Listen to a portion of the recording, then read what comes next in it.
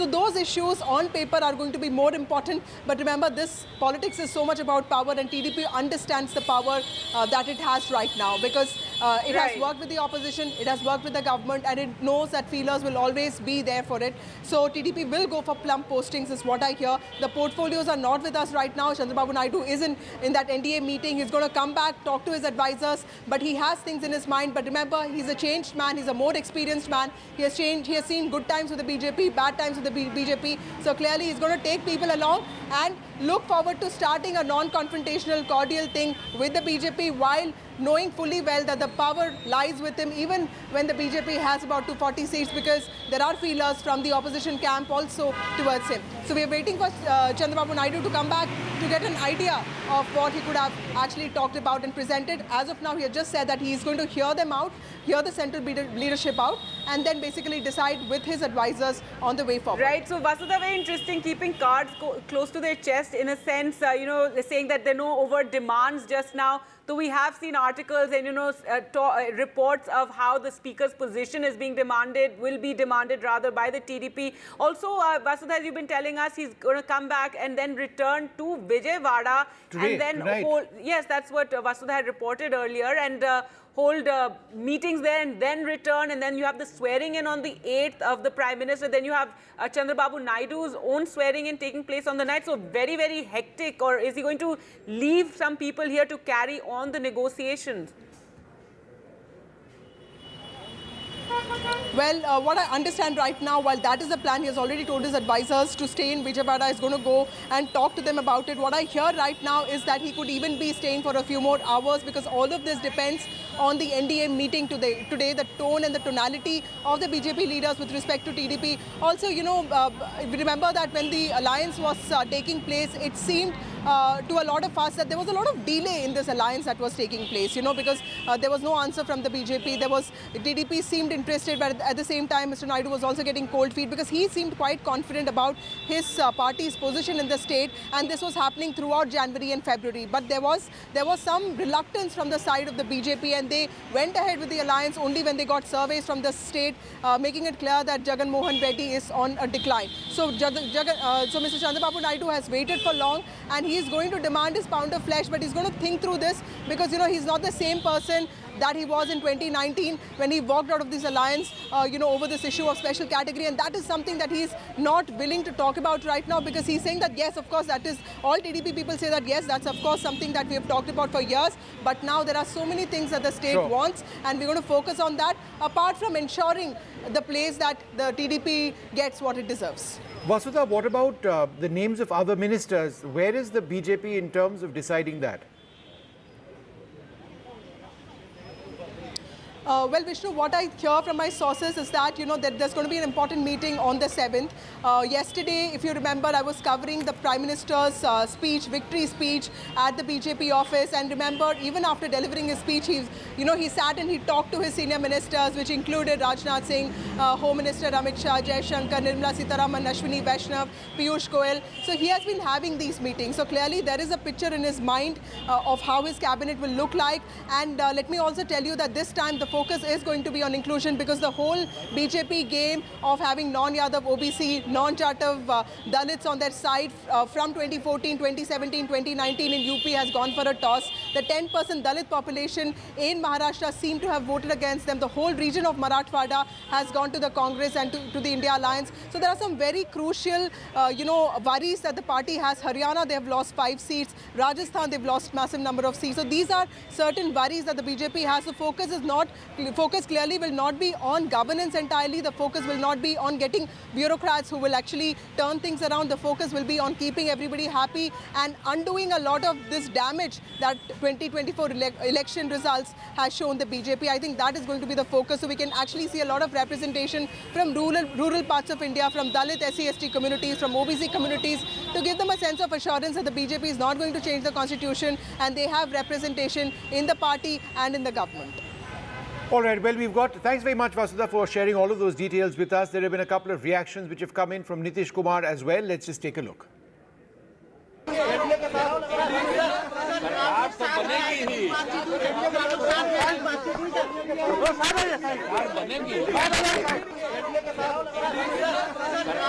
All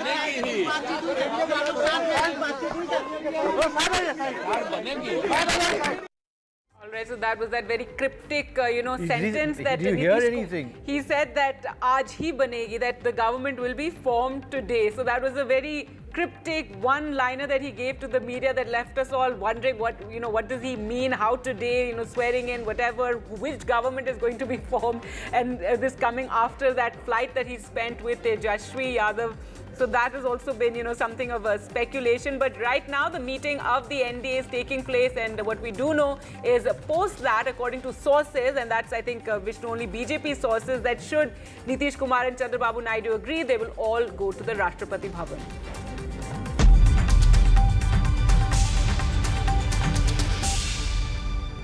Brought to you by. Get the magic of the best working for you now. Link your payment cards once, collect rewards forever.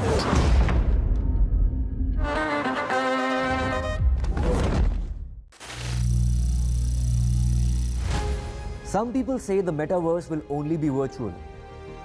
One day this lecture hall will be made of code, and driverless cars would be trapped in intersections. But even in this maze of the future, you can't wish away health. It's time to become more resilient.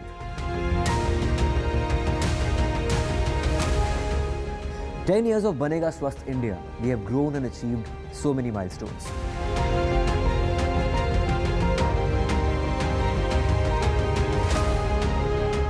And now I have a plan to beat the urgency, to stop breathing with difficulty, to relieve getting choked with inactivity.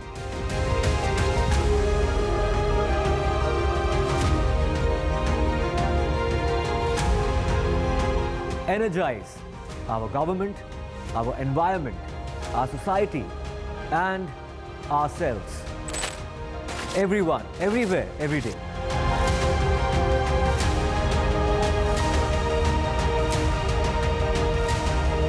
Banega Swasth India.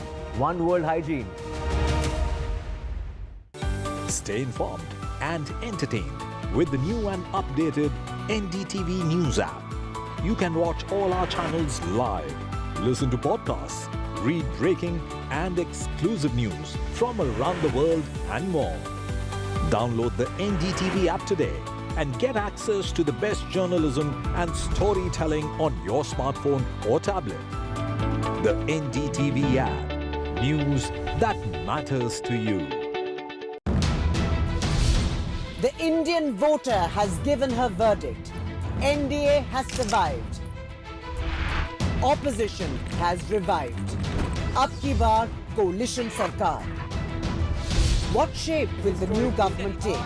From results to the oath. All the news breaks, all the newsmakers, all the twists and turns. NDA has got that simple majority and they will be back in power. Stay ahead on the road to the new government, only with NDTV.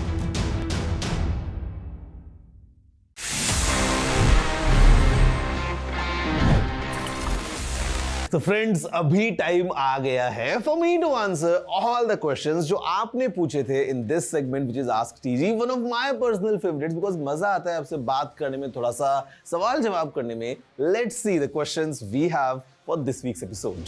Hi TG, क्या आपको लगता है कि phone को battery saver mode पे रखने से सही में कोई फायदा है? Well, technically, yes, there is an advantage. See, usually battery saver mode क्या करता है? Basically, वो आपके फोन की कुछ settings को इस तरीके से tweak करता है so that your battery can last for long. अब उसमें कुछ चीजें ऐसी होती हैं जो आप खुद से कर सकते हो. For example, reducing the time जितना आपका screen on रहता है while your phone is idle, उसको आप जितना कम रखेंगे, it's good for you. आप जो है वो अपने networks को बंद कर सकते हैं. You can turn off the background app activities जो बैटरी सेवर मोड में खो जाता है. But there is one more thing काफी फोन्स में जो होता है, जहां पे it also limits the maximum brightness जो आप एडजस्ट कर सकते हैं for your display, and also it limits your CPU's maximum clock speed. तो ये जो दो चीजें हैं थोड़ी सी ग्रैनुलर हो जाती हैं और इनफैक्ट अगर हम कंपेयर करते हैं तो yes you definitely get some extra battery while you are using these battery saver modes और low power modes. I want to install an antivirus software in my MacBook. Please suggest. Okay, I would suggest please don't do it. See, I have been using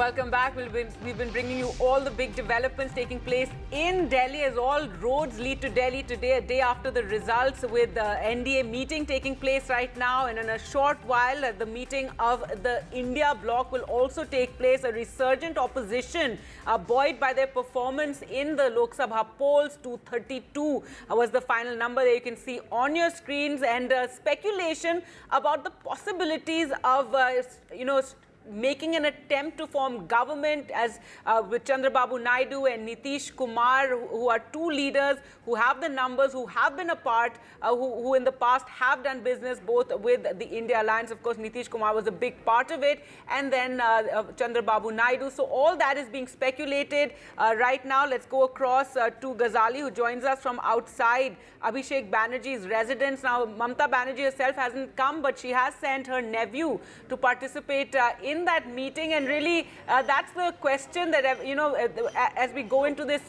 as we're talking about this meeting of the India bloc, Ghazali, about, what's going to be discussed there. Are they actually going to, discuss a possible government formation and getting the numbers? See, as of now, there is no hint as such, or any of the leaders who are going to attend this meeting, including Mr. Abhishek Banerjee, who just arrived from Calcutta a few hours ago, that there will be any direct discussion on how to form the government. But certainly, the discussion will include how to reach out to allies, or the first move would be to allow this NDA government to form the government, or this alliance to form the government, since they have the numbers as of now. But all eyes are on Mr. Naidu and Mr. Nitish Kumar. Even India bloc leaders are saying that they are also keeping an eye on the moves of Mr. Nitish Kumar and Mr. Naidu, as both of them have spoken to the media saying, or the leaders close to Mr. Naidu and Mr. Nitish Kumar from both the parties have claimed that they are still part of NDA and it's an unconditional alliance. There are no conditions there. But India Alliance, which will be holding its meeting in the residence of Mr. Kharge, will certainly discuss all these points, including Mr. Banerjee, who will be heading to Mr. Kharge's residence in some time from now. And perhaps we'll get to know that what all will be discussed here. But one thing is sure, that that the convener of India Alliance will also be discussed, that who will be the convener of the India Alliance. Besides that, certainly government formation and how to stack up numbers to cross the majority figure mark, who other allies of the NDA should be contacted or not, will also be under discussion in the meeting.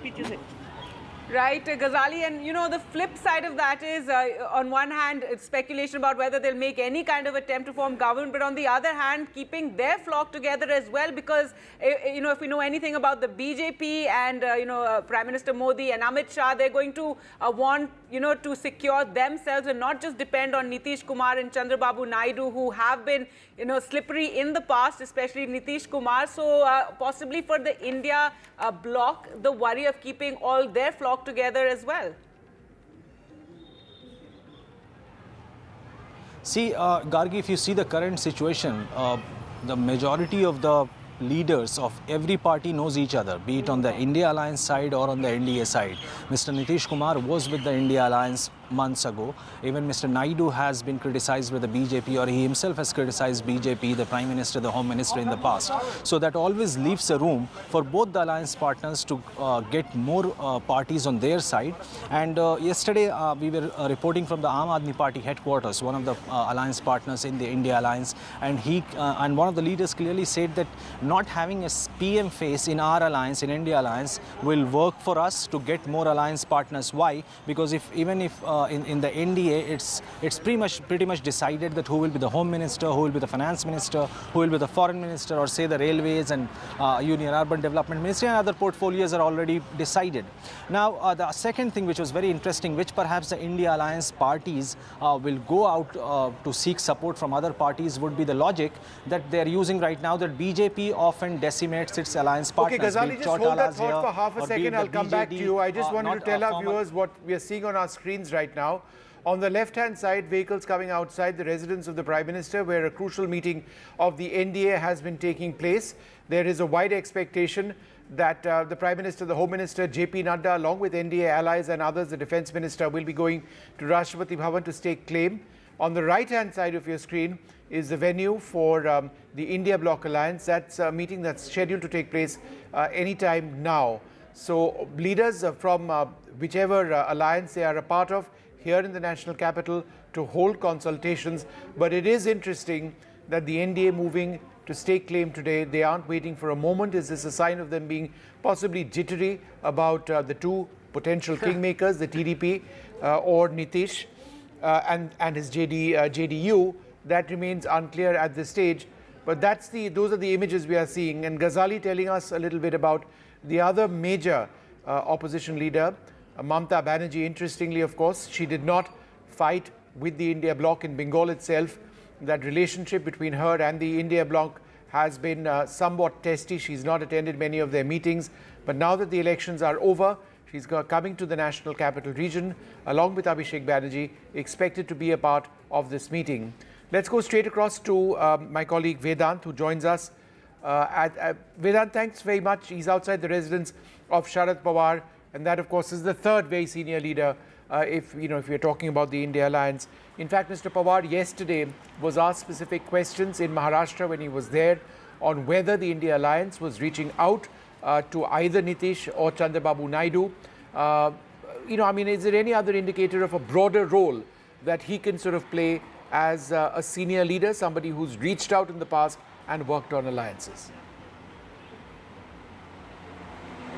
Well, Vishnu, as I've been saying, as we enter a new era of coalition politics, this particular residence, 6 Janpat, Sharad Pawar's residence, has really been the epicenter of all negotiations and backroom talks earlier. And Sharad Pawar has had a very close working equation with various leaders in his long political career. But two things that I'm picking up from sources close to Sharad Pawar and other senior leaders of the India bloc who are now in the national capital. One, that now it's almost clear that the India bloc will be looking to consolidate its position as a strong and effective opposition. That's what sources close to Sharad Pawar have also indicated. There was, of course, some chatter doing the round that Sharad Pawar has reached out to Chandrababu Naidu as well as Nitish Kumar, but sources very close to him have confirmed to us that that's not the case, and Sharad Pawar has not in fact reached out to Nitish Kumar or Chandrababu Naidu. And in fact, the united message that the India bloc wants to send out at this point is that any decision with regard to its future course of action will be taken only after the meeting that will be held at 6 p.m. This evening. In fact, Sharad Pawar will leave for that meeting in a short while from now. His daughter Supriya Sule is also there with him. They arrived in Delhi, this afternoon. And of course, Sharad Pawar, in this particular election as well, one thing that his people are telling us is that one question that has been settled once and for all, as per the Sharad Pawar camp, is that his faction is the real NCP, and that is what this mandate has proven. There have been marathon meetings in the past here as well. You can see people going in and out. In fact, Anil Deshmukh was also here a short while back, and he's been meeting other leaders of Maharashtra as well. And what we're also picking up is that many of the NCP leaders as well as the Uddhav Thackeray faction, the Uddhav Thackeray Sena, are in touch with leaders of the Shinde Sena as well. So all of that also happening, but the key focus, as I said, will be on consolidating the position of the India bloc as an effective opposition. And secondly, Vishnu, sources tell us that Sharad Pawar will play a crucial role in choosing or electing a Sanyojak or the convener of the India bloc. That is going to be top of the agenda today in that meeting of the India bloc at 6 p.m. tonight, because Nitish Kumar was made the convener. Thanks so much, Vedant. Sorry to interrupt you. They were going to go across to Maria, and we're seeing these visuals of the cars leaving the Prime Minister's residence. Maria, tell us what's happening and what of that, earlier that we were saying all the leaders are going to be going across to the Rashtrapati Bhavan. Is that happening? Yes, so what we are being told is that the leaders will be going to Rashtrapati Bhavan, and that appointment with the president has been sought. The meeting has got over. Amit Shah, the Home Minister, has left, and so have Nitish Kumar and others. Rajnath Singh leaving, and all these meetings happening just, they have left just few minutes back, and I'll ask the camera to zoom in and show That was the path that most of these leaders took. Nitish Kumar has gone back to his residence in Lutyens, Delhi. So has Chandrababu Naidu. And now, after around an hour or so, is when what we can say are, what sources are indicating to us, is when they will be heading to the Rashtrapati Bhavan to stake claim to form the government. The letters of support has been given to the BJP. We can say that as well. So certainly that process of government formation has been really, really fast. Nothing is being left to chance, not even waiting for how the overtures, open overtures, I would say, that play out in full public view, will be playing out behind the scenes. So nothing behind the curtains happening here. Everything is on the surface, and around 7:30 is when the meeting with the Rashtrapati is likely to happen. All right, so quite significant, just the developments as we've been going on saying, very fast-paced, a sense of urgency almost. And anything more from the meeting, Maria? Are you hearing from your sources? What else was discussed? Earlier you were saying that Chandrababu Naidu and Nitish Kumar haven't made any major demands just yet. Does that still stand, or is there any more information regarding what took place during the NDA meeting? Okay, I'll ask the camera to zoom in and show. That is the cavalcade of Chandrababu Naidu, the incoming Chief Minister of Andhra Pradesh. So Mr. Naidu is now leaving leaving 7 LKM, and I'll ask the camera person to zoom in and now show those visuals. So Gargi, just be a little patient with us, because the movement near the 7 LKM is a little... Okay, so those are the visuals coming in now of Chandrababu Naidu leaving as well. So the meeting at LKM is over. Now the focus shifts to Rashtrapati Bhavan, where the process of government formation and the staking of claim will happen. 290 at which the NDA stands at present. This is the largest people alliance which got the numbers. And as far as negotiations and what will be done by Nitish Kumar and what is the pound of power pie that he would want for his party, that remains to be seen. So I would wait and see, because Mr. Naidu's party has been indicating that they have given indications, but nothing formally has been communicated to the BJP leadership as to what his demands are. All right, Maria, thanks very much for sharing those details with us. So the big breaking news story coming in is that after an hour of a meeting of NDA allies, there is an effort. You can see all of these vehicles go right across now to Rashtrapati Bhavan as the NDA stakes claim. There's been discussion for an hour. Nitish Kumar in Delhi, the TDP's Chandrababu Naidu in Delhi, and irrespective of whether or not this is because the NDA is feeling jittery, or the BJP is feeling jittery, or they just feel they want to get the business of governance underway, these leaders are now on their way out. These are images from outside the residence of the Prime Minister. We'll also be joined in just a few moments with a very special guest. He's the youngest MP ever, the Samajwadi Party candidate, Pushpendra Saroj, who registered his maiden poll win, bagging the Kaushambi parliamentary constituency in Uttar Pradesh. He'll be coming up soon. For now, this short break.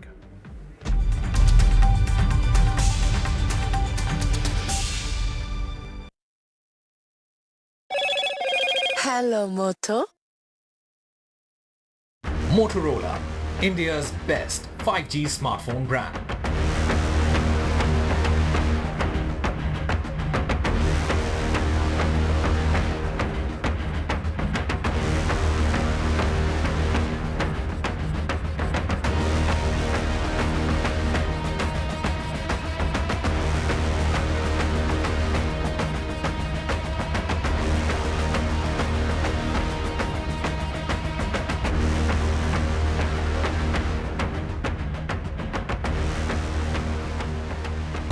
Stay informed and entertained with the new and updated NDTV News app. You can watch all our channels live, listen to podcasts, read breaking and exclusive news from around the world and more. Download the NDTV app today and get access to the best journalism and storytelling on your smartphone or tablet. The NDTV app. News that matters to you.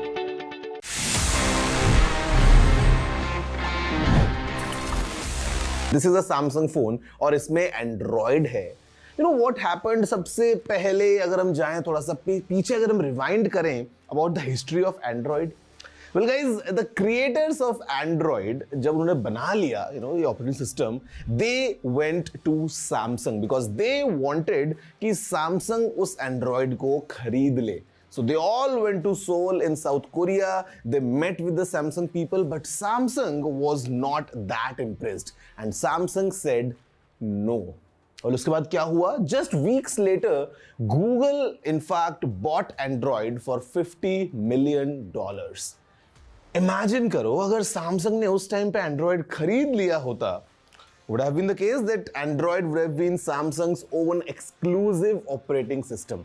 Like today we see how Samsung is the king of Android. They basically rule the Android market. But वो एक ना आज कैसे mobile history को पूरा बदल चुकी है. It's all for you. Did you know this? If yes, then amazing. If no, then please let me know by writing all your emails to tg@ndtv.com.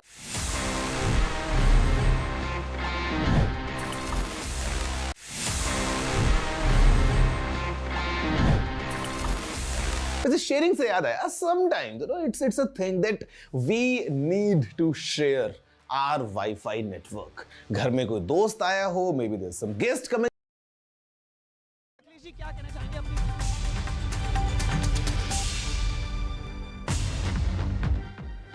Welcome back. As we look at the process of a new government in the process of being formed, it's important to actually reflect on all sorts of young leaders who are coming into the fold. We've got a very special guest with us, 25-year-old Pushpendra Saroj of the Samajwadi Party. He's won the Kaushambi parliamentary seat, becoming India's youngest MP. Pushpendra, congratulations. Thank you very much for being with us. So as I understand it, you're what, 25 years and 3 months, right? Which would make you the youngest ever parliamentarian in India, correct? That is correct. 25 years, 3 months.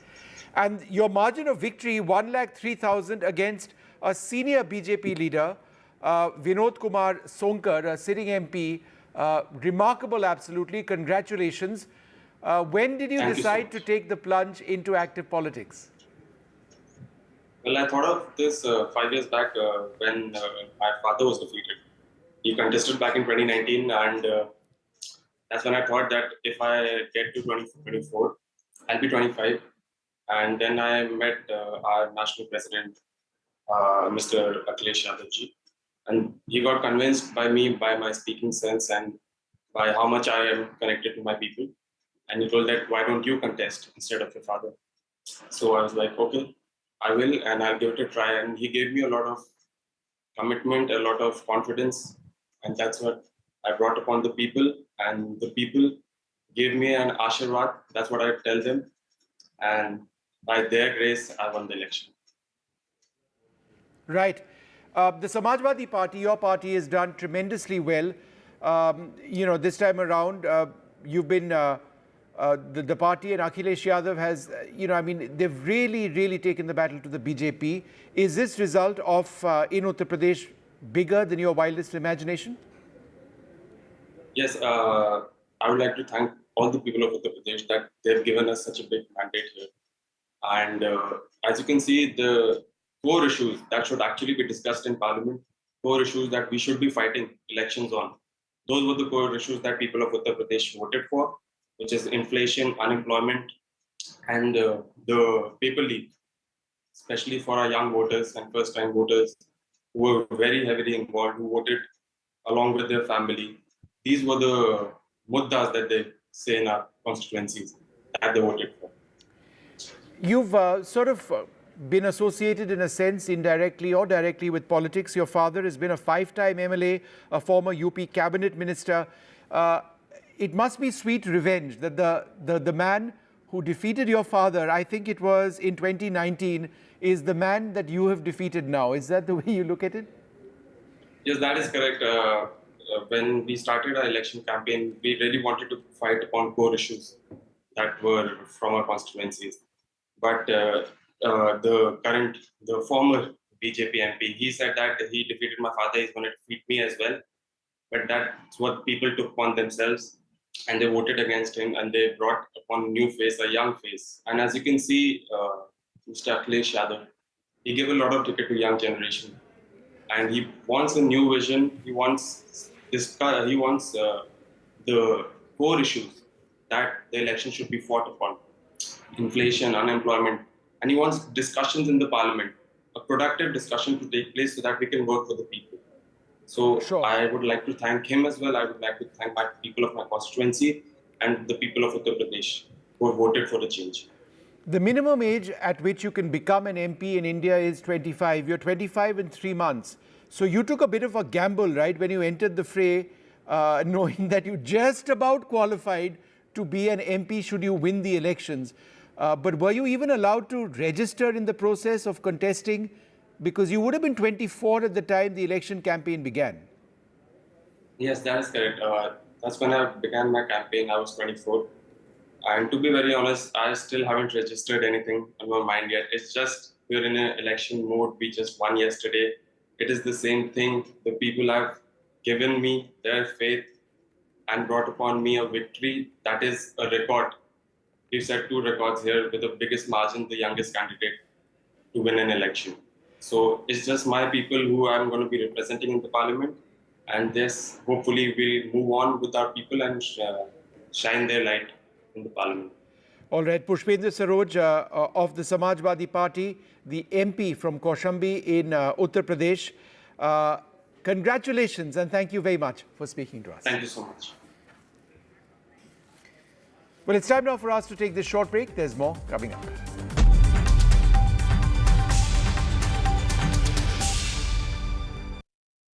Brought to you. The Indian voter has given her verdict. NDA has survived. Opposition has revived. Ab ki baar coalition sarkar. What shape will the new government take? From results to the oath. All the news breaks, all the newsmakers, all the twists and turns. NDA has got that simple majority and they will be back in parliament. Stay ahead on the road to the new government, only with NDTV.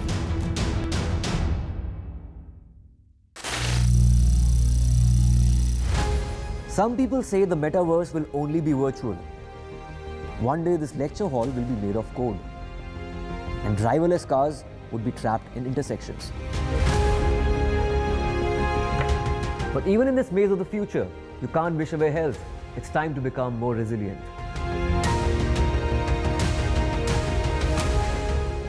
"10 years of Banega Swasth India, we have grown and achieved so many milestones.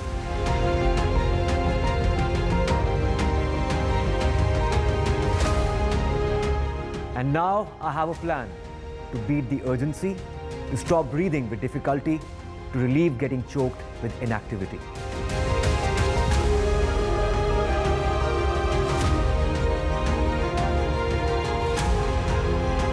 Energize our government, our environment, our society, and ourselves.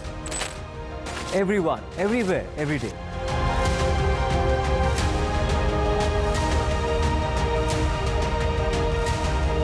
Banega Swasth India.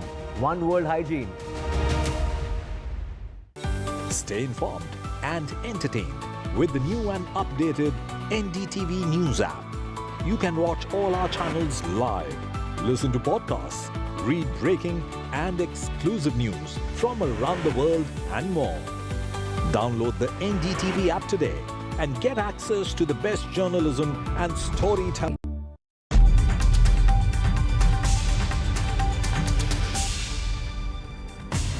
Well, one of the most remarkable elections this time around has been in Odisha. Remember, there were assembly elections and the Lok Sabha elections simultaneously.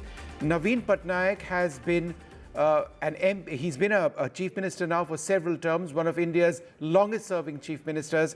But he is out now with the BJD, having resoundingly lost the elections at the assembly and have also lost very badly in the general elections as well, with the BJP emerging as the foremost political party in the state. There'll be a BJP chief minister for the first time. You know, when Naveen Patnaik went to give in his resignation, 25 years he's been chief minister of Odisha, but he missed that record, Vishnu, of the longest serving chief minister. He had to just serve another 100 more days. No, just 100 more days and he would have got that record, but yes, missed that record now. Let's go across to Ratnadeep as the focus shifts now to who will be the chief minister from the BJP, and what are you hearing on that? Dharmendra Pradhan, of course, is what was being speculated. He has now returned to Delhi.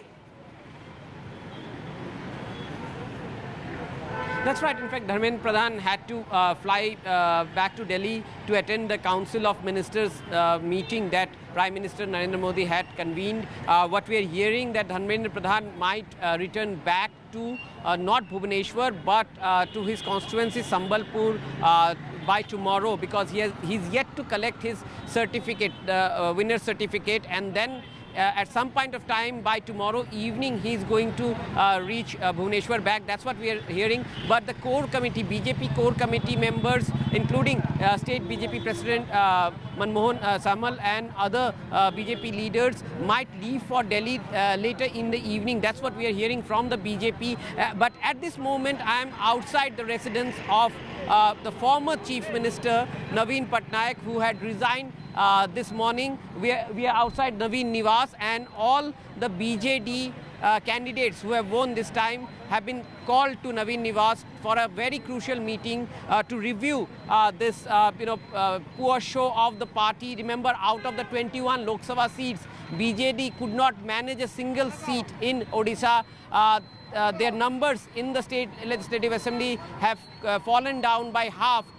But now all these 51 candidates who have won have gone inside Naveen Niwas and they're going to have breaking news coming in of the images, video of Chandrababu Naidu sitting next to the Prime Minister, right, that NDA meeting, which has taken place just a little while back. All of these leaders, many of them I should suggest now on their way to Rashtrapati Bhavan as the NDA stakes claim. Both of them, Nitish and Chandrababu Naidu, seated to the left of the Prime Minister. So this is the meeting that took place earlier of the NDA. Remember, a lot of speculation as to what is it that Chandrababu Naidu and Nitish Kumar will demand of the BJP from this alliance. And, you know, we're back to coalition government. So this NDA government, and whether they would want which ministerial berths, how many ministerial berths. Eknath Shinde also, you know, Vishnu, speculation about what he will demand as well, given that the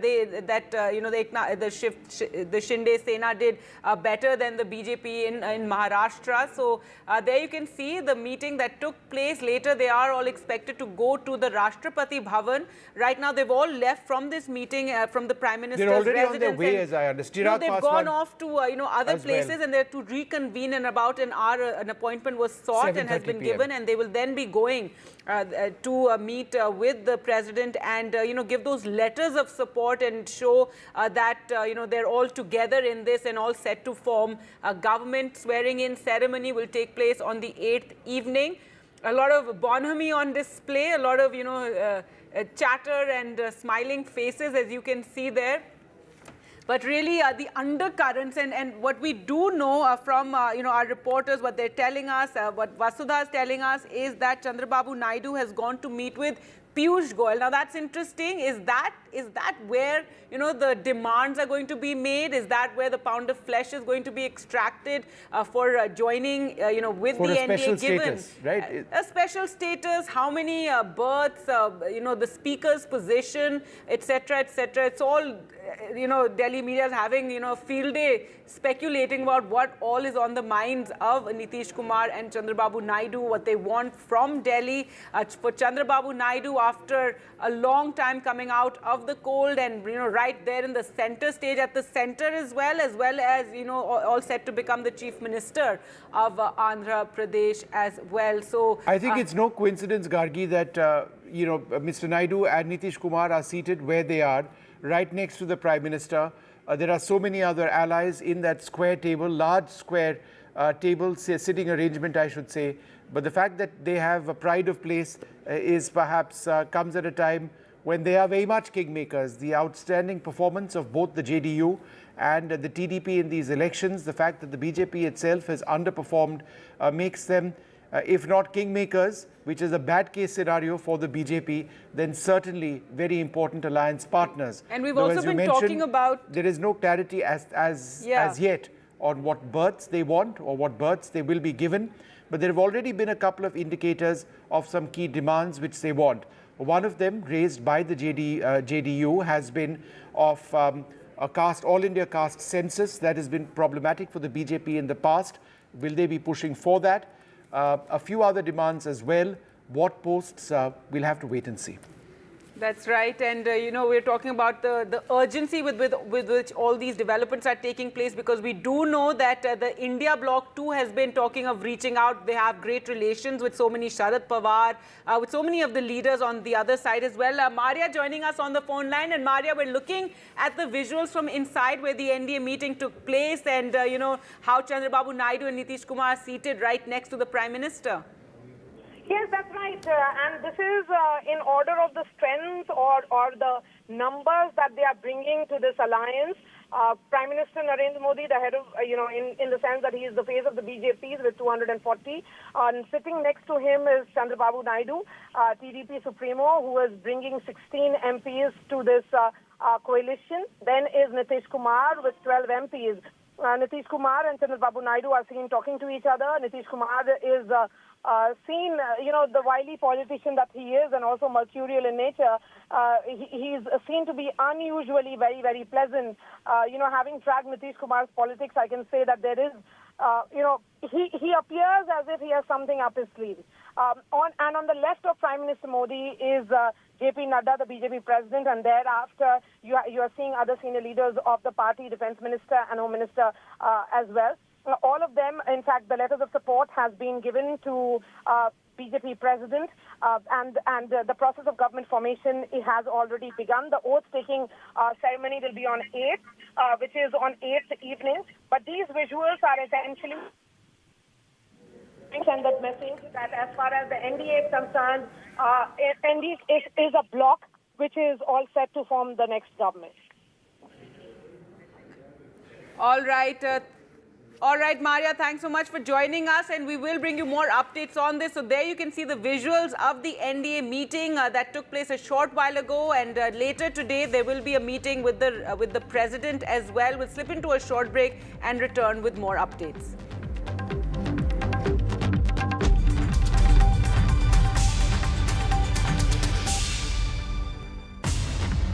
Brought to you. The Indian voter has given her verdict. NDA has survived. Opposition has revived.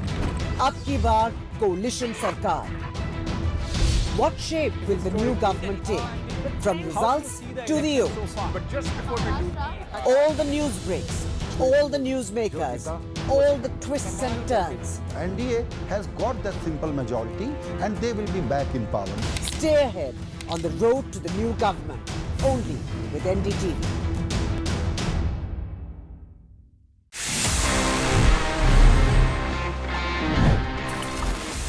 So friends, अभी time आ गया है for me to answer all the questions जो आपने पूछे थे in this segment which is Ask TG, one of my personal favorites because मजा आता है आपसे बात करने में, थोड़ा सा सवाल जवाब करने में. Let's see the questions we have for this week's episode. Hi TG, क्या आपको लगता है कि फोन को बैटरी सेवर मोड पे रखने से सही में कोई फायदा है? Well, technically, yes, there is an advantage. See, usually battery saver mode क्या करता है? Basically, वो आपके फोन की कुछ settings को इस तरीके से tweak करता है so that your battery can last for long. अब उसमें कुछ चीजें ऐसी होती हैं जो आप खुद से कर सकते हो. For example, reducing the time जितना आपका screen on रहता है while your phone is idle, उसको आप जितना कम रखेंगे, it's good for you. आप जो है वो अपने networks को बंद कर सकते हैं. You can turn off the background app activities जो बैटरी सेवर मोड में हो जाता है. But there is one more thing काफी फोन्स में जो होता है जहां पे it also limits the maximum brightness जो आप एडजस्ट कर सकते हैं for your display, and also it limits your CPU's maximum clock speed. तो ये जो दो चीजें हैं थोड़ी सी ग्रैनुलर हो जाती है और इनफैक्ट अगर हम कंपेयर करते हैं तो yes you definitely get some extra battery while you are using these battery saver modes और low power modes. I want to install an antivirus software in my MacBook. Please suggest. Okay, I would suggest please don't do it.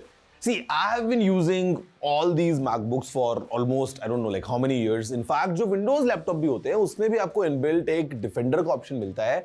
And even for Macs, as long as you know what you're doing, आपको किसी antivirus की जरूरत नहीं है. That's my honest recommendation. So please don't worry about your system. Just use it. No.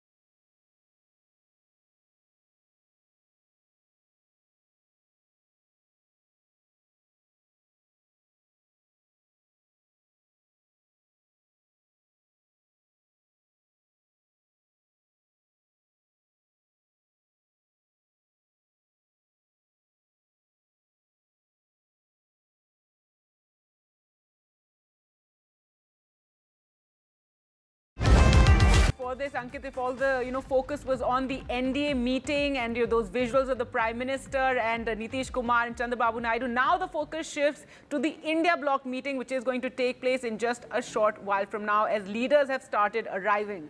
Mallikarjun Kharge there, he's going to play the host of this meeting, important meeting here. This could also, in fact, you can see these visuals of Mallikarjun Kharge, in fact, meeting leaders one by one.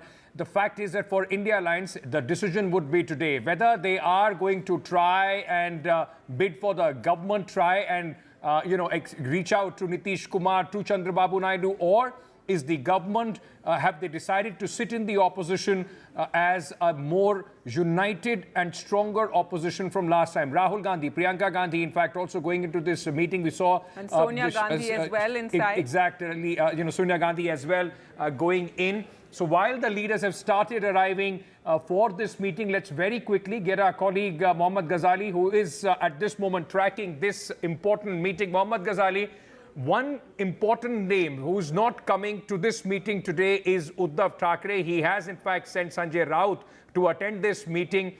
Important for India Alliance also to try and keep all their members together from any poaching bid.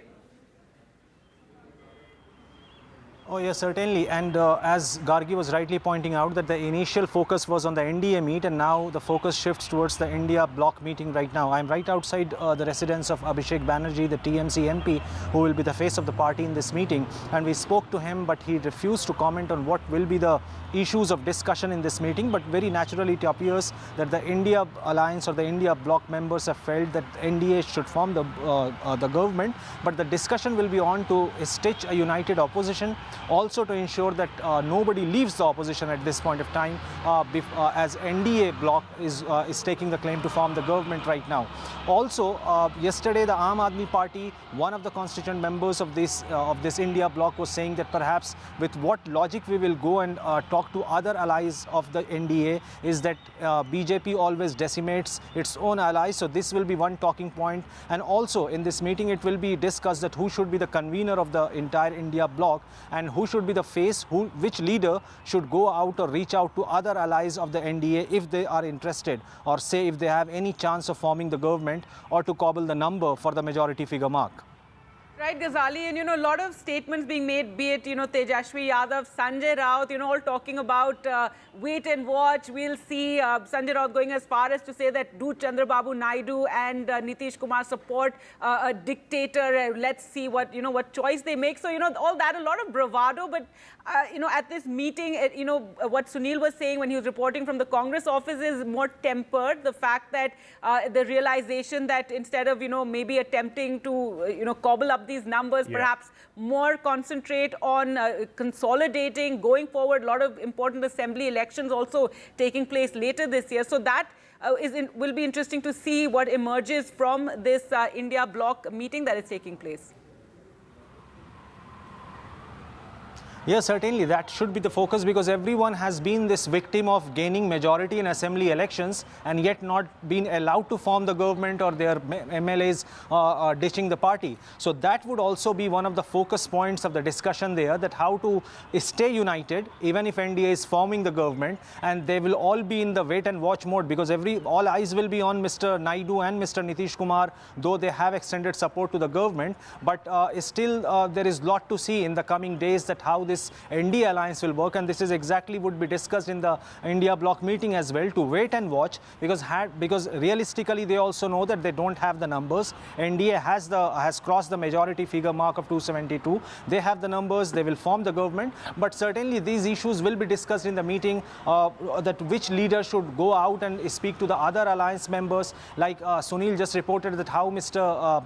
Sharad Pawar said that he has not reached out or spoken to Mr. Naidu and Mr. Nitish Kumar. So that all will depend now that how the NDA government is formed, and perhaps they will wait and watch for a while. And in this meeting also, the focus will be to keep the house together, because there are different parties of India Alliance, and many of them fought against each other as well. So perhaps it is the first major meeting of assessment of the Lok Sabha performance, as well as Gargi is pointing out that there are assembly elections also ahead, to keep the flock together till further election. Also keep an eye on how the NDA government fares in the first few days after forming.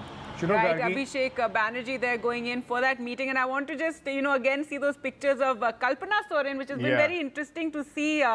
How she's come into her own after the jailing of her husband Hemant Soren, and so Kalpana Soren also representing. She has been a pivot as far as the campaigning for the JMM is concerned, and they have been able to in fact get more seats than 2019. And also importantly, this opposition meeting is taking place at a time when the Congress has emerged as the true leader as far as the opposition parties are concerned. 99 seats for the Congress party. Not only do they have now a legitimate claim as the leader of opposition, but also as the fulcrum of this entire opposition unity. But before we move on, Didi still not coming to the table, but yes, Abhishek Banerjee has been sent there. But we were talking about Sharad Pawar, yes. Let's just listen to some reactions, in fact, from the India bloc leaders ahead of this meeting as they spoke to media.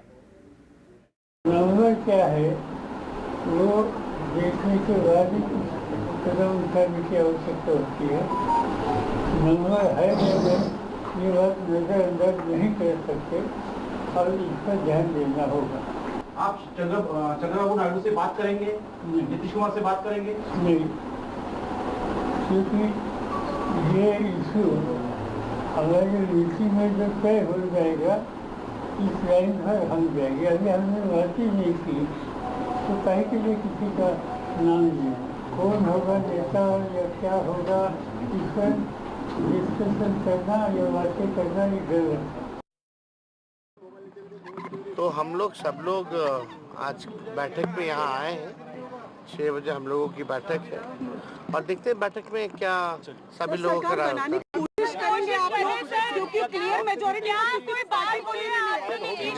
अभी हमको लगता है थोड़ा धैर्य रखिए, अभी देखते जाइए क्या क्या होता है। Extremely happy that our Honorable Prime Minister Narendra Modi ji is coming back to power for a record third straight time. And if you look at India's democratic system, we all know how difficult it is for a third time government to come continuously. With respect to the state of Tamil Nadu, every election is a lesson, every election is a journey because it's a growing party. And we are not a party which was in power and which can do elections in a certain way. We are growing. And Tamil Nadu this time, if you look back at it, we got many hits, of course some misses also. And our vote share got improved, number one. We are very happy about it. We entered the double digit. That is very important in politics.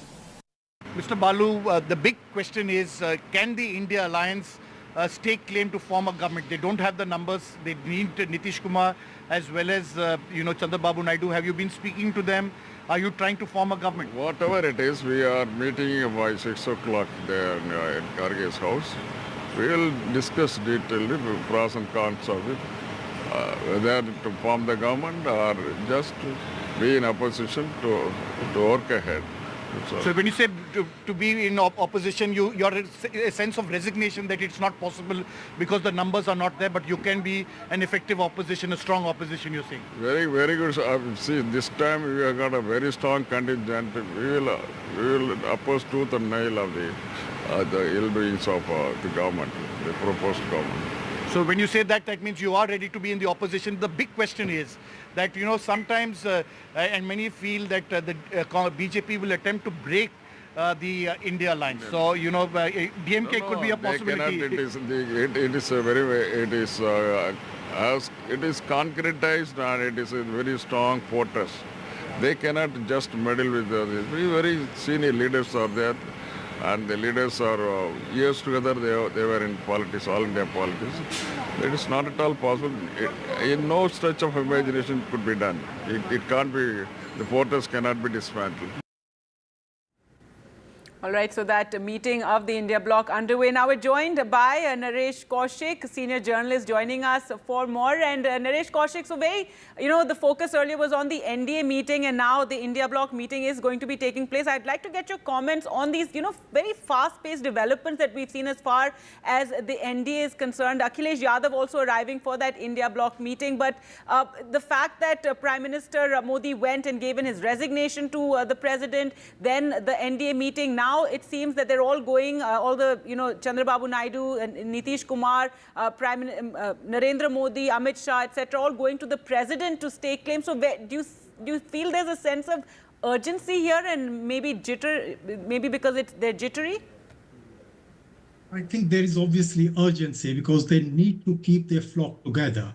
Because there have already been reports that the India Alliance have been talking to them. But I don't think India Alliance has the numbers, because even if PDP and JDU go with them, they'll still be short of 12 seats. So where will they get that from? And even if they manage with smaller party, it won't be very stable.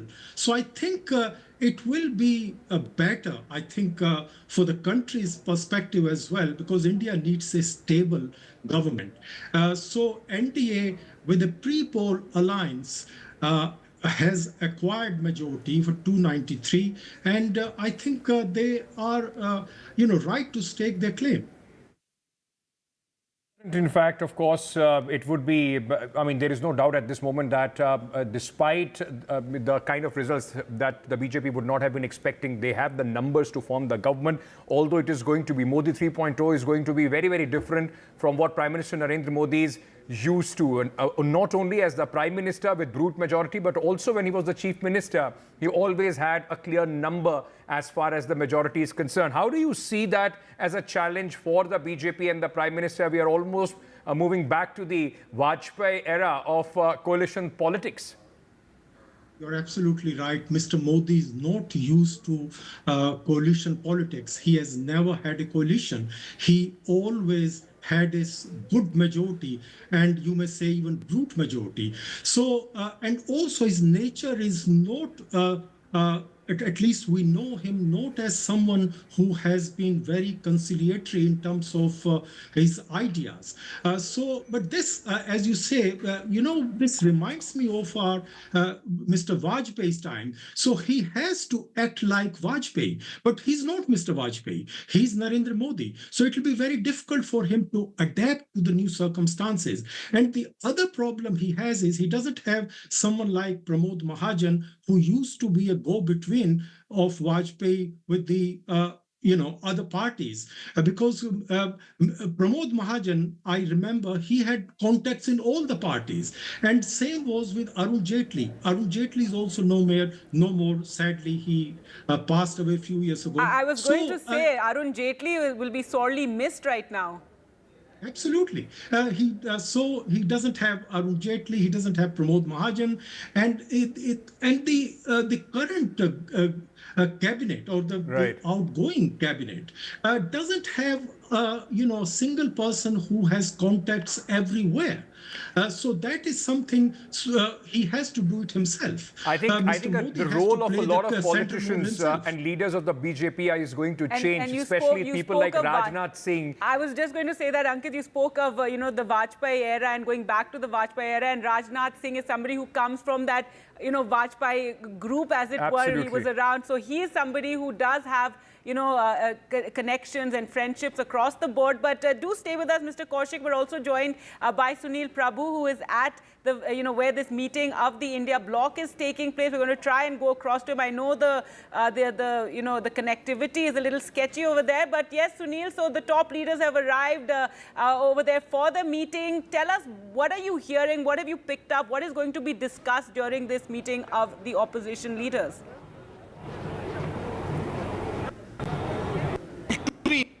Aspects, I think, that are going to be discussed. One, of course, is that whether they should be trying to stake a claim to form the government, or there should be an effective opposition. I think the latter, being an effective opposition, is something that they understand, because right now Nitish Kumar as well as Chandrababu Naidu are not yet ready to upset the BJP or leave the NDA at this present juncture. So that's definitely an issue of concern. So that's the reason why they believe that they will be in opposition. But I have been speaking to a host of leaders cutting across party lines, be it the Congress, be it the DMK, be it the Shiv Sena, be it Sharad Pawar's NCP, and all of them have said that we need to raise the agrarian crisis, unemployment, price rise, inflation, a host of issues. For example, there's already a big political demand. The first political demand, which is now going to become a huge stumbling block for the NDA government. They will ask for a joint parliamentary committee on the electoral bonds issue once parliament is convened, and once they take oath. That's going to be one of the first things that they're going to ask, apart from the trust vote, because they want a JPC, they want an inquiry into how what they believe is really a serious issue of concern. That electoral bonds that had taken place, a constitutional court verdict has come in. Who are the corporates who have given money? So you are definitely going to see a lot of activity in the next few days in terms of how things proceed. So definitely it's an important aspect, and politically this is going to mean that the India Alliance is going to be an effective, strong opposition. And while I was hearing your commentator about the fact that, this is coalition era, there's a Vajpayee era that was there. We have covered those periods. We have covered subsequently the UPA 1 and the UPA 2. We have, of course, Mr. M.K. Stalin here, who has now come in and is here to take part in the India Alliance along with Mr. T.R. Balu. They have made their position clear. So they have spoken to NDTV about what their thought process is. So Gargi, it is going to be in a coalition era, You need to have the skill and the adept to be able to work things out. And it's in that context that the Congress will have to work with the India Alliance to ensure that they remain united, fight the next assembly elections, be it in Haryana and Maharashtra, together, and be able to make a formidable, front against them.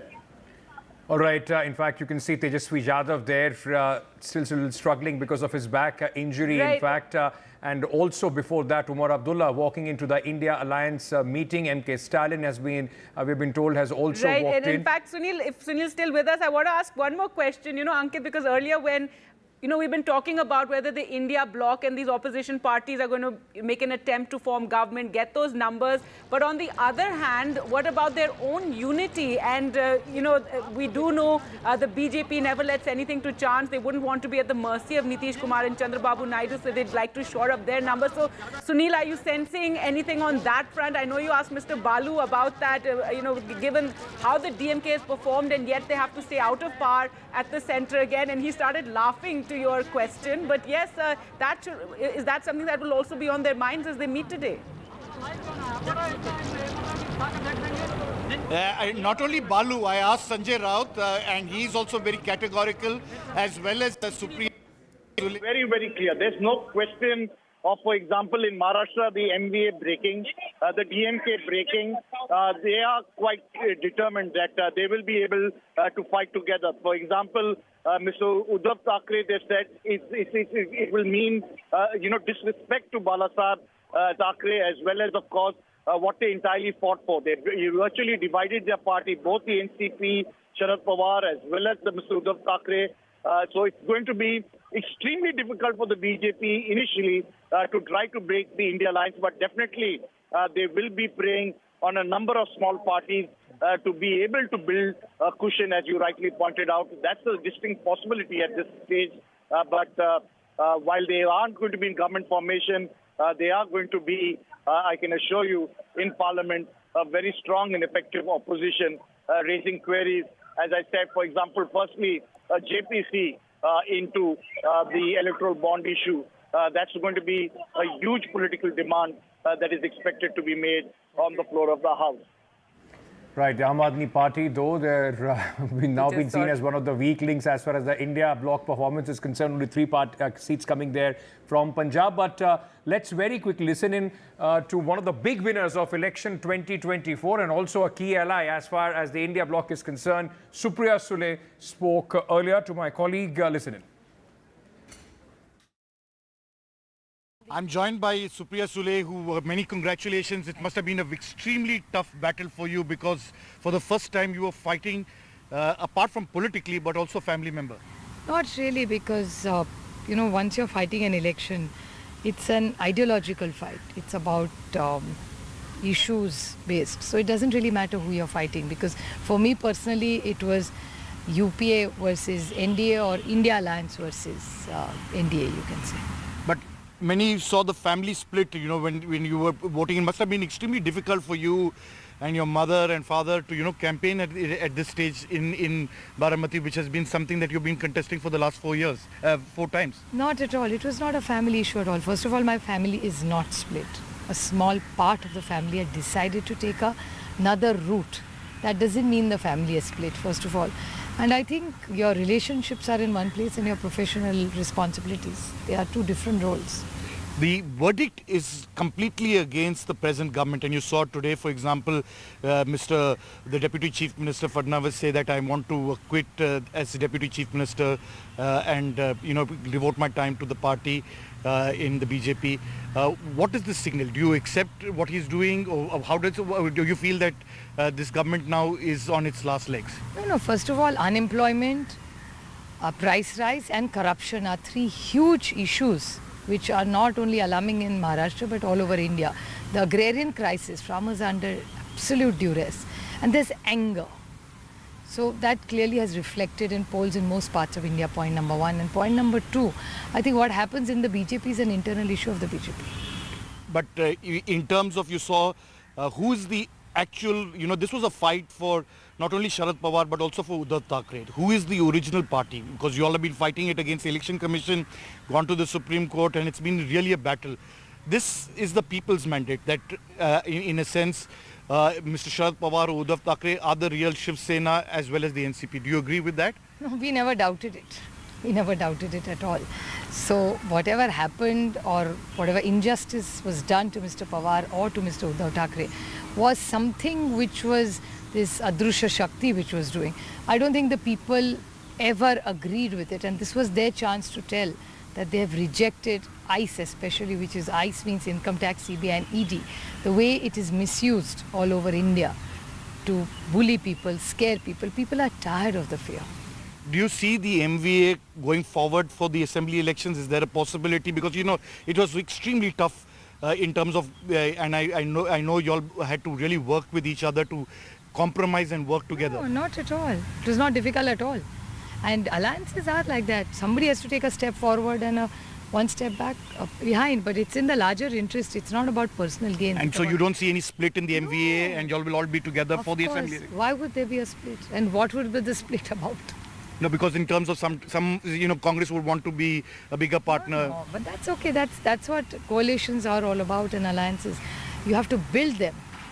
One final point about what will be the role of NCP as well as the India Alliance. Most of the India partners who we spoke before this meeting have been very categorical that we don't have the numbers and we must be an effective and strong opposition. Do you agree with them? Yeah, we'll have let's see what everybody says in the meeting, and we'll have more clarity about it once we discuss with all our friends and allies in the next half an hour. Yeah, but what do you feel is for you in your terms, what should be the mission for India Alliance? Because it's been a very, very tough time for you all for the last 5 years. Well, it's, everybody has challenges in their lives. So I don't look at a challenge as, oh my God, the world has come.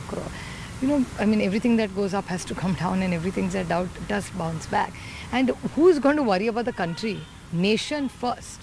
For me, it's nation first, then the party, then my state, then first in order of nation, state, party, and then family and other issues. So I think in the larger interest of the nation, we must all work together, especially for unemployment, which is just growing every day, price rise, agrarian crisis, and corruption.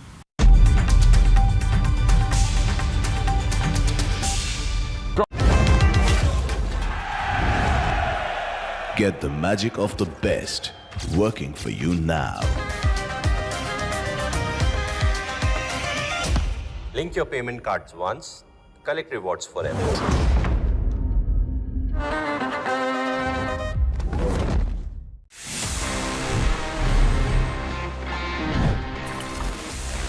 Sharing se yaad hai, sometimes it's a thing that we need to share our Wi-Fi network. Ghar mein koi dost aaya ho, maybe there's some guest coming in and you would want to share your Wi-Fi. The problem comes if your password is very complicated, or maybe you don't want to say it out loud कि आपका password क्या है. ऐसे में आप Wi-Fi network कैसे share कर सकते हैं? Well guys, it's a very interesting method. बहुत आसान सा tip है. Just go into your phone's settings. वहां पे जहां पे आपको Wi-Fi का नाम दिखता है, just next to it, or maybe if you go deep into settings, आपको एक option मिल जाएगा wherein you can share your Wi-Fi network just by using a QR code. आपके फोन के स्क्रीन पे QR कोड आएगा. The friend or the guest just needs to scan that code and he can connect to your Wi-Fi network without even you telling the password 1 2 3 4 5 6 7 8 or whatever it is. अगर आप चाहें तो इसी QR code का एक print out लेके अपने घर में लगा सकते हैं so that anyone coming in can just scan that QR code and वो आपके Wi-Fi से कनेक्ट हो जाएगा. Quite easy, quite convenient and quite time saving as well.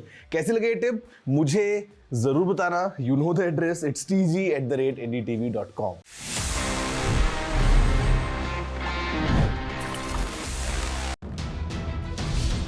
The Indian voter has given her verdict.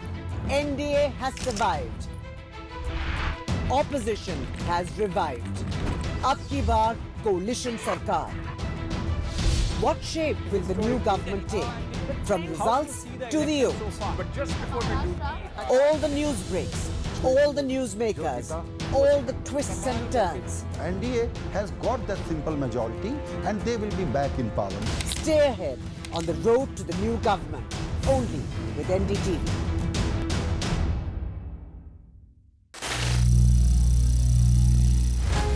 Some people say the metaverse will only be virtual. One day this lecture hall will be made of code, and driverless cars would be trapped in intersections. But even in this maze of the future, you can't wish away health. It's time to become more resilient.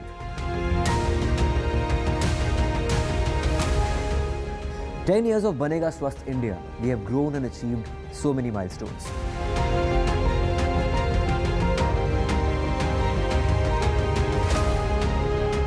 And now I have a plan to beat the urgency, to stop breathing with difficulty, to relieve getting choked with inactivity."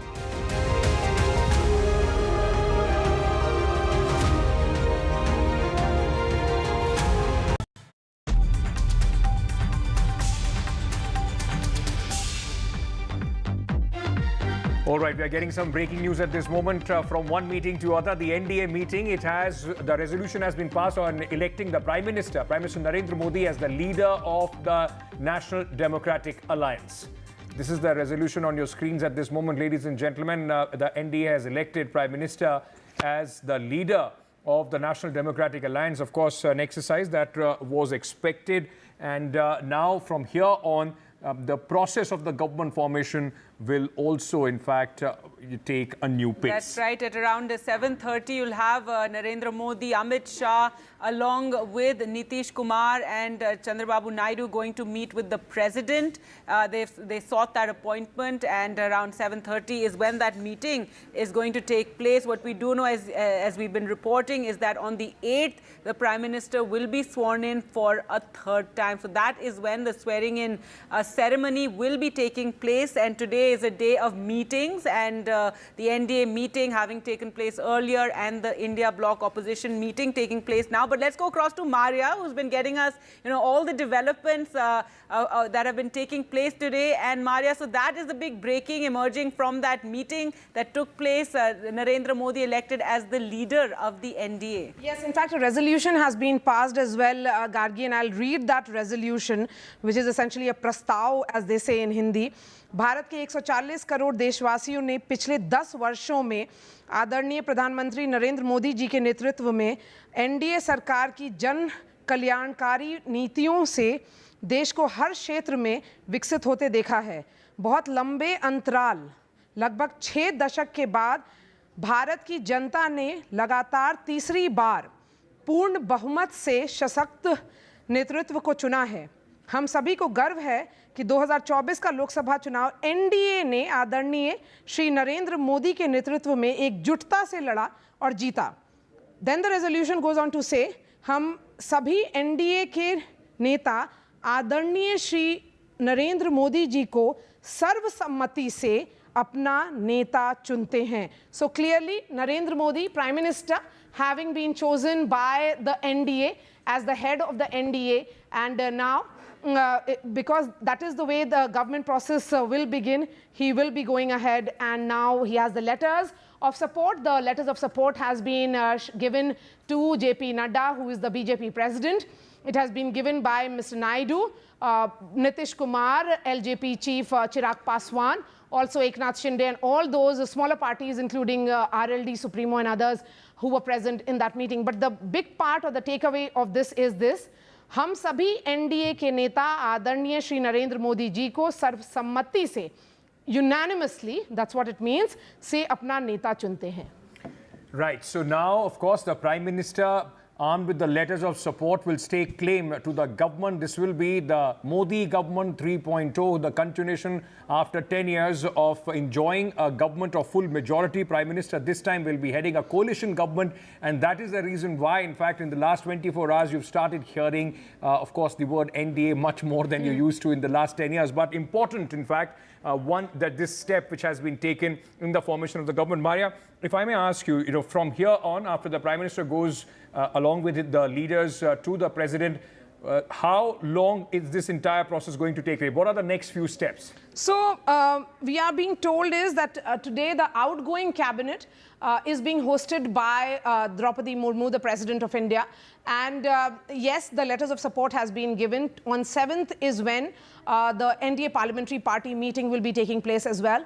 And on 8th in the evening is when Prime Minister Modi along with his entire cabinet will be sworn in. So perhaps in the next 24 to 48 hours, we should be prepared for lots of news breaking from multiple political camps about what are the nature of these negotiations, Gargi. Who's negotiating what role? Whether the TDP is asking for the Speaker's chair or Nitish Kumar is asking for the Finance Ministry. Exciting times for us ahead, with all these meetings, all these big developments. But so, Maria, is that meeting with the President going to be taking place today evening? As we were reporting earlier that Nitish Kumar, Chandrababu Naidu, along with Narendra Modi, Amit Shah, Mr. Nadda, etc., going to go and meet with the President. So is that going to happen? Well, that's what the indication certainly at the moment is. But because we have been saying, Gargi, this is a developing story.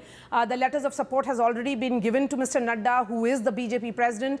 And in this resolution, which has been passed by the NDA at 7 LKM, in which all NDA partners were present. In fact, we have the list of leaders who were present. In all, 21 leaders in attendance, which of course included 3 leaders from the BJP, Home Minister Amit Shah, Rajnath Singh and JP Nadda. Then TDP leader Chandrababu Naidu, Eknath Shinde, Mr. H.D. Kumaraswamy, and all of them, if you look at the visuals that have come in, are seated next to each other in terms of the strength that they have in the new coalition. So 240, with that, Prime Minister Modi is seated there. Next to him, with 16 MPs, is TDP chief. Next to him is of course, Nitish Kumar with 12 MPs. And next to him is Chirag Paswan, who has at a strike rate of 5 on 5. Eknath Shinde there as well, and who may also be, asking for that ministerial berth in the new government. But so far, Maria, no word on, any sort of negotiations. There were also, our colleague Vasudha was reporting that Chandrababu Naidu had gone to meet Mr. Piyush Goyal after this meeting. So, these kind of reports coming in. So the demands, as it were, by the alliance partners, that is something we don't know too much about at this point. Yes, so what we can tell our viewers with a great degree of certainty in terms of negotiations. Okay, we have got another set of visuals which have just come in, and I'll ask the producers to pull that out. Prime Minister Modi showing a victory sign. Standing next to him is Nitish Kumar, Chandrababu Naidu. Praful Patel is also present in that meeting. Eknath Shinde and others. If the producer can, pull that image out. Pawan Kalyan can be seen, and other partners in the northeast. Right, this is the picture that Maria is talking about. Yes, this is the picture. Yes. That victory sign being, shown. And what we can tell our viewers with certainty is what we have picked up just a few minutes back, that yes, though formally the TDP has not communicated, but the indications are that the TDP would want the Speaker's chair. What they are saying is that the history is with them, and in the past, former TDP leader Mr. Bala Yogi was the Speaker of the 12th and the 13th Lok Sabha. So their demand isn't really, misfit or exaggerated or illegitimate. It's also an interesting thing to do at this moment, because despite them being in NDA, they would want to secure once the entire possibility of any sort of movement of their MPs. Any attempts to break their either way, either towards India or towards BJP, the Speaker post, Maria, becomes very, very important. As we've seen in the case of Maharashtra. Yes. Exactly, in the last Lok Sabha, where as soon as Chirag Paswan party, there was a breakup in the party, the Speaker immediately recognized Pashupati Paras as the leader of that party. And we also saw that in other political parties, including the Shiv Sena. So the Speaker post becomes very, very important in that sense. Yes, that's right. And look, what we are seeing definitely is that the Speaker's post, yes. But I would say that Mr. Naidu is sending a message that just as the 12th and 13th Lok Sabha, he was a force to reckon with. He may have gone into oblivion in the last 10 years because of his electoral failures. He's very much a reason why this government is taking shape.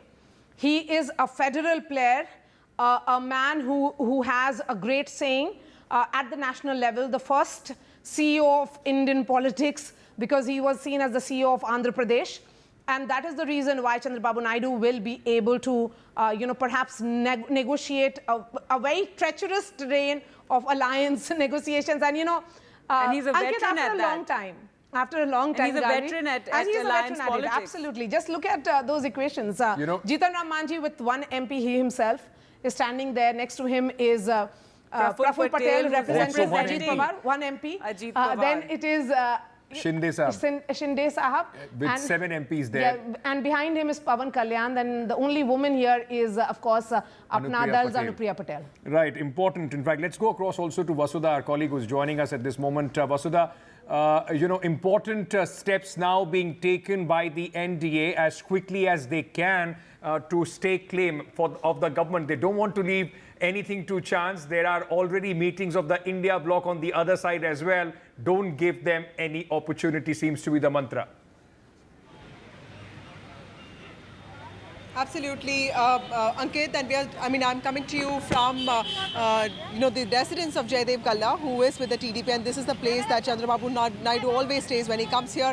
And, Chandrababu Naidu, like Maria was also saying, that, while we know him as the first CEO, the person to bring in paperless office and all that, he is somebody who has changed, from the time that he started, of course, his innings, his political innings. Today, if you see, when he promised a lot in 2014, this time as part of the political campaign, Jagan Mohan Reddy showed the TDP manifesto saying that these people never fulfilled the loan waiver. So there are many things that the TDP understands were problematic with its form of governance. They also wanted to strengthen the party. This time, what I believe from my conversations with TDP is that they are going to really focus on the state. They are going to focus on organization. They're going to focus on their party. These are very idealistic values to have, but every party seems to have it, especially when you have really high numbers, when you have complete supremacy over parliamentary numbers and also assembly numbers. That's exactly what TDP is also thinking right now. Of course, they know their power and they know their value in this entire scheme of things,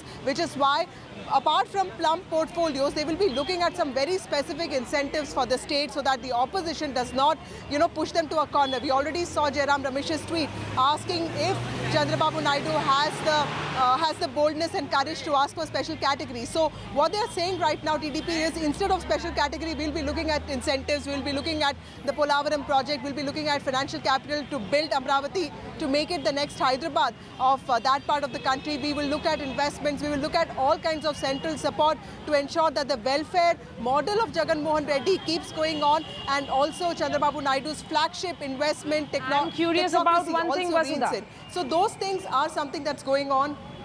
I'm curious about one aspect before I hand it over to Ankit and Gargi.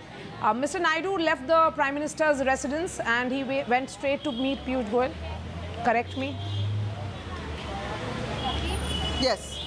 Yes. And we have seen that we were waiting for leaders are being identified to have that negotiating power. Who will be negotiating with these allies? So perhaps it is going to be Mr. Piyush Goyal who will be negotiating with Chandrababu Naidu. Absolutely. It's Piyush who, he has gone straight to Piyush Goyal's house. Ashwini Vaishnav has been specifically given the responsibility of the meeting that's going to take place of all NDA MPs, which is going to happen day after tomorrow on the 7th. So clearly several ministers have been given this kind of responsibility, and we were expecting Mr. Naidu to come back. In fact, the MPs and the leaders who went with him for the NDA meeting, they came back to Mr. Galla's residence, and we were told that Mr. Naidu is on his way back. And like Shiv Sena, they've not really given any written letter. They've not given a formal, list of, negotiating demands. In fact, we also spoke to Chandrababu Naidu for a bit, and he said that, he's committed to being in the NDA. That is one thing that he doesn't want to, really talk about. But, we all know Chandrababu Naidu. He has seen the good times with NDA. He has seen the bad times. He has been part of the opposition as well. So clearly, there will be a lot of, changes also. But of course, right now, TDP understands the power that it is speaking from and the value that it has. So clearly, it will negotiate, but ensure that it's non-confrontational and conciliatory in some ways. There is no better glue than, of course, being in power to stitch coalitions together, and that is what it seems at this moment as far as the NDA is. I'll give you an anecdote which a lot of people first time when Mr. Chandrababu Naidu was in business with the NDA, Prime Minister Vajpayee was in fact leading that front at that moment. They used to say the kind of power that he used to have at that moment, 35 MPs in United Andhra Pradesh. When he used to come to Delhi, he used to first go to Planning Commission, get funds allocated for his state and then go and meet the Prime Minister. That's the kind of functioning that Chandrababu Naidu is used to. Right, and again coming back to this point, and you spoke about Vajpayee, Ankit, and coming back to the point that Piyush Goyal meeting with Chandrababu Naidu, and we were talking about how Vajpayee had, a Pramod Mahajan, later Modi and Shah had an Arun Jaitley who used to have very good relations across the board with various leaders. And so Vasudha, as somebody who's been covering the BJP, is that something you're sensing there's going to be one of the younger leaders, perhaps a Piyush Goyal, who's going to be doing that work for the NDA, for the Prime Minister to, keep the bonhomie and keep the cooperation going between the allies? Absolutely. And, just now, even as we speak, Chandrababu Naidu, the Chief Minister-elect of Andhra Pradesh just entered the residence of Mr. Galla. So here he will, of course, speak to his advisors and MPs. And, we know that there have been...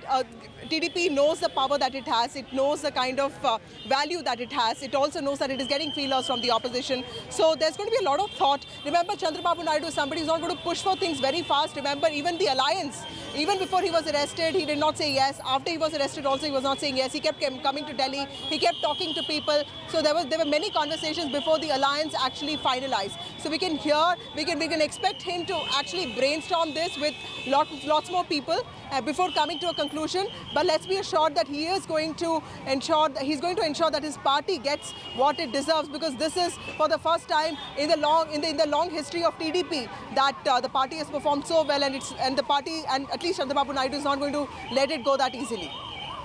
All right, Vasudha, thank you for joining us at this moment. We are slipping into a very short break. News and updates continue here on NDTV. Stay tuned.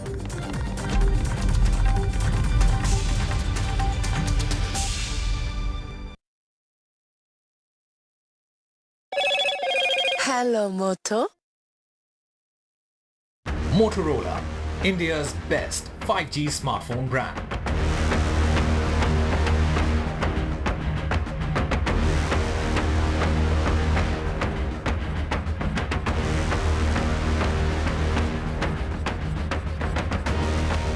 Brought to you. Stay informed and entertained with the new and updated NDTV News app. You can watch all our channels live, listen to podcasts, read breaking and exclusive news from around the world and more. Download the NDTV app today and get access to the best journalism and storytelling on your smartphone or tablet. The NDTV app. News that matters to you. The Indian voter has given her verdict. NDA has survived. Opposition has revived. Ab ki baar coalition sarkar. What shape will the new government take? From results to the oath. All the news breaks, all the newsmakers, all the twists and turns. NDA has got that simple majority and they will be back in power. Stay ahead on the road to the new government, only with NDTV.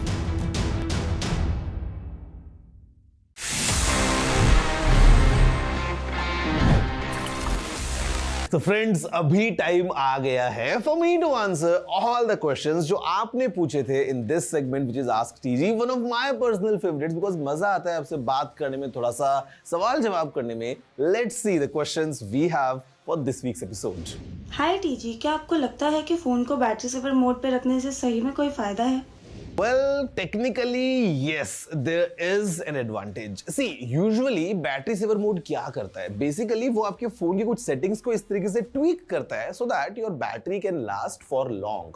अब उसमें कुछ चीजें ऐसी होती हैं जो आप खुद से कर सकते हो. For example, reducing the time जितना आपका screen on रहता है while your phone is idle, उसको आप जितना कम रखेंगे, it's good for you. आप जो है वो अपने networks को बंद कर सकते हैं. You can turn off the background app activities जो बैटरी सेवर मोड में खो जाता है. But there is one more thing काफी फोन्स में जो होता है जहां पे it also limits the maximum brightness जो आप एडजस्ट कर सकते हैं for your display and also it limits your CPU's maximum clock speed. तो ये जो दो चीजें हैं थोड़ी सी ग्रैनुलर हो जाती है और इनफैक्ट अगर हम कंपेयर करते हैं तो yes you definitely get some extra battery while you are using these battery saver modes और low power modes. I want to install an antivirus software in my MacBook. Please suggest. Okay, I would suggest please don't do it. See, I have been using all these MacBooks for almost, I don't know, like how many years. In fact, जो Windows laptop भी होते हैं उसमें भी आपको inbuilt एक defender का option मिलता है. And even for Macs, as long as you know what you're doing, आपको किसी एंटीवायरस की जरूरत नहीं है. That's my honest recommendation. So please don't worry about your system. Just use it. No need to install any antivirus. Honest answer for you. TZ, I feel that regularly updating my phone makes it slower. So I have switched off the automatic update. Will it be a problem? See, it depends. Okay, if your phone is like let's say 1-2 साल पुराना ही है तो you should turn on the updates because it's very crucial for you to receive these updates. नए features मिलेंगे वो अलग बात है but the same time you also get enhanced security with all these updates तो वो आपके लिए जरूरी हो जाता है. But yes I can understand the situation if your phone is like let's say 3-4 years old तो because of these new updates coming in जहां पे नए फीचर्स बहुत बार होते हैं योर फोन माइट फील थोड़ा स्लो हो रहा है तो उस टाइम पे it's up to you to be honest. I mean if you want to get these features आपको अपडेट करना ही पड़ेगा but then if you feel that you are happy with your phone आपका सारा काम सही से हो रहा है तो you can turn off the updates as well and then once the update comes in you can search online and look for other people's feedback कि उनको अपने फोन में कैसा एक्सपीरियंस हो रहा है and then you can decide if you want to get that update or you want to skip that one.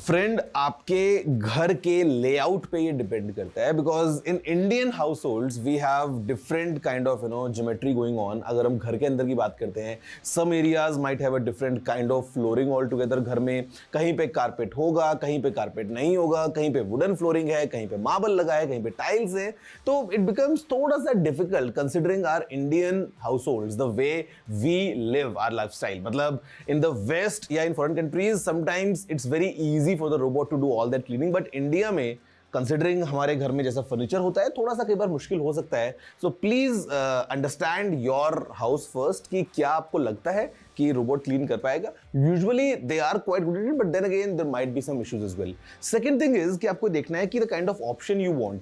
क्या आपको केवल वैक्यूम चाहिए या आपको साथ में मॉपिंग भी चाहिए because there are multiple models जिनमें अलग अलग टाइप के फीचर्स हैं कि वो वैक्यूम करने के बाद में मॉप भी करेगा. You just need to fill in some water. तो ये आप देख लीजिए in the market there are many options across brands across models. तो first do some study around and then you can come and pick up like your desired model for your needs.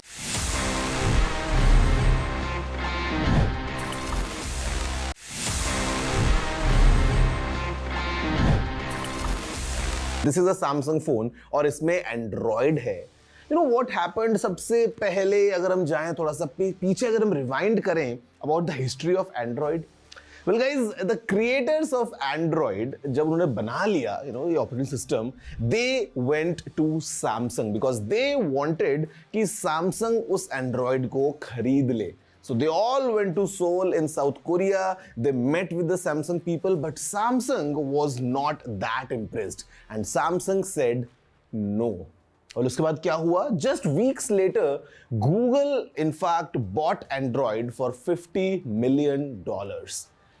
Imagine करो अगर Samsung ने उस time पे Android खरीद लिया होता would have been the case that Android would have been Samsung's own exclusive operating system.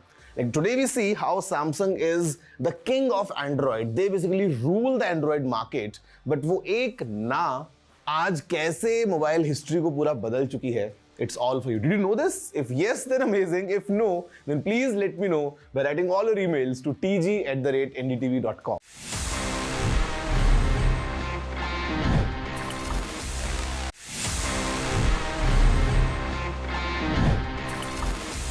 Just sharing से याद आया, sometimes it's a thing that we need to share our Wi-Fi network. घर में कोई दोस्त आया हो, maybe there's some guest coming in and you would want to share your Wi-Fi. The problem.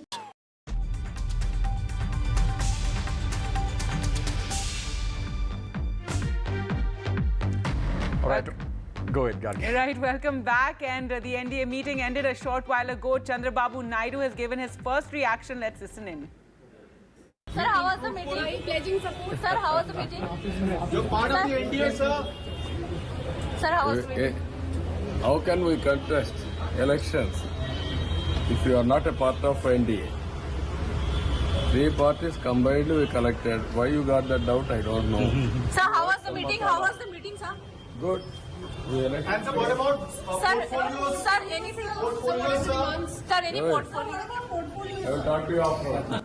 It was a fruitful meeting is what Chandrababu Naidu seems to have suggested. Remember, he also met Minister Piyush Goyal after the meeting of the NDA at Prime Minister's residence. So a lot of action happening at this moment as we are inching close towards the government formation, Modi government 3.0. That's right. And right now also the meeting of the opposition India bloc is taking place in the capital. All that and more will continue to get you all the developments. Time for us to slip into a short break.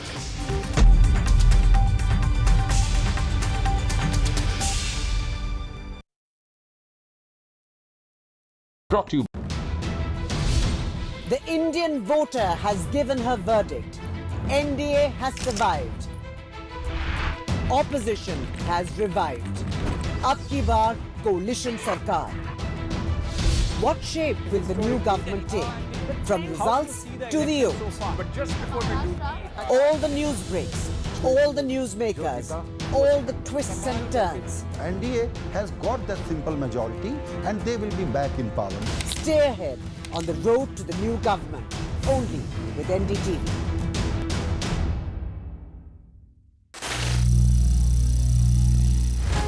Some people say the metaverse will only be virtual. One day this lecture hall will be made of code, and driverless cars would be trapped in intersections. But even in this maze of the future, you can't wish away health. It's time to become more resilient.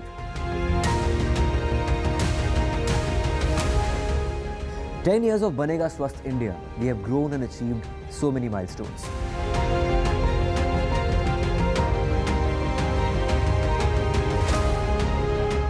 And now I have a plan to beat the urgency, to stop breathing with difficulty, to relieve getting choked with inactivity.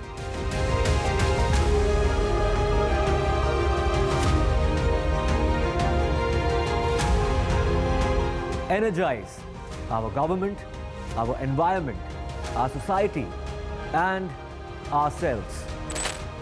Everyone, everywhere, every day.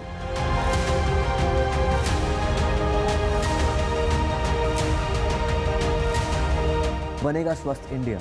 One world hygiene.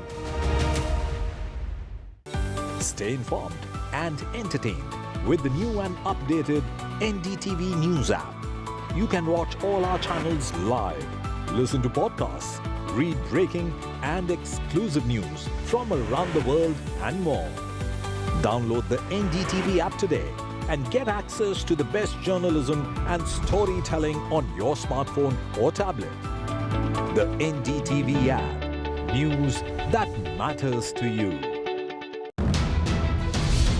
The Indian voter has given her verdict. NDA has survived. Opposition has revived. Ab ki baar coalition sarkar. What shape will the new government take? From results to the oath. All the news breaks, All the newsmakers, all the twists and turns. NDA has got that simple majority and they will be back in parliament. Stay ahead on the road to the new government, only with NDTV.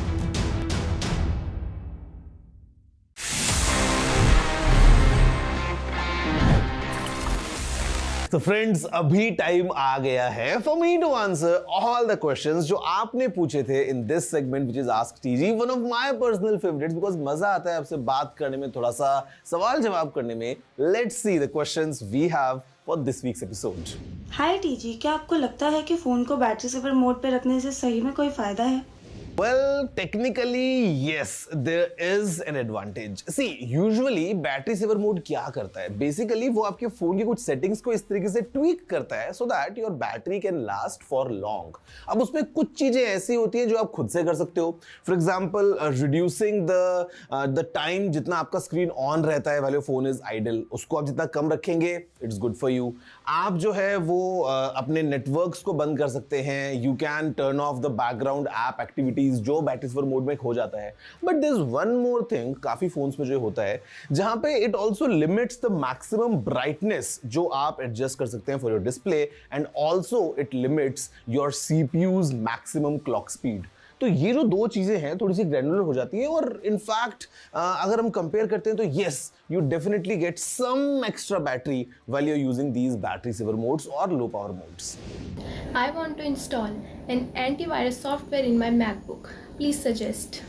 Okay, I would suggest please don't do it. See, I have been using all these MacBooks for almost, I don't know, like how many years. In fact, जो Windows laptop भी होते हैं उसमें भी आपको inbuilt एक defender का option मिलता है. And even for Macs, as long as you know what you're doing, आपको किसी एंटीवायरस की जरूरत नहीं है. That's my honest recommendation. So please don't worry about your system. Just use it. Crucial period of government formation and perhaps coalition formation in a sense. And what exactly happens next? What are the contours? Who gets what berth? We're joined now by a very important leader, Shashi Tharoor. Thanks very much, Shashi, for being with us. Congratulations. You've had a difficult election campaign in Thiruvananthapuram, but you won. And so congratulations for that. Thank you. There is intense speculation, as you might expect now, given that the performance of the BJP hasn't quite been what they would have expected. Nitish Kumar and Chandrababu Naidu, obviously, there is conversations on whether the India Alliance can actually reach out to them. Is that something at all realistic? Well, actually, even as we're speaking now, the India Alliance is meeting at the leadership level. So I honestly don't know what the discussions are and where that's heading. But I would imagine that there is an understandable sense of flux everywhere at the moment because the BJP is so substantially short of a majority by itself that it needs reliable allies to stay with it. I'm assuming that they are in conversation with their own allies to begin with, and that other possibilities will also be examined by the parties concerned. But for now, right now, I think the two alliances are meeting within themselves, and we'll see what comes out of that process. Mr. Tharoor, the NDA is taking claim this evening itself. Some would suggest that, you know, the timing indicates a willingness to move quickly, not wait for demands to be made by alliance members or partners, etc., etc. How do you see this move?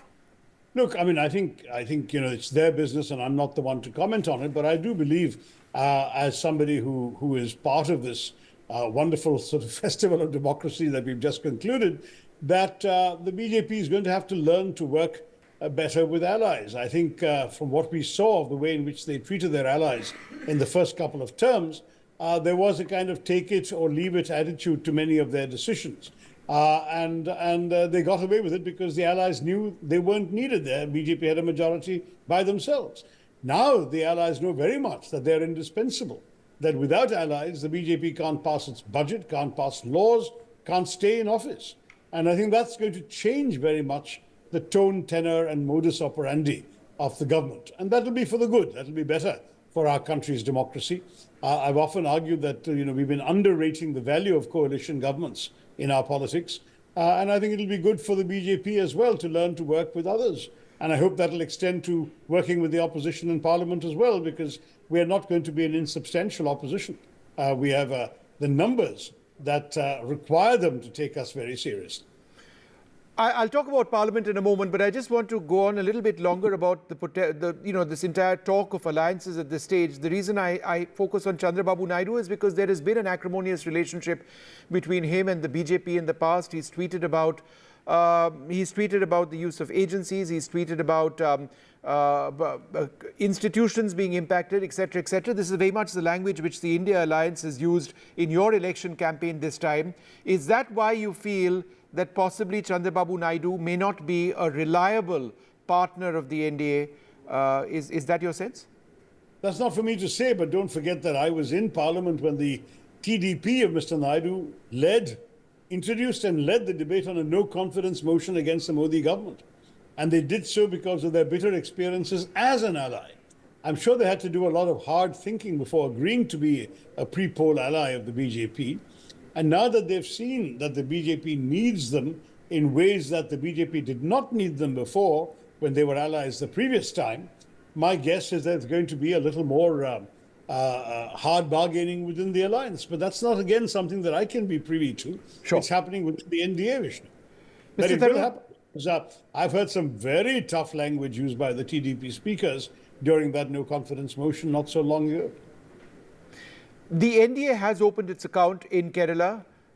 You've had an extremely close election, which you won with 37.2% of the votes. Rajiv Chandrasekhar ended up with 35.5% of the votes.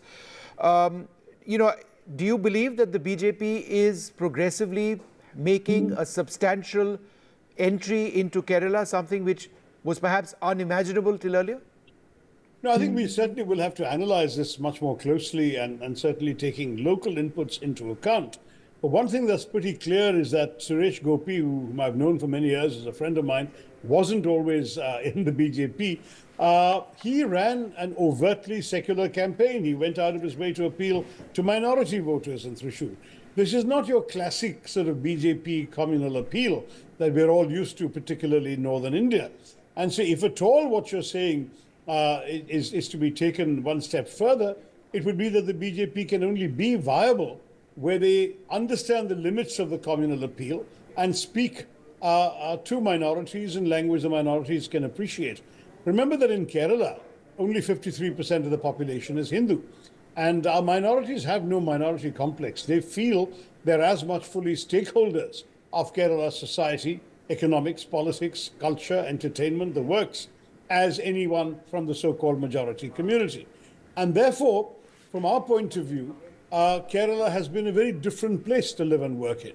What Mr. Gopi was able to do, I think, was, of course, he also leveraged his own celebrity status as a movie star, successful movie star, as well as the host of the Malayalam version of Kaun Banega Crorepati.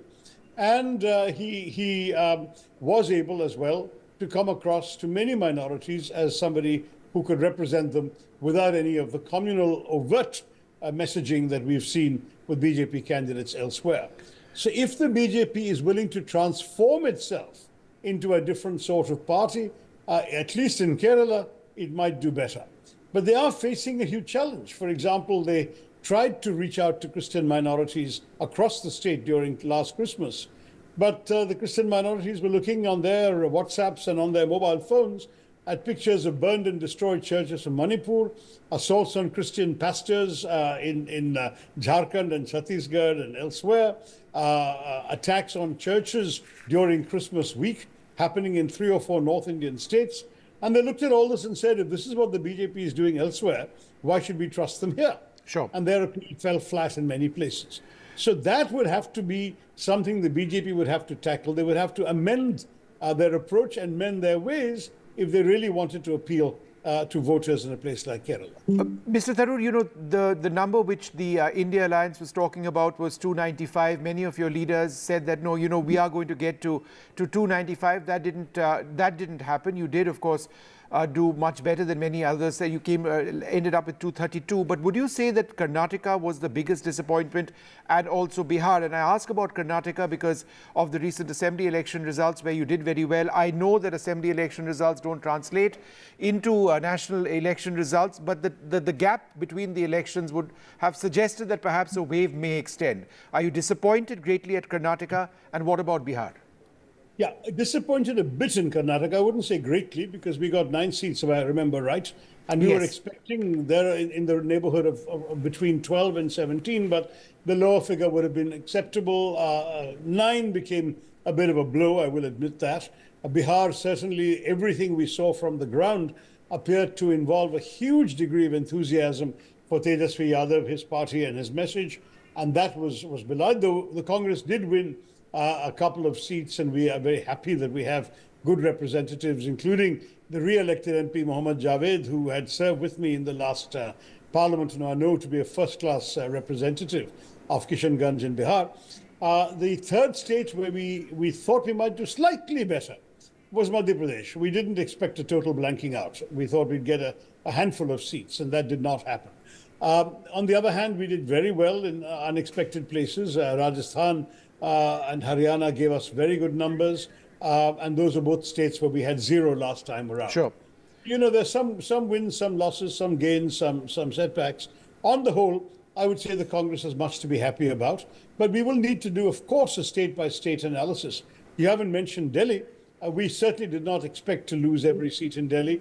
And having campaigned in Himachal, I can tell you we didn't expect to lose every seat in Himachal. Right. There will have to be some internal analysis done at the state level in some of these cases as well. Mr. Tharoor, what happens to Wayanad or Rai Bareli for that matter as far as Rahul Gandhi is concerned? He has to pick one of the two. That question's above my pay grade, Vishnu. I don't make that decision. I don't think that... I am sure you have an answer to that question.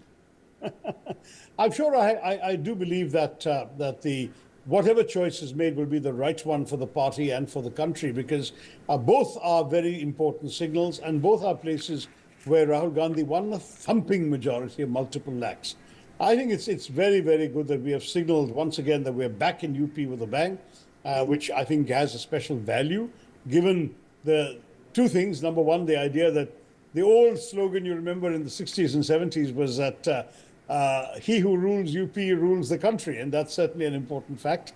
And the second thing is the fact that we've done so well in UP with 42 MPs from there in the opposition.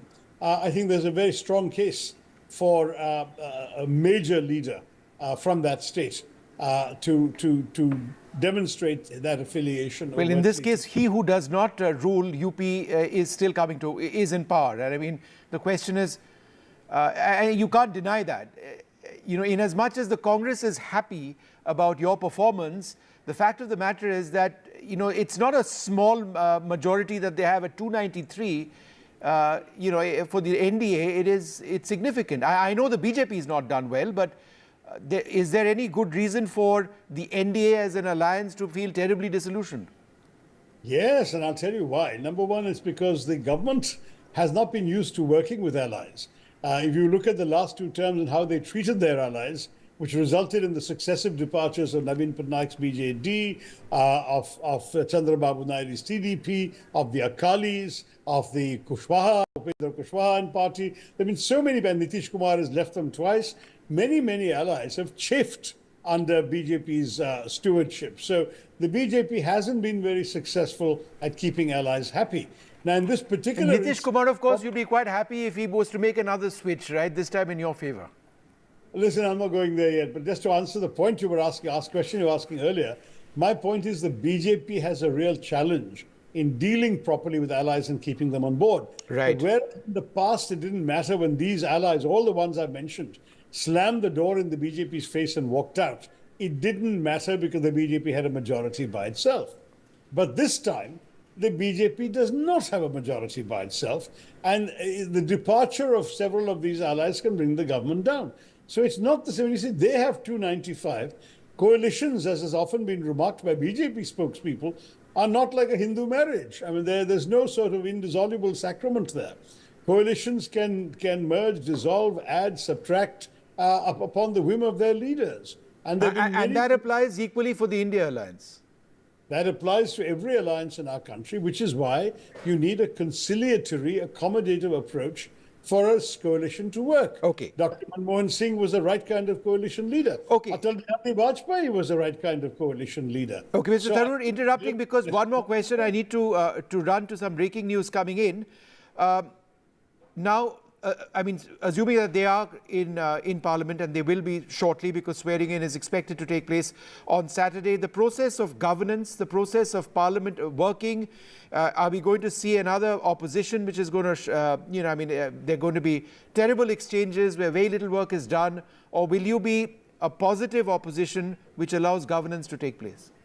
I hope that the BJP makes it possible to do the latter. That is, that it's in the interests of all of us to have a constructive, effective parliament, but we are a robust opposition. We have very significant numbers. 234 is not something you sneeze at lightly. I think you're looking at an opposition that is capable of standing up to the BJP, and the BJP should be accommodative, as we have been in the past. I mean, it used to be said of Congress ministers of parliamentary affairs that they spent more time in the opposition benches than with their own colleagues. Right. That's what the BJP should do, but they've never shown that spirit. They've actually been sitting in their seats and issuing diktats in the past. That will have to change. If the BJP reaches out on important issues in the national interest, I think they will find the opposition receptive. If they try and behave the way they have done all this time in the last 10 years, they will find that they are running into a very formidable opposition. And the choice really is up to them, right, because onus is on the government to make Parliament work.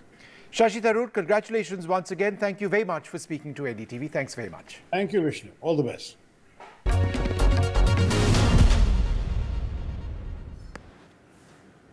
Well, key meetings are taking place in the national capital today, a day after the result. We're learning, the NDA held a meeting. After that, now the India bloc leaders are meeting at this point in time. We'll put out those pictures also for you in just a bit. This is the meeting that was chaired by the Prime Minister there, the NDA meeting. All right. Now, new pictures that have come in that you can see on your TV screens there of the India bloc meeting that is taking place in New Delhi at this point in time. Well, Sonia Gandhi, Rahul Gandhi, Mallikarjun Kharge, also Sharad Pawar, MK Stalin, TR Balu, Akhilesh Yadav, all leaders of the India bloc are in this meeting, present in this meeting. Also, we are learning those who are attending the meeting from the TMC. Abhishek Banerjee is here. Of course, Samajwadi Party Chief Akhilesh Yadav is attending this meeting. Remember, Akhilesh Yadav, of course, is being credited with bringing much glory to the India bloc for the impressive show that the India bloc has had in UP. He is also present in that meeting there. Also, we are learning Sanjay Raut is also present in the meeting. Tejashwi Yadav is attending as well. Well, this is what we are learning of at the moment. The future course of action, of course, is going to be decided now, Veera. This is very clear. Now, there are categorical indications over the last half of the day. While some allies were hoping for some hodgepodge effort, I think there is a categorical decision that the INDIA bloc will have to stay in opposition. They are, the discussions now is primarily to keep themselves as a cohesive opposition, a parliamentary strategy. We'll have to wait and see how that plays out, how the different parties are putting their numbers together. This is primarily, that is going to be the focus, Kitty, as we go along. If we can go across to our reporters. Vasudha Venugopal is there. Vasudha, from the INDIA bloc, what are you picking up in terms of their strategy for the way? We seem to have lost Vasudha's line there.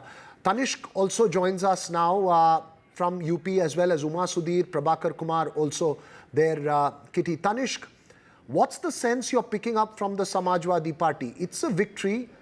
Numbers are only for that period of time. What do they want to do with those numbers, and what would be their strategy along with the INDIA alliance in terms of New Delhi?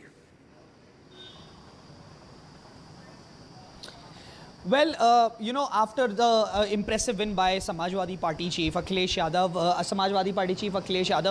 there has been a little communication from the party's end because, of course, because they did not want to speak anything much before the India bloc meeting is held. So, of course, after some time, we'll be getting clearer picture.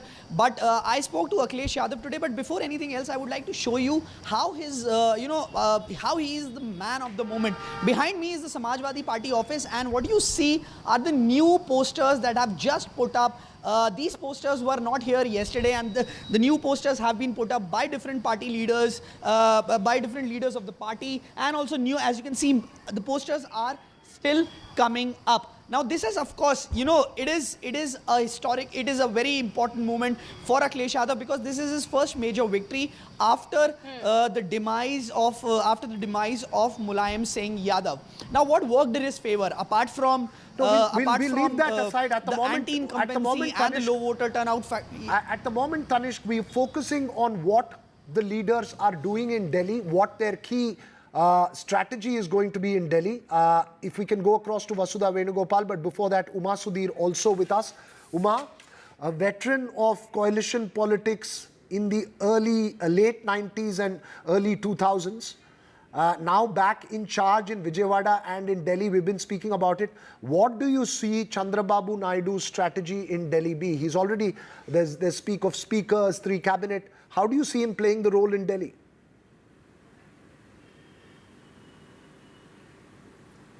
So Chandrababu Naidu certainly has a lot of unfinished business in Andhra Pradesh, which he needs to focus on for very important reasons like succession in his own state, plus the fact that there is huge expectation from the people of Andhra Pradesh. So he is very much staying in the NDA alliance. No question of now moving to India alliance or shifting loyalties, nothing of the sort. That has been ruled out right at the outset from yesterday afternoon onwards, when the numbers started coming in and there was indication that he could play kingmaker as well. But yes, Chandrababu Naidu has the experience of coalition politics. He has dealt with partners, and he knows to drive a hard bargain for sure. And he is going to, what we understand is seek certainly probably the speaker's post and whatever ministries also he can get. But he's actually looking for something even more than that. He is going to be looking at building a capital in Andhra Pradesh. Polavaram project is there, for which he wants to get central government, and therefore all this talk about whether he will want irrigation, whether he will want roads and buildings, whether he will want panchayat, because remember that Chandrababu Naidu's manifesto also is going to put huge demands on him, because he did what Jagan Mohan Reddy's welfare politics were, plus development and plus jobs, plus the capital and so on. You see Nara Lokesh staying in Andhra Pradesh as well? Yes, very much so. For the time being, certainly, yes. Nara Lokesh needs to be prepared for a role in Andhra Pradesh as of now. I don't think there is any idea or move to move him to Delhi as of now. Chandrababu Naidu will remain in the saddle in Andhra Pradesh, but will be hoping to be the remote control there. Along with, of course, there is another remote control that is coming in from Bihar for Delhi this time round. Uma, thank you so much for that analysis, of course. But Veera, another man that we need to talk about here other than Chandrababu Naidu is Nitish Kumar. That's right. And yes, Nitish Kumar is in Delhi. Let me go across to Prabhakar here. Nitish Kumar is in Delhi. Well, Prabhakar, we do understand he's, well, made a lot of flip-flops in the past. He's also, well... all right, let me go across to Sunil Prabhu first. Sunil Prabhu is outside Kharge's residence, where this important meeting is happening at this point in time. Sunil, what is happening? It's been more than half hour, 45 minutes, I would say, that the meeting is going on. What are you picking up? The future course of action, of course, the India bloc is going to talk about and discuss in this meeting. What are we expecting? Well, I'm at Kharge's residence, and as you can see, this setting is, official press release and photo opportunity, as well as a press conference. So clearly the stage is set here. They are all set to remain in the opposition, as we've been pointing. The connectivity to the line. Speaking to various leaders, they understand the numbers are definitely not with them at this present juncture. But having said that, I think the focus clearly... I think Sunil's line is freezing up, but he's made that important point that I was mentioning at the start, Kitty, that the decision is clear. Opposition, but how are we going to play that? Vasudha Venugopal, who's tracked politics in Delhi very closely, spoken to all the allies of all sides, including the BJP leaders. Vasudha, what are you picking up in terms of the constitution and the DNA of the new cabinet that will be sworn in? It's now very clear that it is PM 3.0 as it has been since the verdict came out. But what do you believe will be the constitution or composition of the new cabinet, and what significant shocks or surprises do you expect? Absolutely, Veera and Kitty. Of course, this government is going to be very different from the one that we saw in 2014, which was described as a black swan moment for the country, and then 2019 also, where we saw the Modi government coming back with a renewed majority. That was what the government was expecting, but clearly it did not see, it did not see it coming that UP and Maharashtra numbers will go down this badly. They've also had huge losses in Haryana and Rajasthan. But this is a party that believes in preparations, and this is a party that believes in ensuring in course correction. So in the last few hours, when I speak to BJP leaders, there's been a lot of reflection and introspection on what are the problems, who are the problems, what needs to be identified, and what needs to be done. As of now, the party is looking at, taking forward this governance ahead. So in the meeting today, what I hear from my sources is the Prime Minister has emphasized completely on working together, ensuring that NDA's work gets reflected. He has talked about nation building. Day after tomorrow, all the NDA MPs are going to be there in the old Parliament building at the Central Hall, at the iconic Central Hall, and they're going to sort of, in some ways show their support to Narendra Modi as the leader of NDA. Today, of course, there was also a statement that was signed by almost that came about with in the presence of all 21 leaders. The BJP was represented, of course, by Narendra Modi, Amit Shah, Rajnath Singh, JP Nadda, and there were people from different parts, different allies of NDA. So at this point of time, the BJP, especially Narendra Modi, does not want any ally falling through the cracks, because remember, both JDU and TDP have worked with the opposition in the past. They've been with the NDA in the good times and in the bad times. So right now, the emphasis is keeping NDA together, all the allies happy, so that the government functions and does not see any sort of going to be on keeping with. the allies happy at this point in time. You rightly pointed that out, and we are also learning now the information also that Vasudha has sent us, the details that are coming in from this NDA meeting. Also, what it suggests is that leaders such as Chandrababu Naidu and Nitish Kumar have said that they have requested for a swearing in soon. That is what we are learning of. There has been a sense of urgency also that we've been seeing 8 June today. has been set. So I think the date is set. They want to show that sense of importance and togetherness. But very quickly, Kitty, before you go across to Sunil Prabhu, Vasudha, very, very quickly, just tell us the key demands. Speaker post for the TDP is a demand. Are we right? And then the Nitish Kumar's demands. Just take us through the key NDA demands. Well, first of all, the 8th swearing in could also be 9th, but now, there's a lot of talk about how these dates have to be, like logistically decided, because 9th is when TDP decided to have its own swearing in, so that needs to be, and then from 14th, you have the G7 meeting, so that is being decided right now. As far as demands are concerned, of course, JDU has talked about caste census, it has talked about a whole lot of things, even special category, but TDP is keeping its cards very close to its chest. It's been saying that it wants to think only about the state irrigation projects, Polavaram, and all those aspects of AP Reorganization Act that we've been talking about for the last 10 years. Those things they are reiterating, but let me assure you, both parties are hell-bent on the build-up to ensuring the that they get formation of a coalition government, Vasudha. This is truly the build-up, Kitty. I was just sharing that a veteran coalition leader had said that the art of coalition politics is never do what you say and never say what you do. Well, absolutely, and that is what really happens in politics. You never know what may happen in the next minute. You never really know. All right, let me go across to Sunil. Vedant also is with us on the broadcast, joining us on the broadcast. He's also at Mr. Kharge's residence. And Sunil, if I could come to you, if the connectivity, all right. No, we have to go to Vedant. We've been told, all right. We've been told Vedant is on the ground at the moment. Vedant, the meeting is still underway. We do understand, we've seen those visuals also coming in, the photographs that have come in of the India bloc meeting. Majority of India bloc leaders are present in this meeting, and all smiles there on the faces of the party leaders. That's right. That's right, Kitty, and let me show you something very interesting. The kind of media frenzy almost here, and in the past 2 years of covering opposition parties here in Delhi, I have not seen this kind of media presence at an opposition meet. So perhaps this is symbolic of the kind of shift that we will see perhaps in the power corridors of Delhi after the results yesterday. But yes, as you rightly pointed out, the meeting underway currently. It's been almost an hour, in fact over an hour, since that meeting has been underway. You have top leaders of the India bloc present, of course, Sonia Gandhi, Mallikarjun Kharge, Rahul Gandhi, Akhilesh Yadav has also arrived, and there's media from across the country. MK Stalin also present here. So, you know, leaders from across the country for this India bloc meet. Very quickly, two important things that have been, that are the focus of the meeting today. One is choosing the convener for the India bloc. That is, of course, the key focus right now, the Sanyojak as it's called, because remember, Nitish Kumar was made the convener before he jumped ship, so that is going to be certainly the priority as far as the meeting today is concerned. And secondly, what I have picked up from sources, you know, close to top opposition leaders, is that now it's almost clear that the bid is to consolidate themselves as a strong and effective opposition. That's right, in fact, Vedant. sources close to Sharad Pawar have denied that Sharad Pawar has reached out to Naidu or Nitish. So, of course, clearly the focus right now is to... Sorry to butt in, Vedant, but I think the key focus right now is to understand the politics of coalition from the opposition side and understand parliamentary strategy. I think that's got to be the key focus.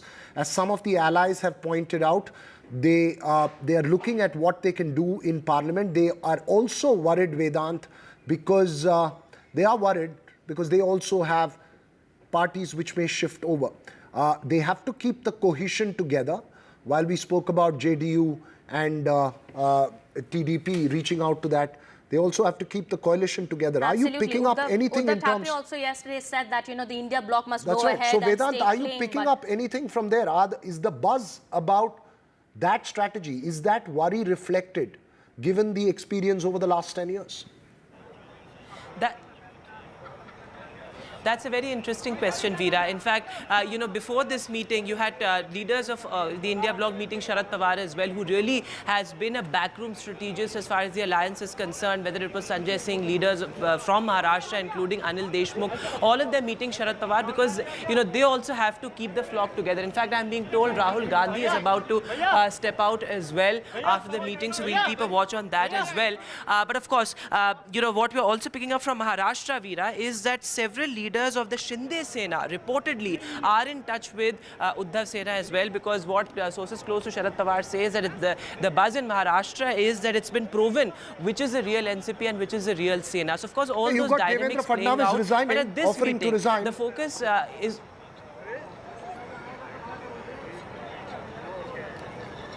Go ahead, Vedant. Yes.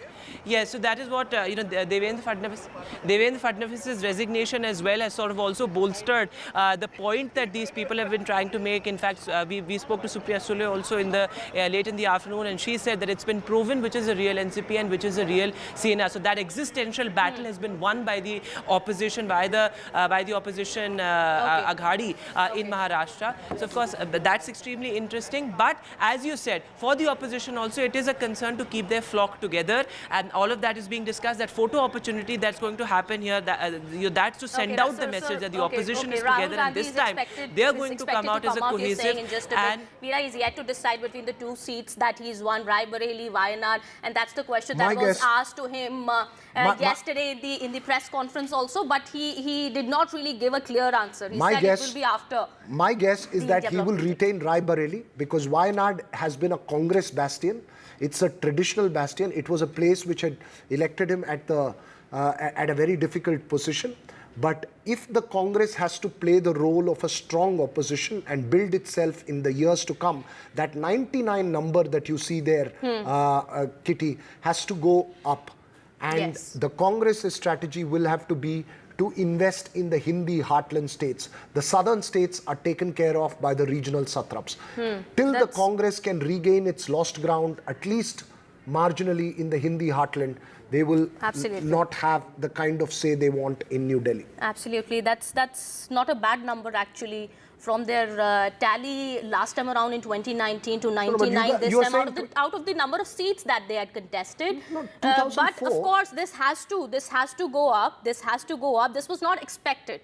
Let's go across to Prabhakar Kumar go to Prabhakar also. Prabhakar, you are in Patna, and we do understand now Nitish Kumar here is in Delhi for the important meeting, the NDA meeting that was held today. He is a coalition era veteran also, as we've been talking about Chandrababu Naidu also earlier.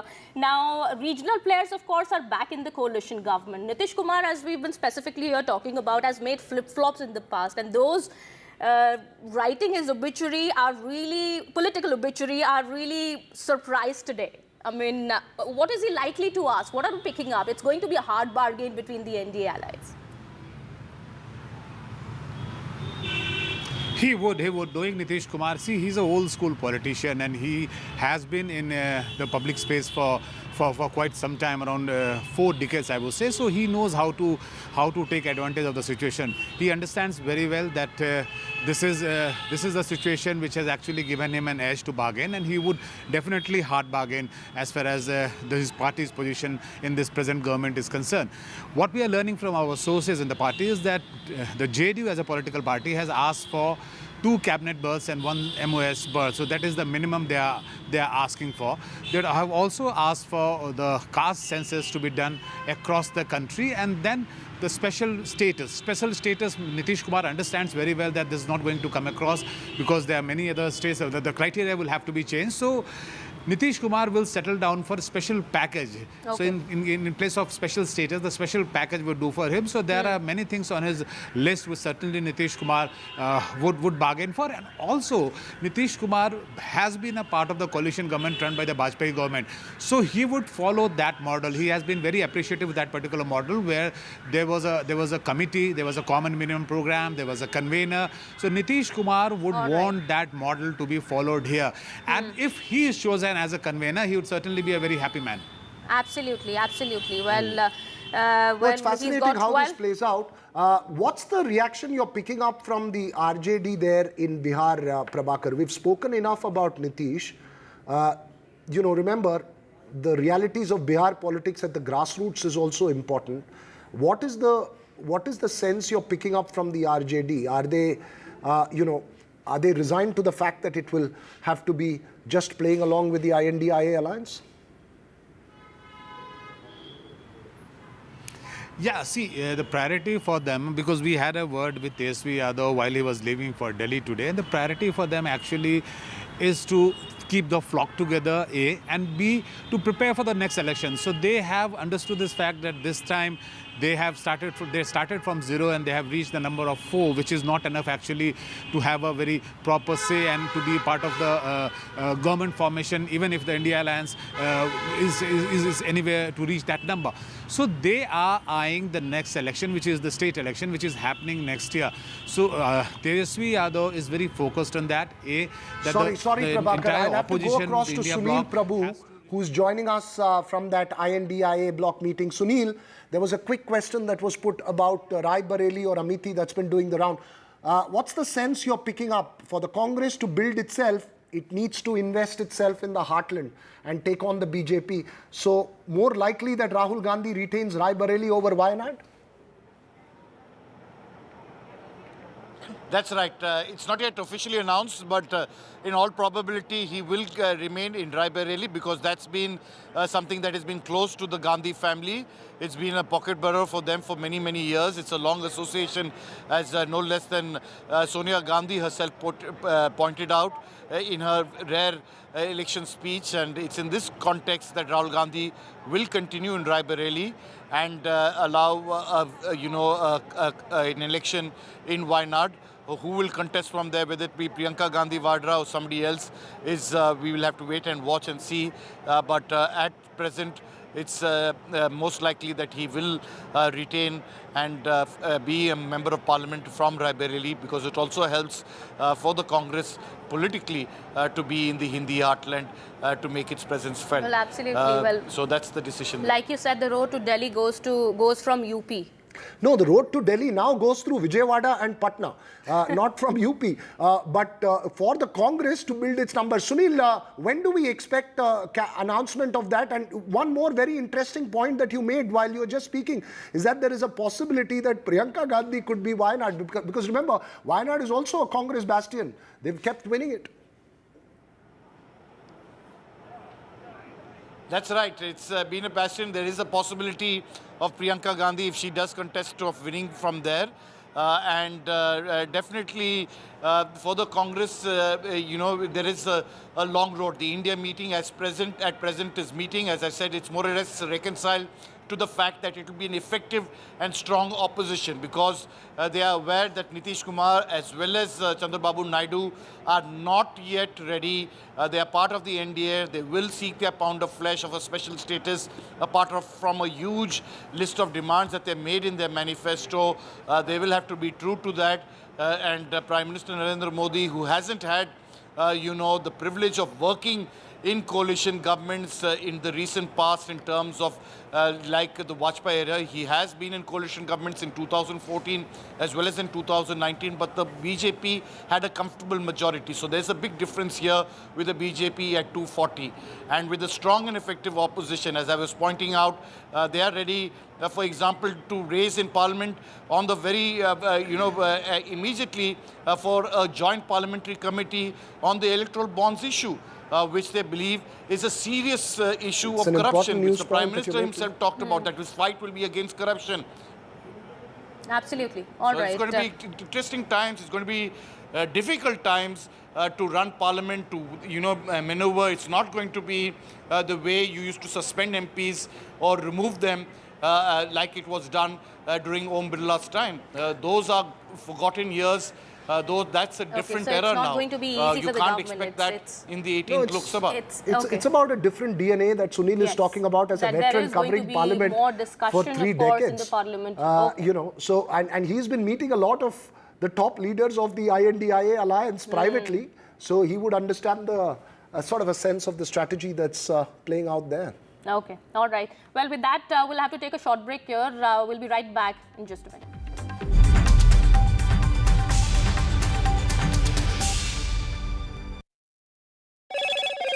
Hello, Moto.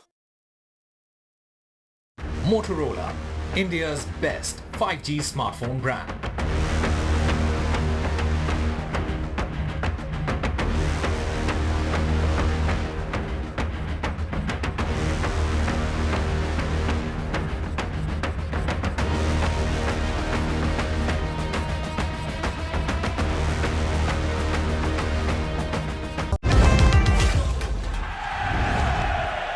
Get the magic of the best working for you now. Link your payment cards once, collect rewards forever.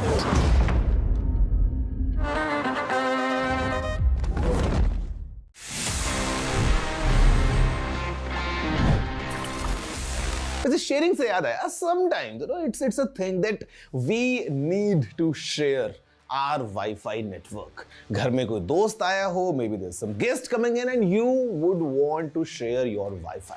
The problem comes if your password is very complicated, or maybe you don't want to say it out loud कि आपका password क्या है. ऐसे में आप Wi-Fi network कैसे share कर सकते हैं? Well guys, it's a very interesting method. बहुत आसान सा टिप है. Just go into your phone's settings. वहां पे जहां पे आपको Wi-Fi का नाम दिखता है, just next to it, or maybe if you go deep into settings, आपको एक option मिल जाएगा wherein you can share your Wi-Fi network just by using a QR code. आपके फोन के स्क्रीन पे QR कोड आएगा. The friend or the guest just needs to scan that code and he can connect to your Wi-Fi network without even you telling the password 1 2 3 4 5 6 7 8 or whatever it is. अगर आप चाहें तो इसी QR code का एक print out लेके अपने घर में लगा सकते हैं so that anyone coming in can just scan that QR code and वो आपके Wi-Fi से कनेक्ट हो जाएगा. Quite easy, quite convenient and quite time saving as well. कैसी लगे ये टिप? मुझे जरूर बताना. You know the address. It's tg@ndtv.com.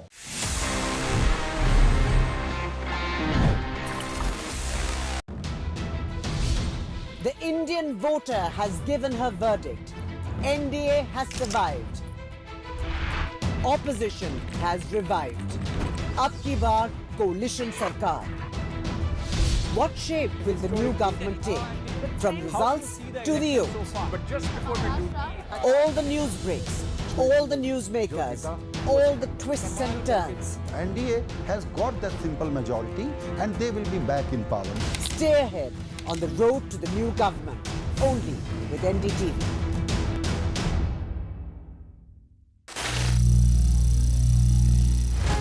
Some people say the metaverse will only be virtual. One day this lecture hall will be made of code. and driverless cars would be trapped in intersections. But even in this maze of the future, you can't wish away health. It's time to become more resilient.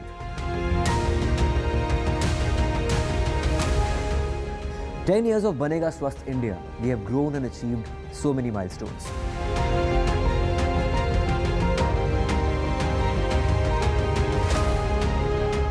And now I have a plan to beat the urgency, to stop breathing with difficulty, to relieve getting choked with inactivity.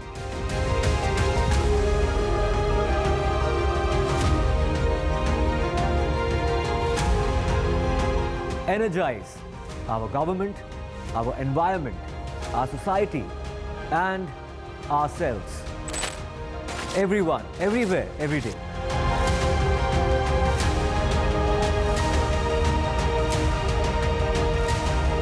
Banega Swasth India, one world hygiene.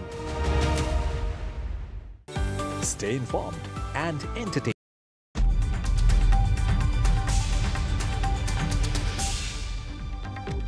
Welcome back. We're tracking all the political action in the national capital. We were speaking to our reporters a short while ago. Sunil Prabhu giving us some very interesting points. It's clear that the NDA alliance is looking at how it can play the role of a strong, robust and cohesive opposition in parliament, detailing its strategies there, and the NDA looking at cabinet formation right now. Joining us, Aishwarya Mahadev of the Congress, as well as Shaina NC of the BJP, both of you dressed in black.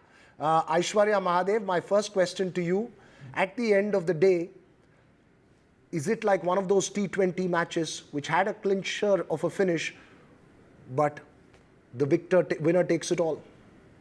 Veer, for starters, the black is more to do with the cold weather in Bangalore than it does with any symbolic gesture. Shaina's, I'm not certain. But to be very honest, I think from yesterday, you have seen that, what the opposition, what the India Alliance had consistently said, that we will do far better than what they expected it to happen. But today, all the leaders of the India Alliance have met. They will collectively take the decision. I do not know if it is going to be, because... It's all done, Aishwarya. At the moment, it's quite clear. At 99 vis-a-vis a 240, with the NDA having clear numbers, Naidu and Nitish around there, it seems like a very difficult task. Veer, let's make one thing clear. While there was hubris on one side saying aayega to one particular person, while on the India Alliance's side, you said we want to be the people that change democracy, there's a very, very different view of what, ideology and what the frame of mind is. For us, it's not to cobble off power, but it is either we see if there's an opportunity to form a meaningful government. If there isn't, then to be an extremely strong and meaningful opposition, because I believe that as of yesterday, a lot of things in what India was assumed to have been has completely changed. And there's a great responsibility on us to change things from the way that they used to be. And I think either way, it is a lot of work to undo a lot of the very going by the statements that being made by Aishwarya, Shaina, is there any sense of worry for the BJP? There's a saying in Hindi, ki jo jeeta wohi Sikandar. And the honest reality is we set the benchmark too high. But despite that, we have got the single largest party at 240. And the closest opposition to us is the Congress at 99. So we're 2.5 times the Congress party. I just want to make 2 points. That if we as the NDA currently stand at 293, we are way ahead of the halfway mark. And because of that, it is only natural for the government to be formed by Prime Minister Modi. He has given a vision plan. He has worked tirelessly for 10 years with an unblemished career, no allegation, no corruption, no scams, and continues to do so for a Viksit Bharat.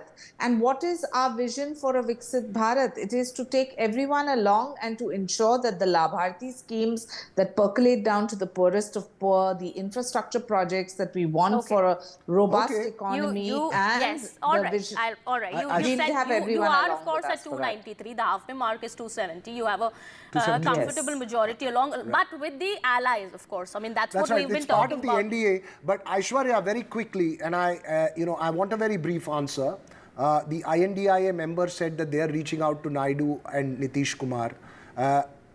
Aren't you worried about carrying this opposition for the next 5 years, unity of opposition for the next 5 years? Because ultimately, political parties are dependent on power. They survive on power.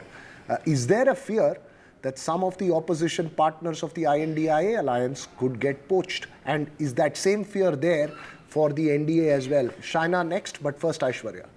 You know, we very honestly, when the India Alliance came together, everybody said this is an opportunistic alliance, unlikely partners have come together. But you saw the way that we've rallied to come here. And the one similarity with all of us is that not only have we had our leaders arrested, we have been harassed, we've had accounts frozen. So every one of these members, while you may say political opportunism, have been victims of the witch hunt foisted by the BJP and its allies, you know, when they were in government. And I think they will be very wise. You know, even now, even Mr. Naidu, and you saw what happened with the BJD, even Mr. Naidu and the other people may be contemplating, will have to do it, you know, thinking thrice or 4 times. As you say that, the Modi cabinet is heading towards Rashtrapati Bhavan, Aishwarya. I'm sorry. Okay, but those it seems to visuals be are a coming sealed in now. deal. May I please? Yes, that's May I the please convoy say that's something? moving now towards the Rashtrapati Bhavan. Look, the NDA has worked tirelessly, not just for elections, but for the results and the future of India and Bharat. The Prime Minister has made it amply clear, nation first, party next, individual last. And the allies who have aligned with the NDA believe in an ideology, a common minimum program, and that is to take the country forward. Unlike the INDIA allies who have completely done the arithmetic for seat to seat, convenience, and the only agenda seems to be lust for power. So, my dear Aishwarya, today I think you can wish me well and say wish us well as a country and say Jo Jeeta Wohi Sikandar, and let's all collectively work together for a prosperous India. You can be a constructive opposition and we should be a constructive government. Aishwarya, quickly respond because I have a question to you on Karnataka. Ma'am, I always do wish you well, but more than that, I hope for the best for the people of the country because they deserve far better in terms of governance. And while the 400 par may not have happened, may you be a far more responsible government if that is the way. You both have 5 years to keep exchanging pleasantries, but I want to ask a very specific political question to you, Aishwarya. I'm sorry, Shaina, I just want to focus on a specific political question. Aishwarya has, comes from a family which is entrenched in politics. Aishwarya,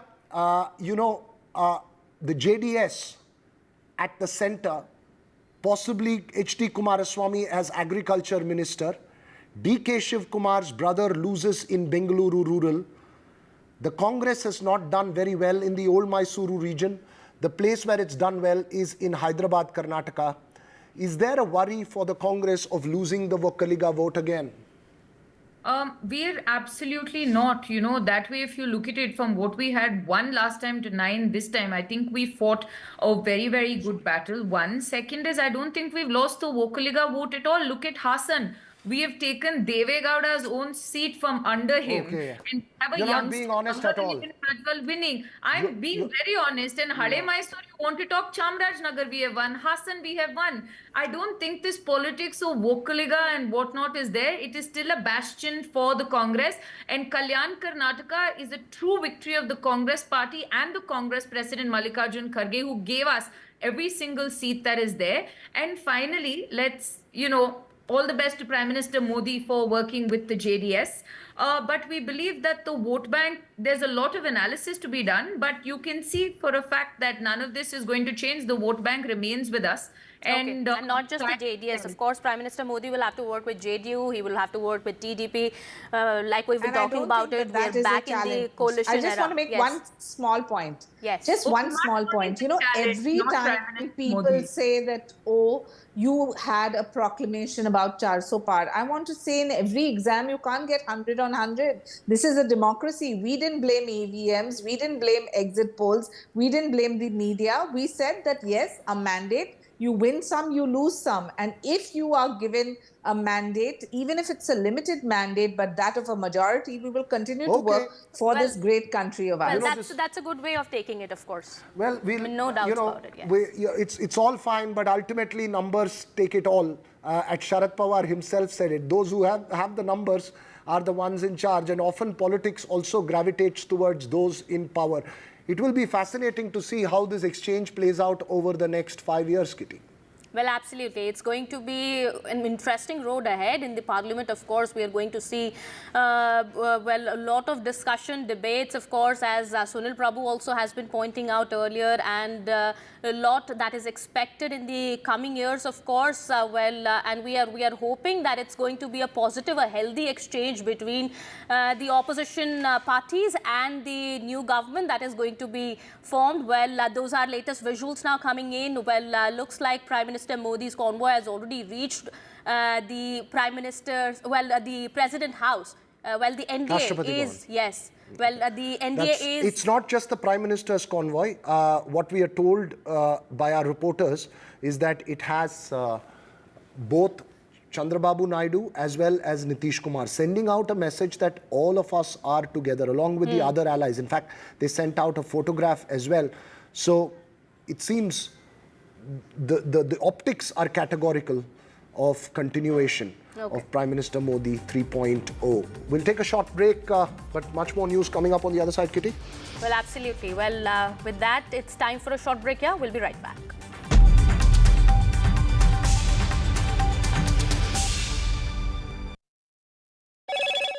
Hello, Moto. Motorola, India's best 5G smartphone brand.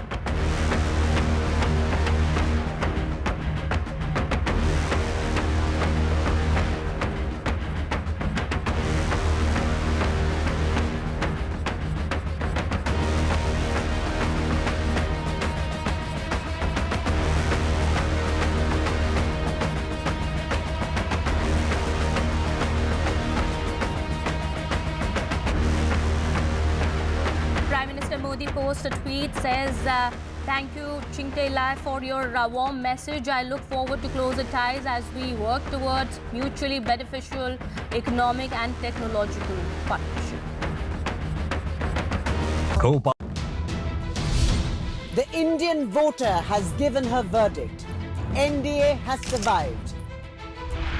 Opposition has revived. Ab ki baar coalition sarkar. What shape will the new government take? From results to the oath. All the news breaks, all the newsmakers, all the twists and turns. NDA has got that simple majority and they will be back in power. Stay ahead on the road to the new government, only with NDTV.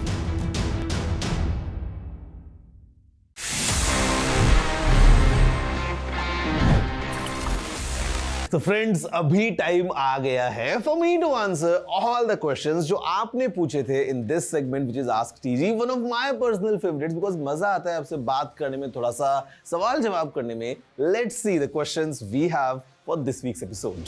Hi TG, क्या आपको लगता है कि phone को battery saver mode पे रखने से सही में कोई फायदा है? Well, technically, yes, there is an advantage. See, usually battery saver mode क्या करता है? Basically, वो आपके फोन की कुछ settings को इस तरीके से tweak करता है so that your battery can last for long. अब उसमें कुछ चीजें ऐसी होती हैं जो आप खुद से कर सकते हो. For example, reducing the time जितना आपका screen on रहता है while your phone is idle, उसको आप जितना कम रखेंगे, it's good for you. आप जो है वो अपने networks को बंद कर सकते हैं. You can turn off the background app activity जो बैटरी सेवर मोड में हो जाता है.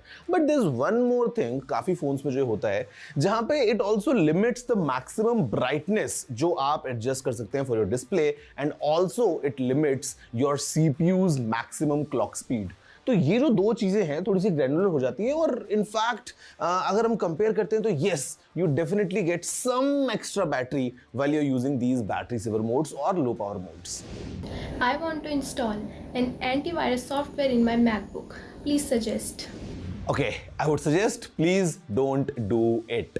See, I have been using all these MacBooks for almost, I don't know, like how many years. In fact, जो Windows laptop भी होते हैं, उसमें भी आपको inbuilt एक Defender का option मिलता है.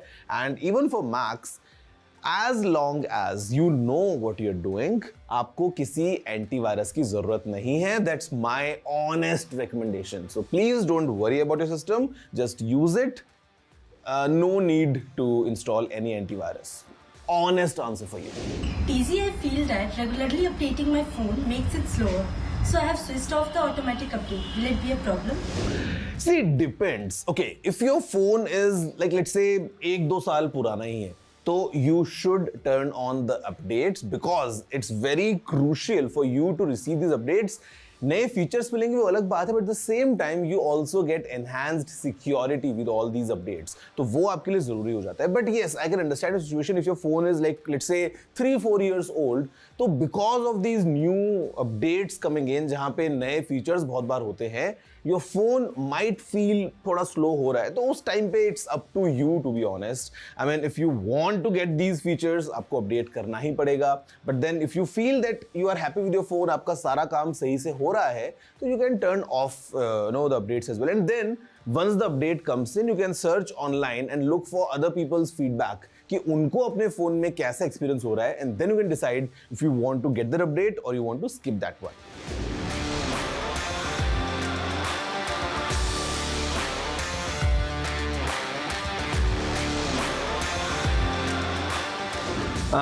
फ्रेंड, आपके घर के लेआउट पे ये डिपेंड करता है, because in Indian households we have different kind of geometry going on. अगर हम घर के अंदर की बात करते हैं, some areas might have a different kind of flooring all together. घर में कहीं पे कारपेट होगा, कहीं पे कारपेट नहीं होगा, कहीं पे वुडन फ्लोरिंग है, कहीं पे मार्बल लगा है, कहीं पे टाइल्स है.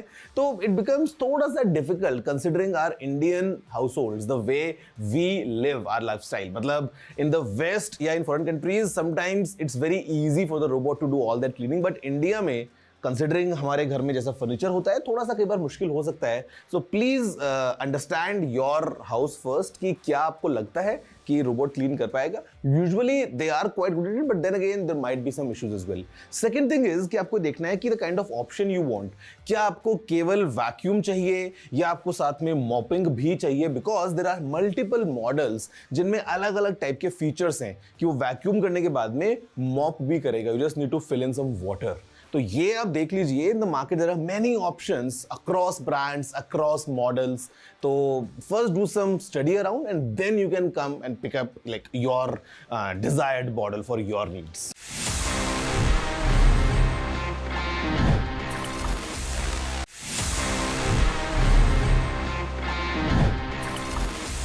This is a Samsung phone और इसमें एंड्रॉयड है. You know what happened? सबसे पहले अगर हम जाएं थोड़ा सा पीछे, अगर हम रिवाइंड करें about the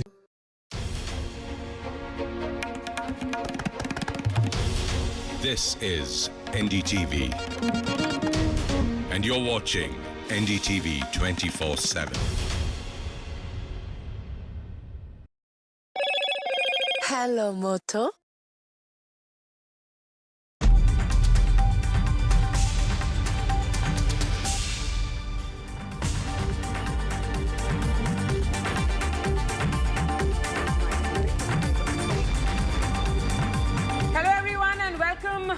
To a day of fast-paced developments. It has been a day in which all the focus has shifted to the national capital, but tomorrow morning it will be all back to Vijayawada and Patna, with Chandrababu Naidu leaving Delhi and also Nitish Kumar flying out from Delhi to Patna. But it's been an exciting day, Maria, seeing all the regional leaders arriving here in the national capital. Two sets of key meetings that are taking place. The NDA meeting, you can see the Prime Minister there flanked by all the NDA allies. We're back to coalition government, and the meeting of the opposition India bloc, a resurgent opposition there, meeting as well this evening. That meeting took place after the meeting of the NDA. What we do know right now is that the swearing in for Prime Minister Modi 3.0 is going to take place on the 8th evening. That's the information so far. But we have a very special guest with us. Yes, that's right. Gaurav Gogoi is joining us live. Congress candidate who won from a very, very prestigious seat of Jorhat. And Gaurav, congratulations. It is a battle well fought. You wrested Jorhat from BJP by a margin of 1.44 lakh votes. And you had the Chief Minister of Assam and the entire BJP machinery out there to defeat you. Well, all the credit lies with the people of Jorhat. Jorhat was one of the few Lok Sabha constituencies in India where the polling percentage had increased, and largely that was due to first-time voters and a lot of outstation voters who flew back to Jorhat, to Assam, just to cast their vote. And their vote was in favor of positive, principle-based politics. And I must say, you took the Chief Minister's name. Yes, he did campaign quite a lot. But I found, Maria, that his campaign actually benefited my campaign. The way the Chief Minister and his acolytes in the cabinet campaign, I actually call them my surprise star campaigners, because the more they came and visited Jorhat, the more they campaigned in Jorhat, the more my votes increased. And so I'm quite grateful to them as well. In fact, Gaurav, in the course of campaigning, you said that you're like Abhimanyu and you're in a chakra view, but you're going to be victorious and you're going to come out of this chakra view. And indeed you were. So is that what you're saying when you described it as a chakra view, having the Chief Minister actually camping there along with, various leaders and taking you on? Well, it was a typical BJP campaign, almost so much that it's predictable. They had a lot of ministers flying in. They did a lot of big rallies. They poached key people from my party at the last minute. My party workers were threatened. Police was sent to threaten my party workers. And my seat was in the first phase. And this was a totally new seat for me. My previous seat no longer exists thanks to the delimitation process. So I only had 30 days to prepare for this new seat. So it did feel very daunting at the beginning. But as I said, the way I crafted my campaign was as a complete antidote to the way the BJP conducted its campaign. I did not do a single big meeting. It was a very people-oriented campaign. It was a very youthful campaign. I, in fact, had a lot of university students volunteering on my behalf. A lot of elderly people volunteering on my behalf. And I was very mindful to be respectful that people deserve to hear about a vision from their politicians. They deserve to hear principles and ideals from the politicians. And that's what I tried to do. I remained humble and I remained connected to the ground. And I think that's what, in fact, stood as a complete alternative to the way the BJP did its campaign. And in fact, we won quite handsomely what was supposed to be a close neck-to-neck election, as predicted by most pollsters, turned out to be a very one-way election with 1.5 lakh margin for the Congress party. And Gaurav, looking at your campaign, and of course you have reasons to celebrate today as you head to Delhi for other negotiations which are happening in the India bloc. You had Priyanka Gandhi Vadra campaign for you. What about other senior Congress leaders? There are leaders of your party who complain that the central leadership did not offer enough support. Will you be saying anything close to that?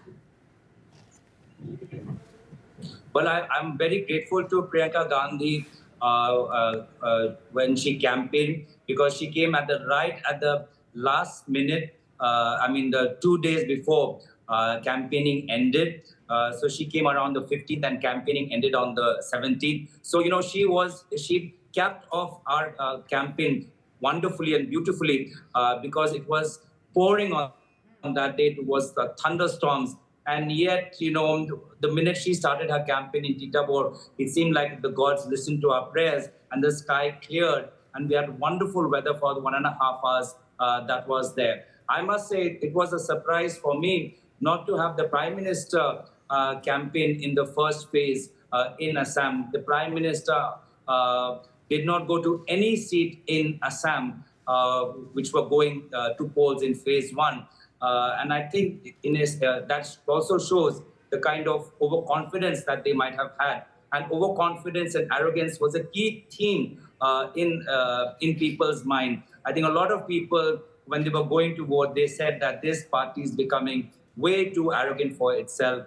And even voters who traditionally vote for BJP felt that this time they need to vote for Congress just so that they can teach the BJP a lesson in humility. All right, interesting that you say that. You know, the focus now, of course, on all that's happening here in Delhi with the meeting of the NDA earlier, the India opposition is, meeting currently. Your thoughts on, the kind of speculation and talks taking place about what will be the priority for the opposition now, whether at all any, efforts will be made to cobble numbers, or the priority really to be this feisty opposition and get things done?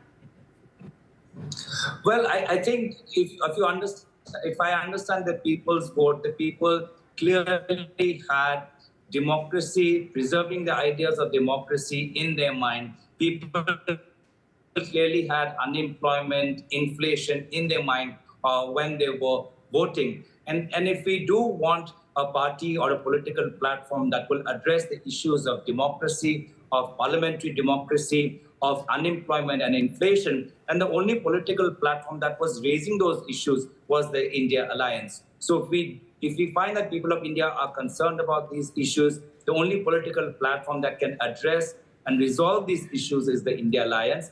And as Rahul Gandhi ji said and Mallikarjun Kharge said in their press conference yesterday, it is in the end for the alliance to decide what is the future course of action. And I think here is where we are very different from the NDA. The NDA is a very top-down alliance where only the Prime Minister speaks and hardly anybody else gets a chance to speak in those meetings. Obviously, in today's scenario, the roles might be different. But in India Alliance, every leader's voice is respected, every leader's voice is heard. But before we let you go, a quick word on the results in Manipur. I must say I'm very heartened to see the results in Manipur, Maria, but not only in Manipur, in Nagaland, we have the Congress MP after many years. Even in Meghalaya, the Chief Minister of Meghalaya's own family member lost in Meghalaya in their traditional bastion. And in Assam also, we've defeated the leader of a very powerful regional party, the AIUDF, in Dhubri. And we've taken back Jorhat, my Lok Sabha seat, after winning it last in 2009. So after 2009, in 2024 is the first time the Congress party is winning my seat in Jorhat. So I think in the Northeast, the role of Bharat Jodo Nyaya Yatra, which went to Manipur, which went to Nagaland, which went to Meghalaya, which came to Jorhat, which went to Dhubri, has had a role. And I must say, the way Rahul Gandhi and Bharat Jodo Nyaya Yatra, the kind of political symbols that are associated with us is absolutely different, opposite from what political symbols and is associated with BJP. And I think what people are looking for is a fresh alternative. All right, which we Gaurav, hope to see you forward. soon as you arrive to attend the 18th Lok Sabha. And congratulations once again on your win.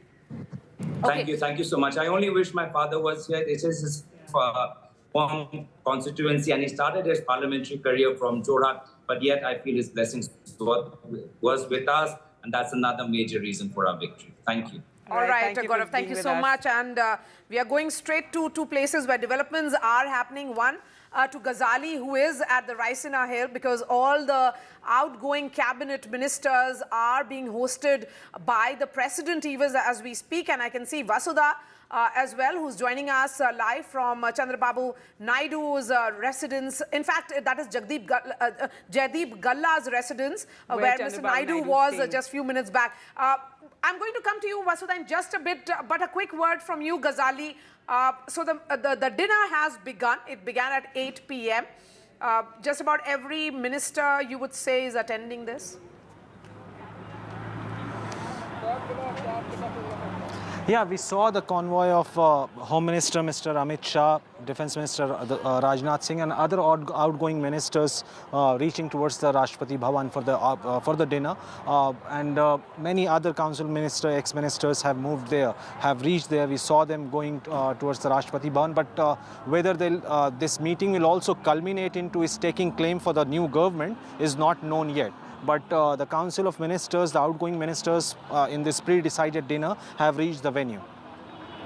Right, well, let's go across to Vasudha. And, you know, the focus all day, and Maria, of course, you've been reporting on this, the meeting of the NDA. Earlier on, the Prime Minister going and giving in his resignation to the President, then the NDA meeting, then the letters of support from Chandrababu Naidu and Nitish Kumar also at that meeting. So, Vasudha, tell us more about Mr. Chandrababu Naidu's movements as he now, he's left from Delhi. He also earlier went on and met Piyush Goyal after the NDA meeting took place.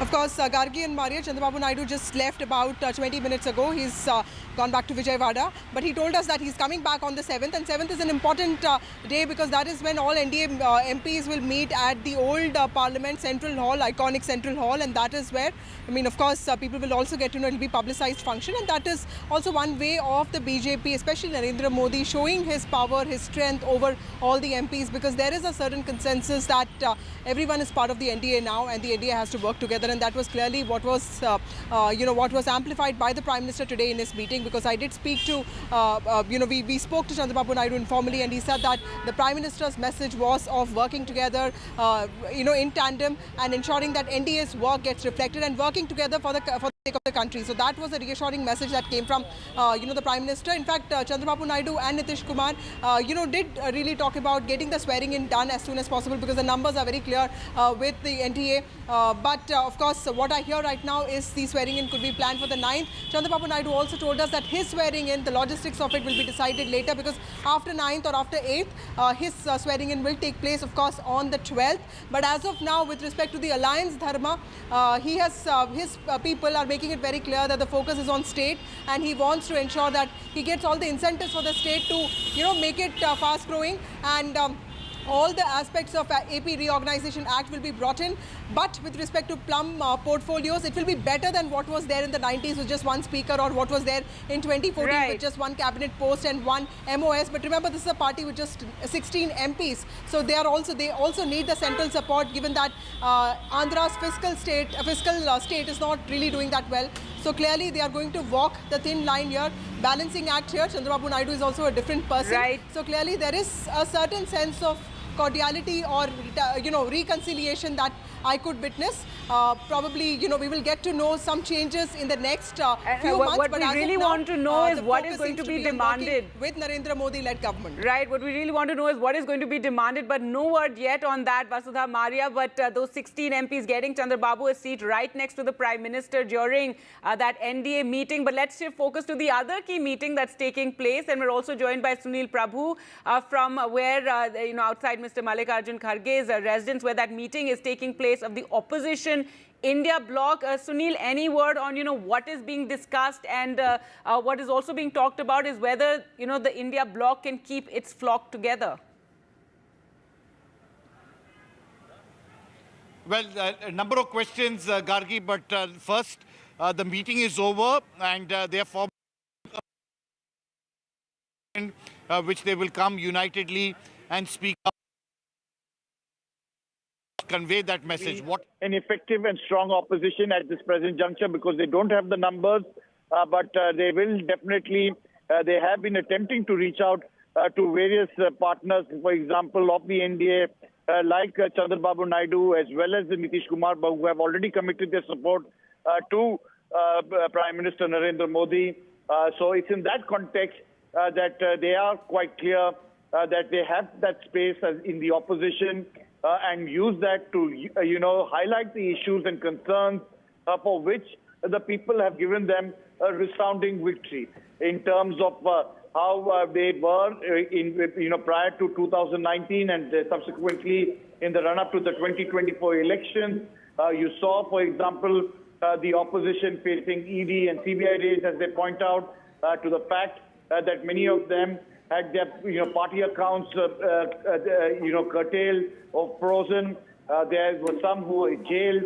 And it's in that context that they are speaking out about how they are going to fight the new regime. They are not going to be taken for granted. For example, they say, when I've been speaking to senior leaders of the record, when they talk about the fact that Prime Minister yesterday said it's going to be a fight against corruption, they said, so very, very good. That's the first thing that we're going to ask in Parliament, a joint parliamentary committee into the entire issue of electoral bonds and to get to the bottom of it. How did it happen? What are the reasons? Who are the people? Whether there was a quid pro quo? All those points are going to be raised, and it's definitely going to be difficult days ahead. All right, Sunil, thank you so much for joining us. You know, the Indian democracy is alive and kicking, as they say. It's a robust democracy. And with coalition era returning, what does it mean for Indian politics? You can see those visuals, and I'll bring in Manisha Priyam and Shaugata Srinivas Raju on this. You know, those visuals, and I can see everyone else, others also joining us. Welcome to this broadcast, Arshpreet, Pradeep Bhati, welcome on this broadcast, Anjumara, Siddharthi Yadav, all of them are joining us as well. Manisha, I'm going to begin with you, and I'll ask the producer to play those visuals. A room in which all the leaders are huddled. There is a great degree of, informality which is associated with this meeting. This is the room that is in constant motion. Look at each one of them. You know, the big photo that you cannot see, but you can almost make out a small built frame of a woman called Kalpana Soren, who no one had even seen, even in 2023, emerges and takes away all the, not one or two, all the tribal seats of Jharkhand. Yes. And erstwhile, very good Chief Minister of Jharkhand, and I iterate once again, a very competent, very, public person, affable, lovable person. Arjun Munda loses the seat in Kooty, which is where Birsa Munda's gone to school. In 2020, from the London School of Economics, Professor Muklika Banerjee and I were doing our fieldwork in the school. Now, I didn't imagine that the Ulgulan would mean Kalpana Soren's coming in. Dipankar Bhattacharya there, a giant slayer. Who knew? India's former Home Secretary, Sri R.K. Singhji, Power Minister. I want to know whether he's going for that. By 60,000 votes by a person who I have gathered today is the son of a sweet meat maker.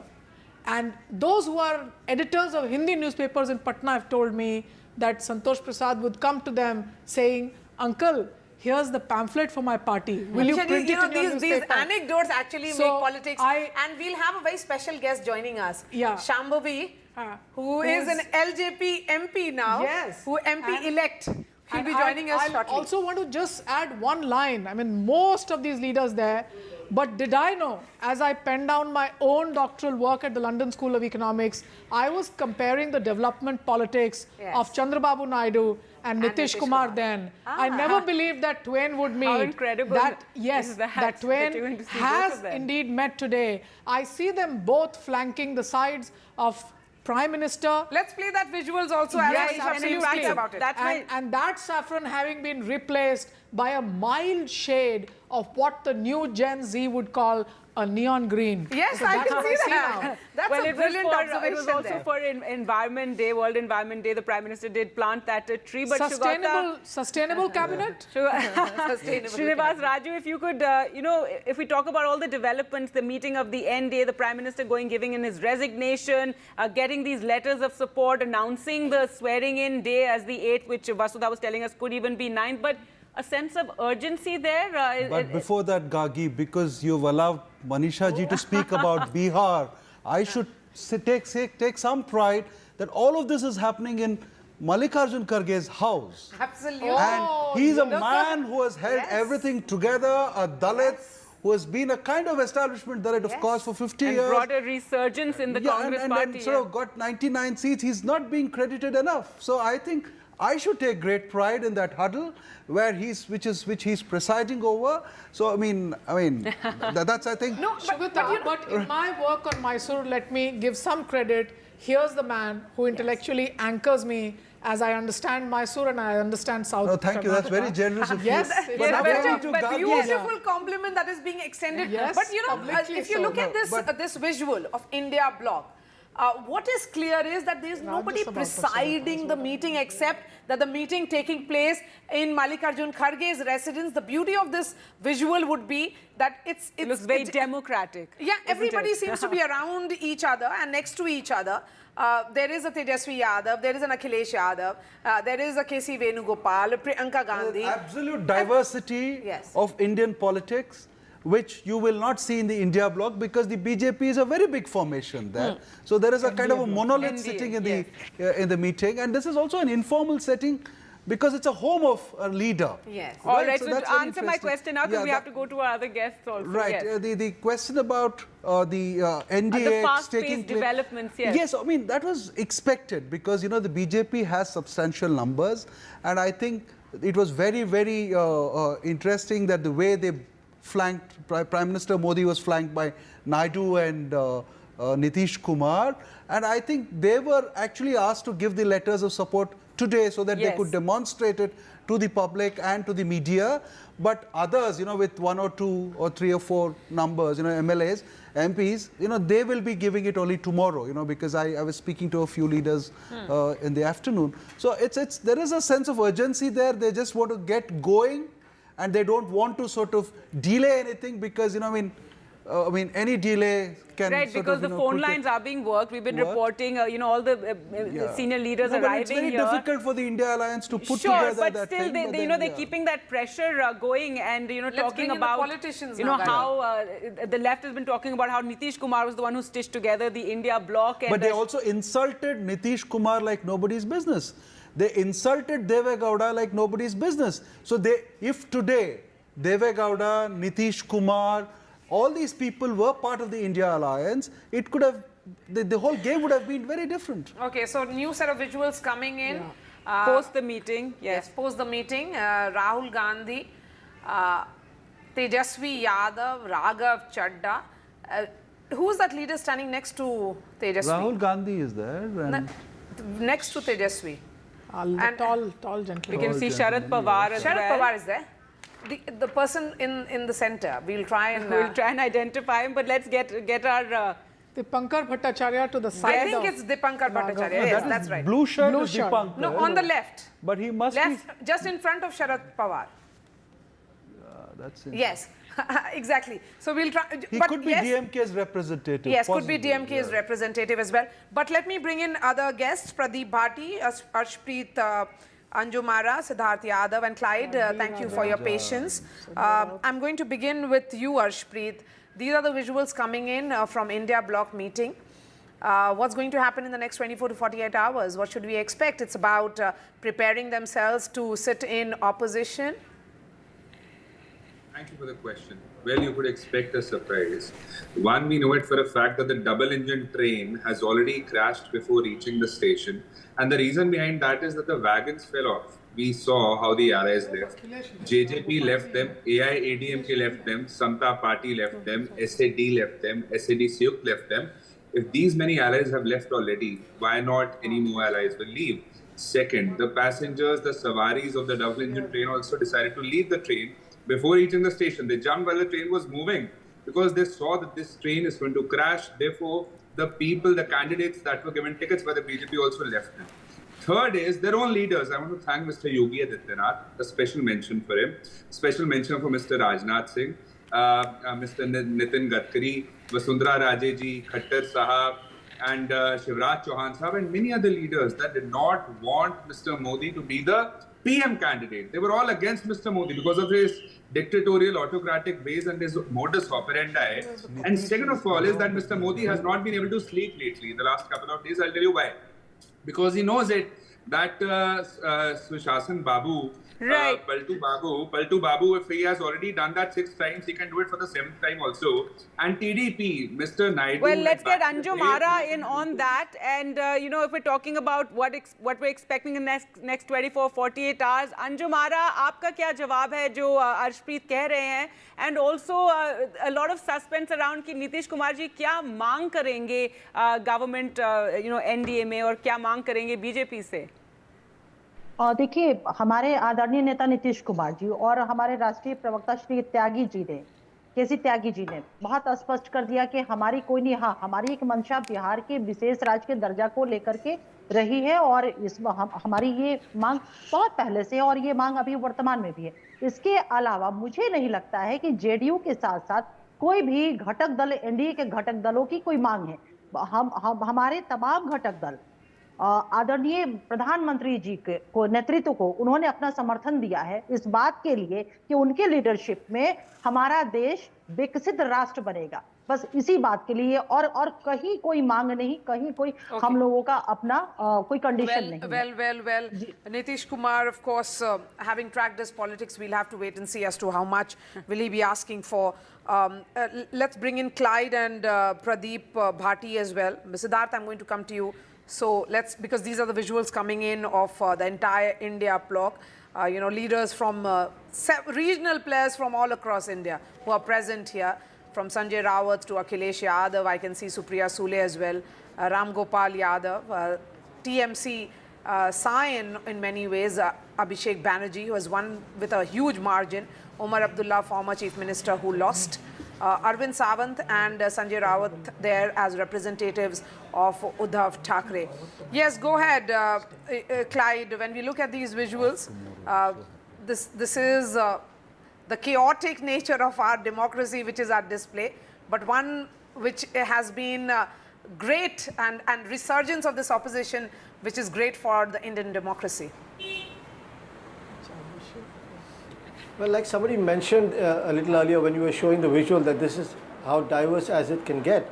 And you see we are part of a democratic country and you see people from different parties together, and it's a nice visual actually to see such a strong opposition together.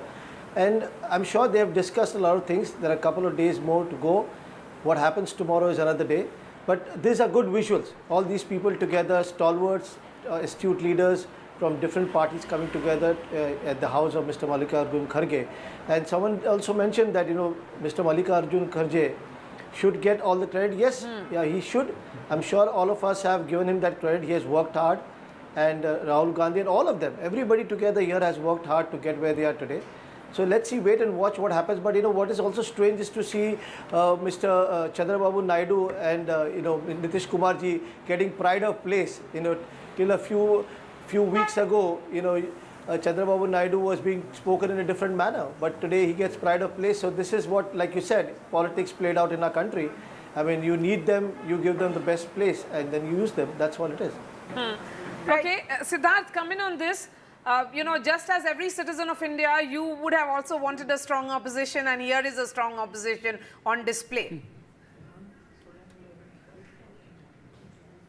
Having a great discussion today because I've heard the word democracy.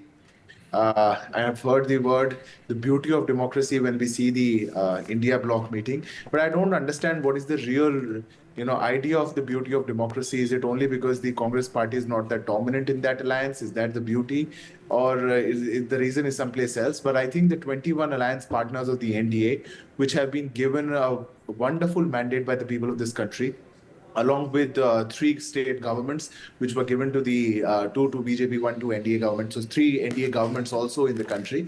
I think they have also met today. The vision is very clear. The people of this country have elected a government for the 3rd time in a consecutive row after 1962. So I think if the democracy was beautiful in 1962, it is yet beautiful again today in 2024.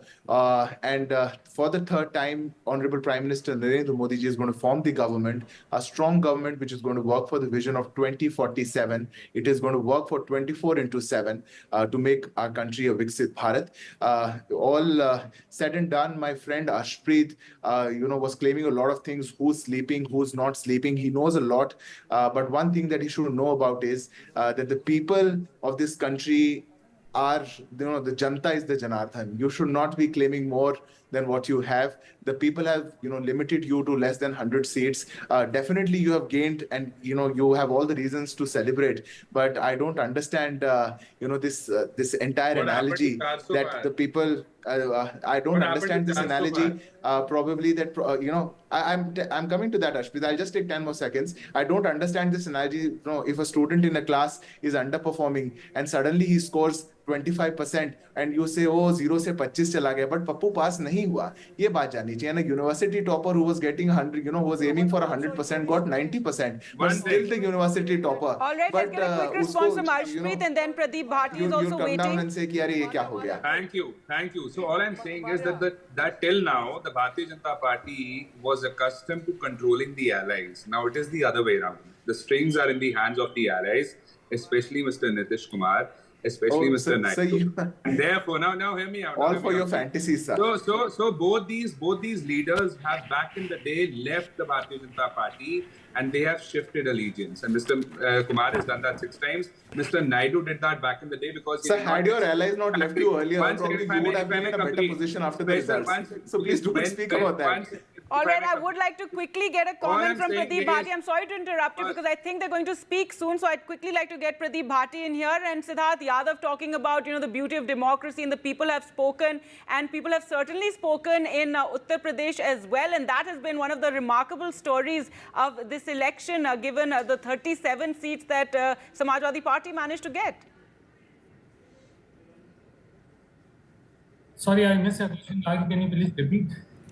Well, I was just talking about, Siddharth Yadav of the BJP was talking about how this is democracy at play, and people have spoken and given the Prime Minister Modi yet a third mandate, a third term. Your comments on that, and also how the people of Uttar Pradesh seem to have spoken in this election as well. Actually, Prime Minister Modi got the fracture mandate. That is the reason why they are looking for now talking. What Siddharth is talking about NDA or repeating NDA number of times, that what today he has repeated so many times that in last 10 years he has not repeated the NDA or word NDA from last so many days. So one of the reason why the people of the Uttar Pradesh has elected and selected us, and we are the single largest party in Uttar Pradesh and also the third largest party in India.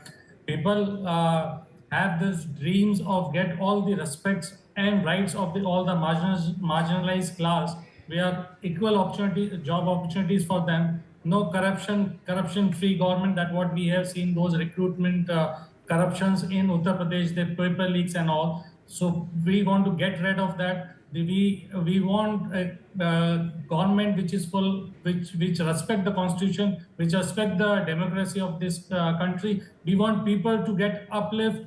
And they should not be dependent on the 80, those 80 crore people dependent on 5 kg of ration. So these are the core issues. For these issues, we as a All right, sorry to interrupt you there, but let's listen in as Mr. Kharge is speaking. जो गठबंधन के leaders हैं, उन सबको नमस्कार करता हूं और आप सभी का स्वागत करता हूं। जो हमारे गठबंधन पार्टी के नेता लोग 2 घंटे तक बैठकर आज के पॉलिटिकल सिचुएशन पे और आज की जो परिस्थिति है उस पर बहुत से सजेशन आए, चर्चा हो गई और ये निष्कर्ष आखिरी में ये निकला कि हम सब मिलके एक ही उस पर बहुत से सजेशन आए, चर्चा हो गई और ये निष्कर्ष आखिरी में ये निकला कि हम सब मिलके एक ही वॉइस में ये कहना चाहिए जो मैं आपको पढ़ के बताऊंगा। The constituents of India bloc thank the people of India for the overwhelming support received by our alliance. The people's mandate has given befitting reply to the BJP and their politics of hate, corruption, and deprivation. This is a mandate in defense of the Constitution of India and against price rise, unemployment, and crony capitalism, and also to save democracy. The India bloc will continue to fight against the fascist rule of the BJP led by Modi. We will take appropriate steps at the appropriate time to realize the people's desire not to be ruled by the BJP's government, and this is our decision, and we together definitely whatever promises we have given to the people, that we will keep it up. And just I want to tell this. Thank you very much. All right, Mr. Kharge there addressing the media after the meeting of the India bloc, saying that the India bloc thanked the people of India. The people's mandate has been given against the corruption, price rise, etc. against Modi. We will take appropriate steps at the appropriate time and ensure that all aspirations are fulfilled. So one thing is clear, Manisha Priyam, from this press conference after the meeting, that there are no thoughts of any attempt at cobbling up numbers in near future.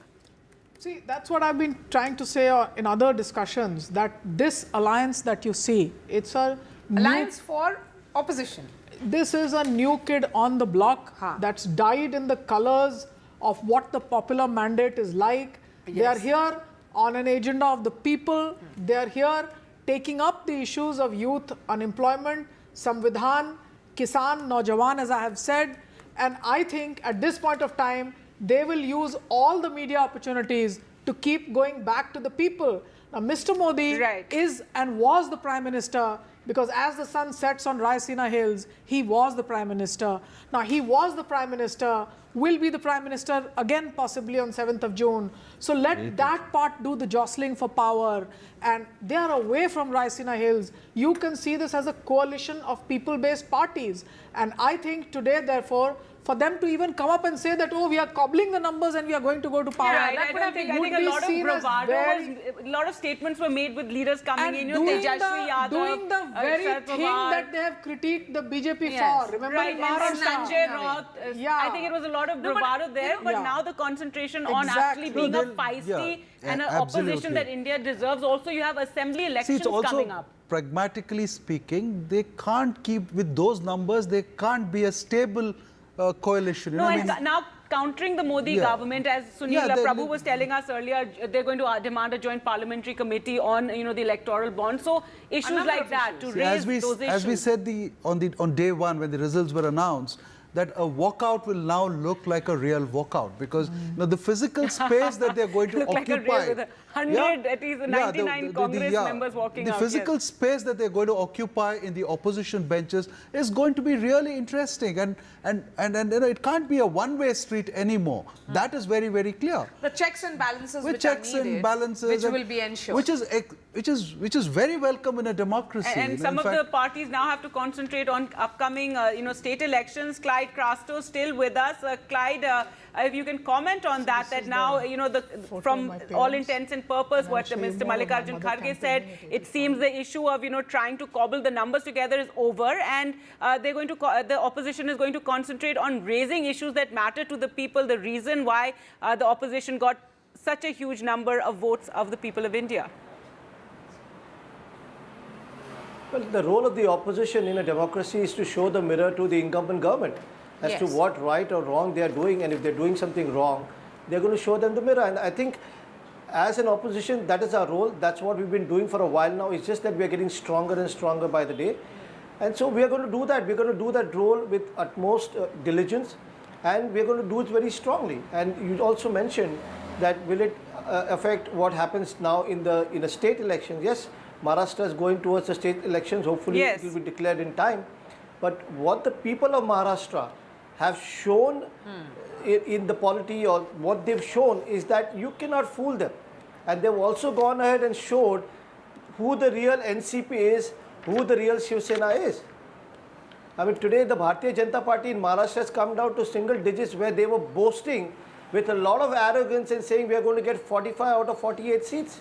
And they were like actually insulting, Siddharth, a great degree of caution taunting in which people. You will approach politics here onwards? No more jod-tod ki politics? No, I think we were already exercising all the necessary precautions, Maria. And we must never forget that in Maharashtra, we went into polls in a pre-poll alliance. Our alliance partner defied the mandate of the people and he went away. We must not forget that. So if people are voting for an alliance, if people are voting for two parties together, and one of the parties goes to the other side and forms a khichdi government, and the khichdi government comes back and tells us that we are the real people's mandate and we have been elected for the people, no, that is not correct. All right, this is so all, we must always remember that. Now, history, it's all done and dusted. Now looking forward, Maria's question being that now no more of this jod-tod, and a lot of the analysts saying now there will be a lagam, in a sense, on the government with this very, feisty and resurgent opposition. No, I think I'll not really comment about the analysts because I'll not really comment on that. I'm coming to you, Clyde, one moment. Yes, let him finish. They will not be able to do away with the constitution, if I may suggest. They will not be able to let me have my say. Let me have my say. Ashpreet, please. You can wait for 5 seconds. I'll not really comment on that. Just give a moment. Let him just finish his point, then we'll come to you. Quickly, because yes, I'll just take 20 seconds because we have already seen, on your show only I'm seeing analysts coming out and speaking that the visuals in front of in front of me right now are the visuals of parties which are representing the people. Are the NDA parties not representing the people? The people have given mandates. 21 parties together are forming a government. That is also, how are we undermining or how are we belittling the people's mandate in this country is really funny for me to understand, but I'll give it to you. No worries in that. We have all the liberty to analyze. One of the important planks of the BJP's campaign was कि खिचड़ी सरकार जो है वो अच्छी नहीं होती है, ठग बंधन भी बुलाया गया, तो अब ये बातें जो हैं अब ये दिख रहा है कि सब मनीषा जी बिल्कुल खिचड़ी सरकार अच्छी नहीं होती है, इसीलिए बीजेपी के पास टोटल पूरे एनडीए की खिचड़ी से ज्यादा है। आप राष्ट्रपति क्या बीजेपी के पास 240 है और खिचड़ी के पास 232 है। राष्ट्रपति क्या दे रही है डिनर में? Siddharth, just let me get a quick comment from Ashpreet. Khicdi is the most healthiest. Double engine is going to become central engine. You will see that very soon. They will not be able to do away with the constitution. They will not be able to do away with the reservation. They will not be able to do away with the democracy. All right, Clyde Crasto, comment from you before we have to take a quick break. Yes, Clyde Crasto. No, so I'll tell you quickly. The BJP spokesperson was talking about khichdi, and earlier he said somebody got 25 marks and you're praising. Well, Bharatiya Janata Party is like that. They are the invigilators in an exam. And the student was caught copying and they accused him of copying. But the student said, I'm writing a nice essay on you. So that the invigilator says that, okay, if the essay is on me, you're not copying. Okay, I'm giving the extra marks and you're passed. This is how it is. I think the best part is I can see Siddharth of the BJP smile. Everybody seems to be smiling. Even as we discuss khichdi on a prime time show. Thank you so much, everyone, for joining us. On the other side, Gargi and I will be back, and we have a very special guest. Right, do stay with us. We have one of the youngest members of parliament, a young woman from Bihar. Stay with us.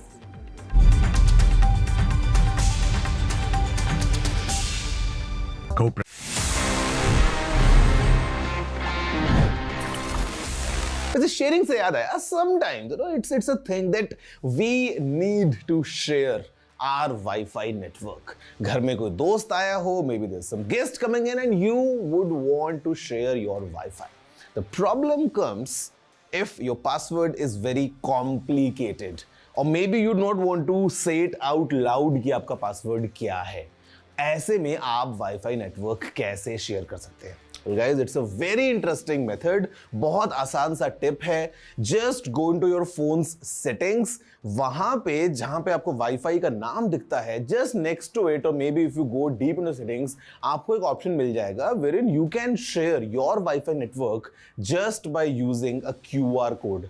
आपके phone के screen पे QR code आएगा. The friend or the guest just needs to scan that code and he can connect to your Wi-Fi network without even you telling the password 1 2 3 4 5 6 7 8 or whatever it is.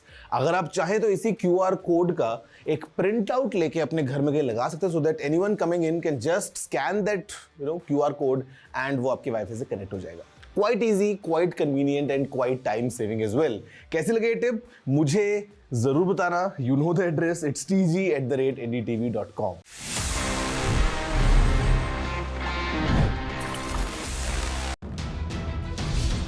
The Indian voter has given her verdict. NDA has survived. Opposition has revived. Ab ki baar coalition sarkar. What shape will the new government take? From results to the youth. All the news breaks, all the newsmakers, all the twists and turns. NDA has got that simple majority and they will be back in parliament. Stay ahead on the road to the new government, only with NDTV.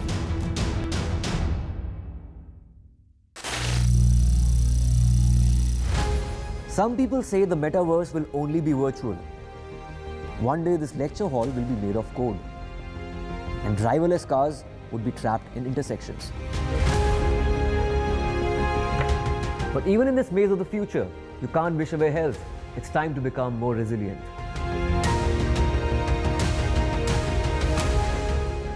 "10 years of Banega Swasth India, we have grown and achieved so many milestones.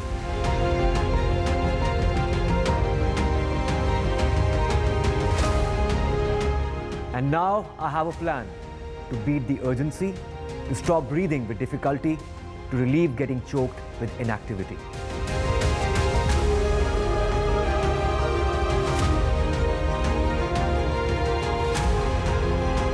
Energize our government, our environment, our society, and ourselves. Everyone, everywhere, every day.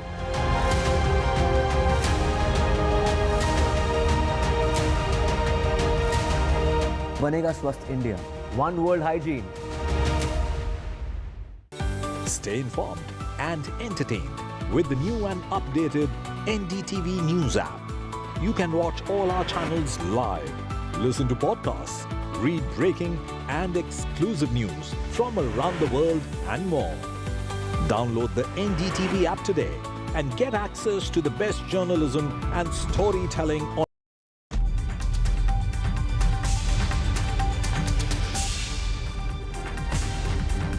Welcome back. We're now joined by a very special guest, a young woman who's going to be one of the youngest members of parliament in the 18th Lok Sabha. Shambhavi Chaudhary is just 25 years old.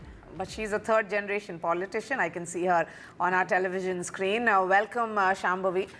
She contested on an LJP ticket and she has won. Shambhavi, congratulations.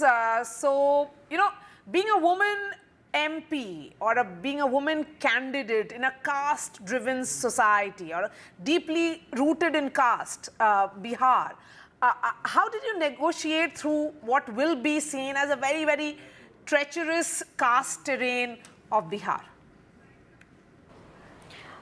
So when I went to the constituency, I did not talk of caste or I did not talk of religion. I only talked about the development and all the development that has happened in Bihar in the last decade.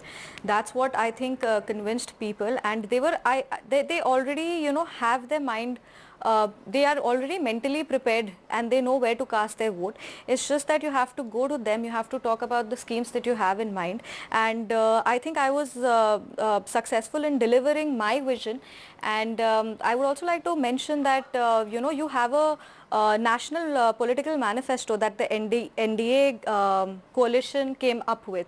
But I also had a local manifesto that was only strictly related to my constituency, and we worked on that. We went to every house, we talked about it, be it the Nukkar Sabhas or different large gatherings. We talked of our vision, we talked of our goals. I specifically tried to meet as many people as I could. I was on the field for 16-17 hours a day, meeting people, discussing different plans, how they envision their own future, what they want for their own constituency, and I think it proved to be successful. All right, now Shambhavi, you know, it's a welcome change. You're also a third-generation politician. So what made you choose the LJP, not a very significant player, a smaller ally of the JDU and BJP? You could have chosen one of the bigger parties in the state. Why I chose Lok Jan Shakti Party basically was I am young, I am a youth, and I think I connect with youth more. I saw a comfortable and secured future in our party president Chirag Paswan, and you mentioned one thing that you know, I could have gone with Janata Dal United or Bharatiya Janata Party, but I chose Lok Jan Shakti Party because I think the future of Bihar lies in Lok Jan Shakti Party, and as you can see, it's the only party of the state that has got 100% strike rate, despite having the party's name changed. We had a different election symbol also. We had so earlier this party was contesting on a bangla. The bungalow was their election symbol, but this time when we were contesting, we had the helicopter was our election symbol, and despite having a new symbol, a new name to the party, and this was the first election that we fought after respected Ramvilas Paswan ji passed away, and despite all these consequences, we have 100% strike rate, and this party has always given 100% strike rate, be it the 2014 elections, 2019 elections, and now the 2024 elections. For 3 elections, you know, all the candidates of the party have been winning. So I think maybe you know, prior to today, there was there could have been speculations about this party not being strong, but we have, I think, worked very hard, and we have been successfully, Chirag Bhaiya has successfully been able to establish this party as a key party in Bihar politics. Okay, our last question to you, Shambhavi, even as we congratulate you for what has been an unusual feat, how did your campaign really go about? You know, like most NDA MPs, did you also seek votes in the name of Prime Minister Modi? So definitely there is a Modi factor. You can't deny it, and no candidate can deny it. And we were contesting for the Prime Minister of this country to elect a Prime Minister with a clear mandate in this country.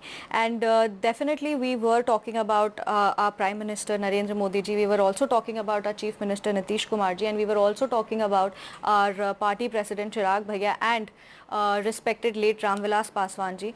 So obviously the you know, there are established leaders that have you know, a respectable face. They do have a definite vote share, but apart from all of this, I was also talking about like I said earlier, my own vision, my own goals and aspirations for my constituency, and the plan that I have in mind, and the roadmap that I have designed for the constituency.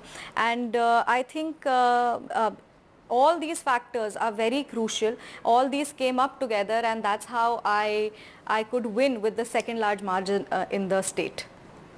All right. Well, thank you so much, Shambhavi, for speaking to us, and really all the best. Hope more young people join politics. I think we need, you know, a new way of looking at things. Thanks again for joining us on the program. And more women join politics. Definitely more women in politics as well. Well, thank you so much for watching. We're going to slip into a short break. News updates continue right here.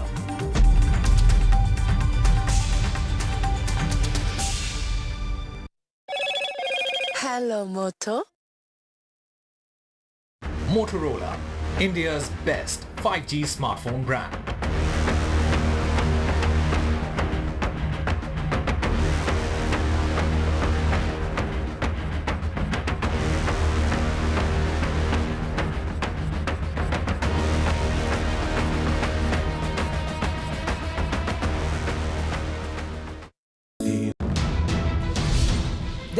Indian voter has given her verdict. NDA has survived.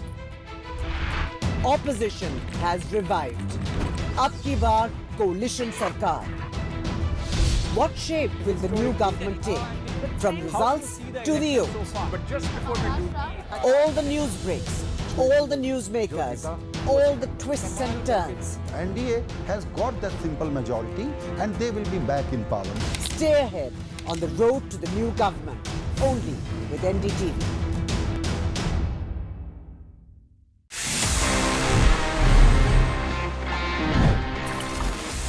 So friends, अभी time आ गया है for me to answer all the questions जो आपने पूछे थे in this segment which is Ask TG, one of my personal favorites because मजा आता है आपसे बात करने में, थोड़ा सा सवाल जवाब करने में. Let's see the questions we have for this week's episode.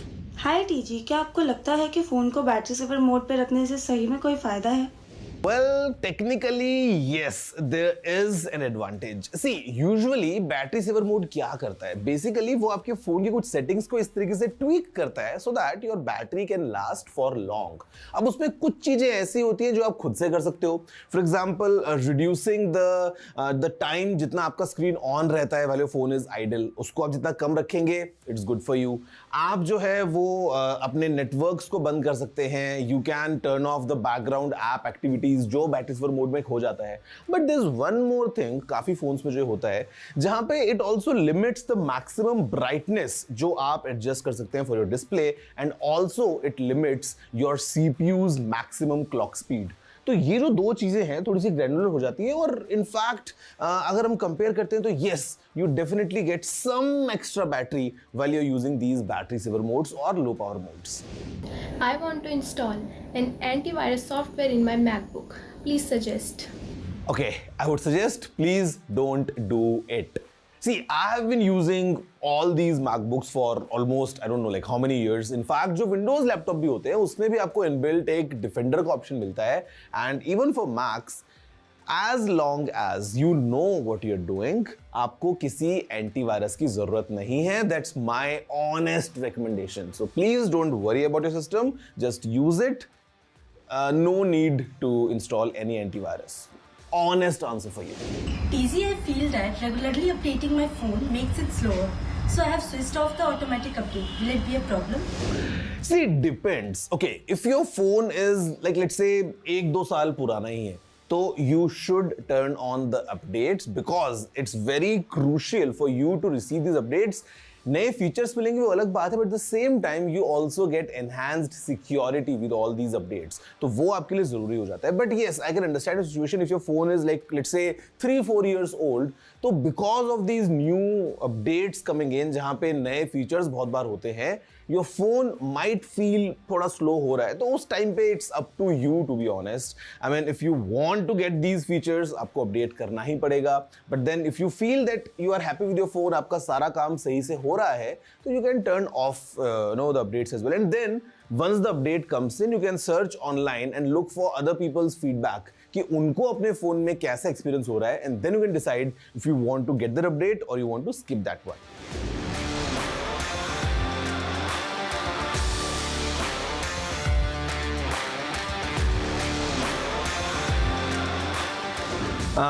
Friend आपके घर के लेआउट पे ये डिपेंड करता है because in Indian households we have different kind of geometry going on. अगर हम घर के अंदर की बात करते हैं some areas might have a different kind of flooring all together. घर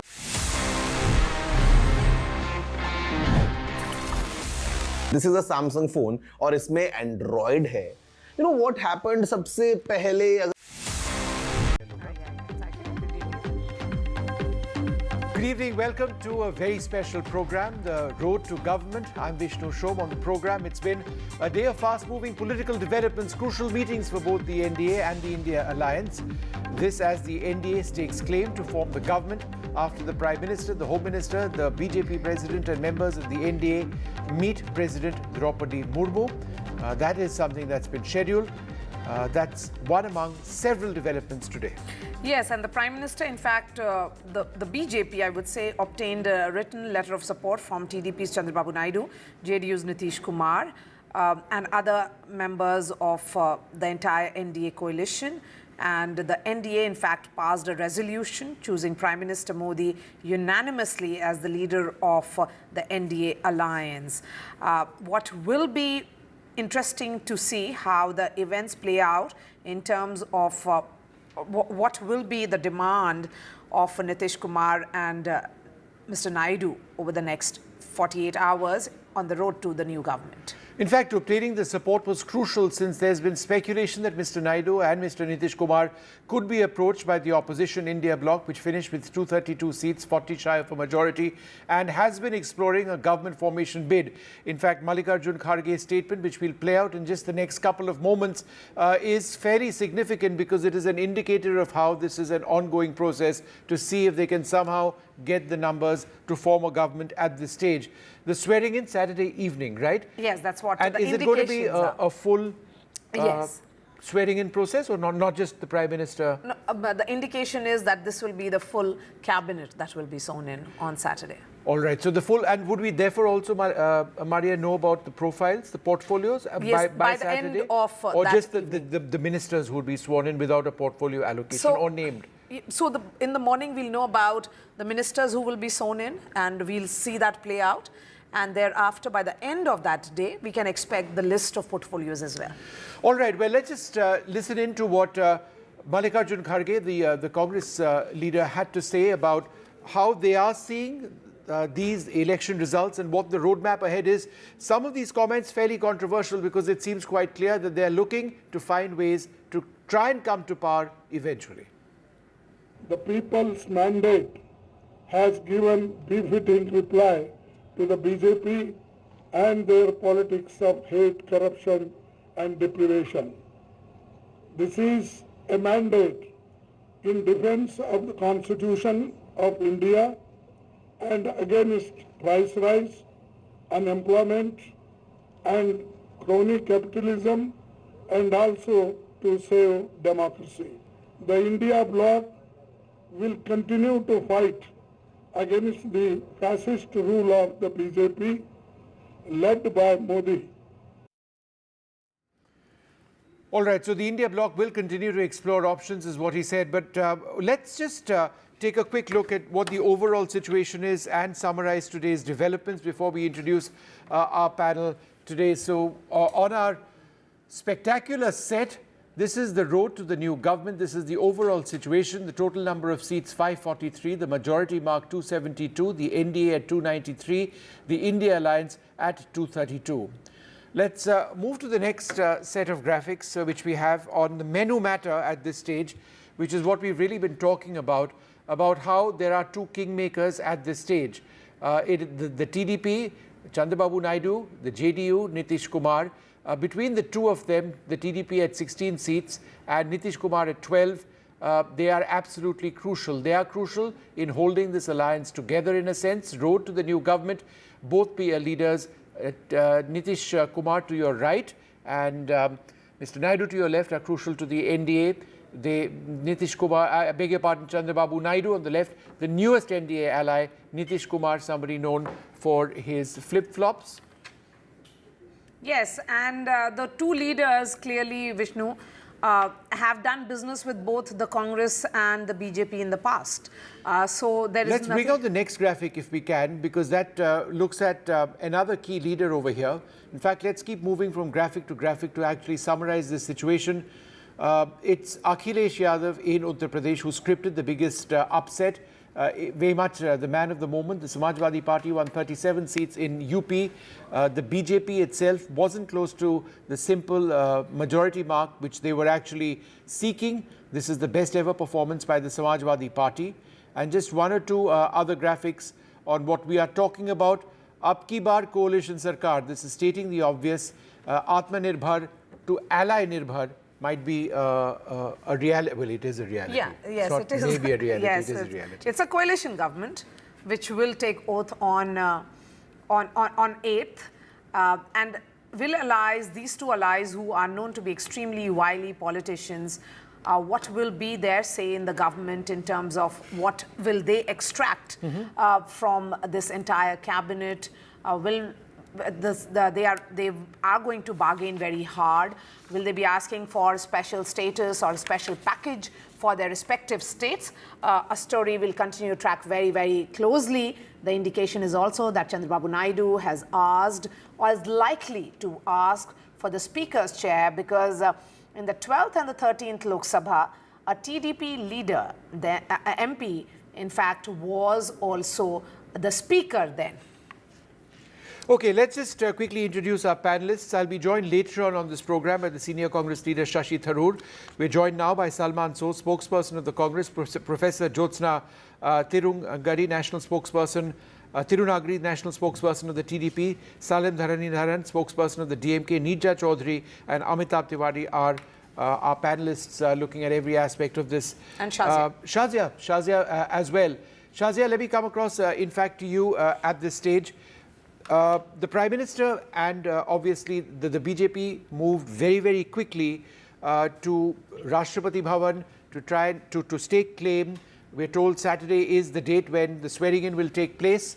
What was the pressing need for this urgency? Is it because, you know, the alliance, as it were, has been completely stitched because the signatures have come in, or is there a sense of being somewhat jittery, given that the TDP and the JDU are so crucial? You know, the air is fraught with speculation and all kinds of rumors keep flying in thick and fast. But had BJP taken more time, they would have been accused of being tardy. And that tardiness would have been attributed to something else. So I don't think there's any pressing need. I think, yes, there is need to have a government in place, which we'll have very soon. There is no ambiguity in any way. There's complete clarity in terms of numbers, where our alliance goes, where our party goes. And there are very specific announcements made by our two allies as to where they stand. In fact, it's in all good cheer. So somewhere, somehow, there is no concession being made by NDA Alliance, which they should have done. I mean, that is a basic grace of democracy, that when you don't form the government, when you lose, you say congratulations and all the best. But okay, that is not happening. So there is already some kind of, so just for some mischievous reasons. No, Maria, let me finish, because, you know, I represent BJP and I must speak on this. So all kinds of speculations. Now you've heard from everybody. You've heard from Nitish ji, you've heard from Naidu ji, you've heard from Manjhi ji. They're absolutely, it's all very amicable, very pleasant. I don't know why these dampeners have to be there. And also some of them being imaginary. So that way, everything is open to speculation, whether this will last or not, what has transpired, what is actually happening, what kind of khishtan and pulls and pressures are there.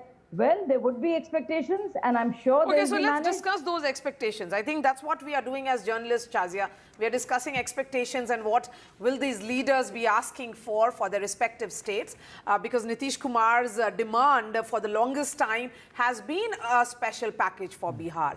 And in 2015, the BJP, then of course led by Prime Minister Modi as well, had announced 1,50,000 crore for Bihar. So, and Chandrababu Naidu walked out of alliance in 2018, demanding a special status for Andhra Pradesh. Correct. 2018 is when he left NDA. Yes. After 4 years, and because he wanted a special financial status. Yes. So all this will be raised, and it'll all be done amicably, as partners do, yes, as allies do. Sure. So I don't think that can be. And tell me something. When they decided this to be together as a pre-poll alliance with specific seat sharing, with clear mandate, with an idea as to what is a common vision.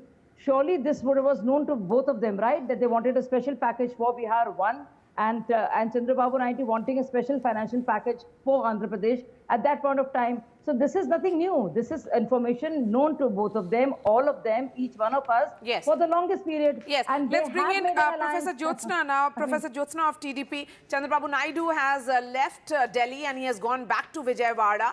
9th is when the swearing-in ceremony of Mr. Naidu is likely to take place, and before that, perhaps on 8th, is when the new cabinet of Mr. Modi will be sworn in.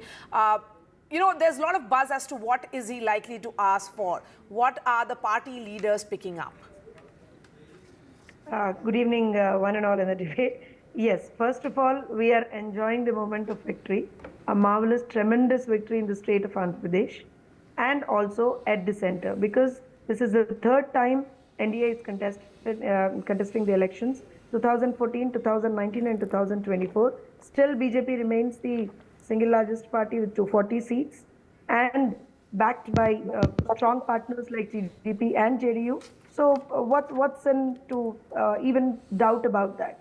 We have been a pre-poll partner. NDA has secured victory in the state of Andhra Pradesh. We are forming NDA government in the state of Andhra Pradesh, and also we are forming a very strong NDA government at the center. But Professor Tirunagari, I suppose one of the reasons why questions are being asked is because, let's face it, the equation between Chandrababu Naidu and the BJP has been acrimonious. He's not had the nicest things to say about Prime Minister Modi in the past. In fact, in interviews which he has given, he's been extremely critical of the Prime Minister. He's been critical about the policies in the past of the BJP. He's spoken about all sorts of things, the agencies, misuse of agencies, changing institutions, etc., etc. Hence, there is genuine questions on how he is now seen to be a stable and reliable partner of the BJP. It's a fair question. I completely understand that. Here, in 2014, we were a part of NDA. In 2018, after 4 years of NDA government in the state of Andhra Pradesh and also center, we differed with them on some issues, whether it was the special status issue or special package issue or any other, some of the other issues, not any other, but some of the other issues.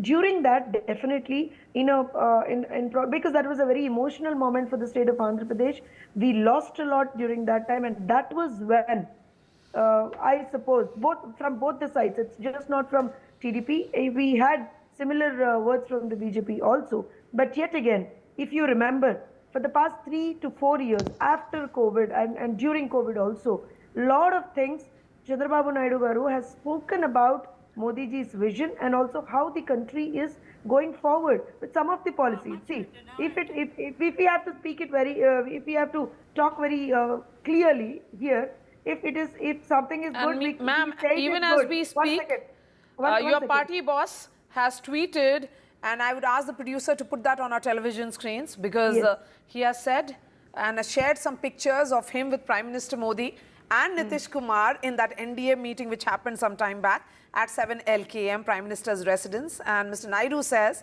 honoring the mandate given by the people of our country, all NDA partners unanimously endorsed Shri Narendra Modi ji as our coalition leader at a meeting held in Delhi today. Under his able leadership, we shall all strive to ensure that our country continues to prosper and emerge as a global leader. So enough indication, Salman Source, that Mr. Naidu is very much part of the NDA. We have said it earlier, and also we have said it now. Yes. Let me just bring in Salman over there. Salman, I mean, just further adding a little bit to Maria's question. When Mr. Mallikarjun Kharge says that the India Alliance will take appropriate steps at the right time, I mean, it sort of indirectly suggests that you'll make efforts to try and bring down this government by bringing across potential allies. Is that A, a correct interpretation? And B, since we are all Indians and we all want stability of our country, is that something that is a message that really needs to be said, that that's what you're trying to do?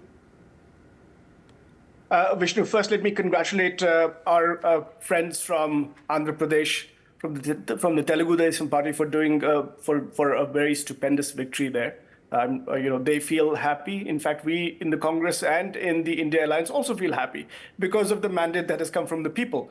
And contrary to what people seem to suggest through facile kind of straight line kind of analysis, this mandate is not for Prime Minister Modi. I differ with that. But what Kharge has said, Vishnu, I'll be very clear. Who are we to bring down the Prime Minister and the BJP? The people of the country have done that. So we have not done it. We had nobody to bring, it's not us, it's the people of the country. But what is will take appropriate steps at the right time? These were his words. What does that mean? It just means that we have to struggle for Indian democracy. It means that we have to struggle for the people's issues. And we will do that at every forum, at every opportunity. And that is our right under the Constitution, because we are currently in the opposition. But let me explain to you, if you give me just 30 seconds, why this is not a mandate for Prime Minister Modi and the BJP. In fact, this 2024 is a bigger defeat for the BJP than the 2004 election defeat. And the reason is very simple. The Prime Minister at that time, Prime Minister Vajpayee, was not the kind of Prime Minister we have now. He was a Democrat. This person is a dictator. Prime Minister Modi, with all the money, all the media, all the public institutions which he has used blatantly for political purposes, the arrest of 2 sitting chief ministers, no less. These are the kinds of things, the electoral bonds, you name it. The ED, but Salman, I'm not interrupting you to... I'm just saying, just but let me the election campaign is over, Salman. I mean, these were things, it's a done deal now. No, the struggle is not over. Just give me 10 seconds. If the Prime Minister really had this tremendous mandate, then why is it that after 5 years since 2019, his own seat of Varanasi, he barely won that. He barely won that seat. His margin came from 4 lakh plus to 1,50,000. Okay, Salman, hold on. You made lots of points. It's only fair that Shazia has the right to and my only suggestion, my only submission, Salman, this isn't at all to sort of, take down what you're saying, is that, the election campaign is done. I find Mr. Kharge's statement, we will take appropriate steps at the right time, indicative of what may come. So I don't understand no, it's not. why Vishnu, you bring up things which we could have brought up a few days back. I don't understand why but that is not so cantankerous. Shazia, let me just finish. Salman, I don't understand why you're so angry. Why are you being so cantankerous? Jairam Ramesh has still not told us as to who are those 150 DMs who Home Minister was calling. We're still waiting for those answers. Shazia, listen to me. Shazia, if you're happy, I'm happy for you. But the fact of the matter is the people don't want you. Okay, Salman, fair enough. Let her now reply. Not happy. Salman, you made your point, Salman. Let her now reply. It's only fair that, and I won't... Salman? We won't do anything to you. Don't worry. We're not that scary. Salman, I am very happy to know that you're happy for me.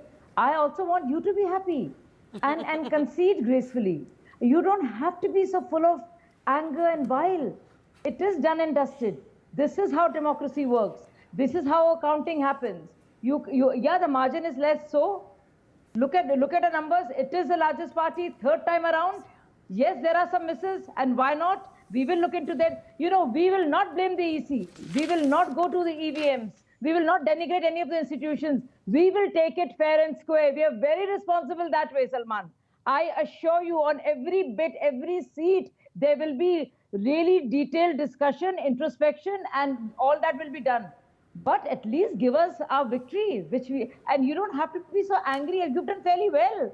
Congratulate yourself, and I want to congratulate you for having done far better. All right, so that is the most non-acrimonious exchange that we've seen between the BJP and the Congress, it seems, in all time. And this is, it's a wonderful, wonderful way. No more. Now I'm enjoying the moment, Salman, so I'm not going to get you people to fight. Yes, but, let's bring in Salim Dharan, and I'll come across to my other panelists. I'm just trying to understand, Mr. Dharan, as far as the steps ahead are concerned in terms of the alliance itself. What do you see as the road ahead? And do you role of India bloc. Exactly, the role in Parliament. You have a larger presence in Parliament at this stage. Yes. Will it be used constructively, or are we going to see this acrimonious fighting, disruptions, or constant efforts at trying to bring down the government? Hi, firstly, thank you for having me in the show. See, as our leader has time and again reiterated, the idea for the India bloc was to save India from the fascist, to protect the constitution of India, right? To protect ethos of India, and that is what we will strive. Under Prime Minister Modi, the idea of India has been lost, and even if you look over the past 5 years, DMK always raised pertinent points. We were against CAA, we were against NRC, we were against all activities that were against democracy as well as against federalism. No one expected us to do this well. And in fact, if the institutions had been non-partisan, BJP's numbers, NDA's numbers would have gone down to less than 200 and BJP's number to less than 140. We know how the election commissioners were elected. We know about the freezing of the Congress's funding. We know the chief ministers were arrested, how our politicians were harassed by ED, how ED, CBI, income tax have started becoming as the wings of the BJP party.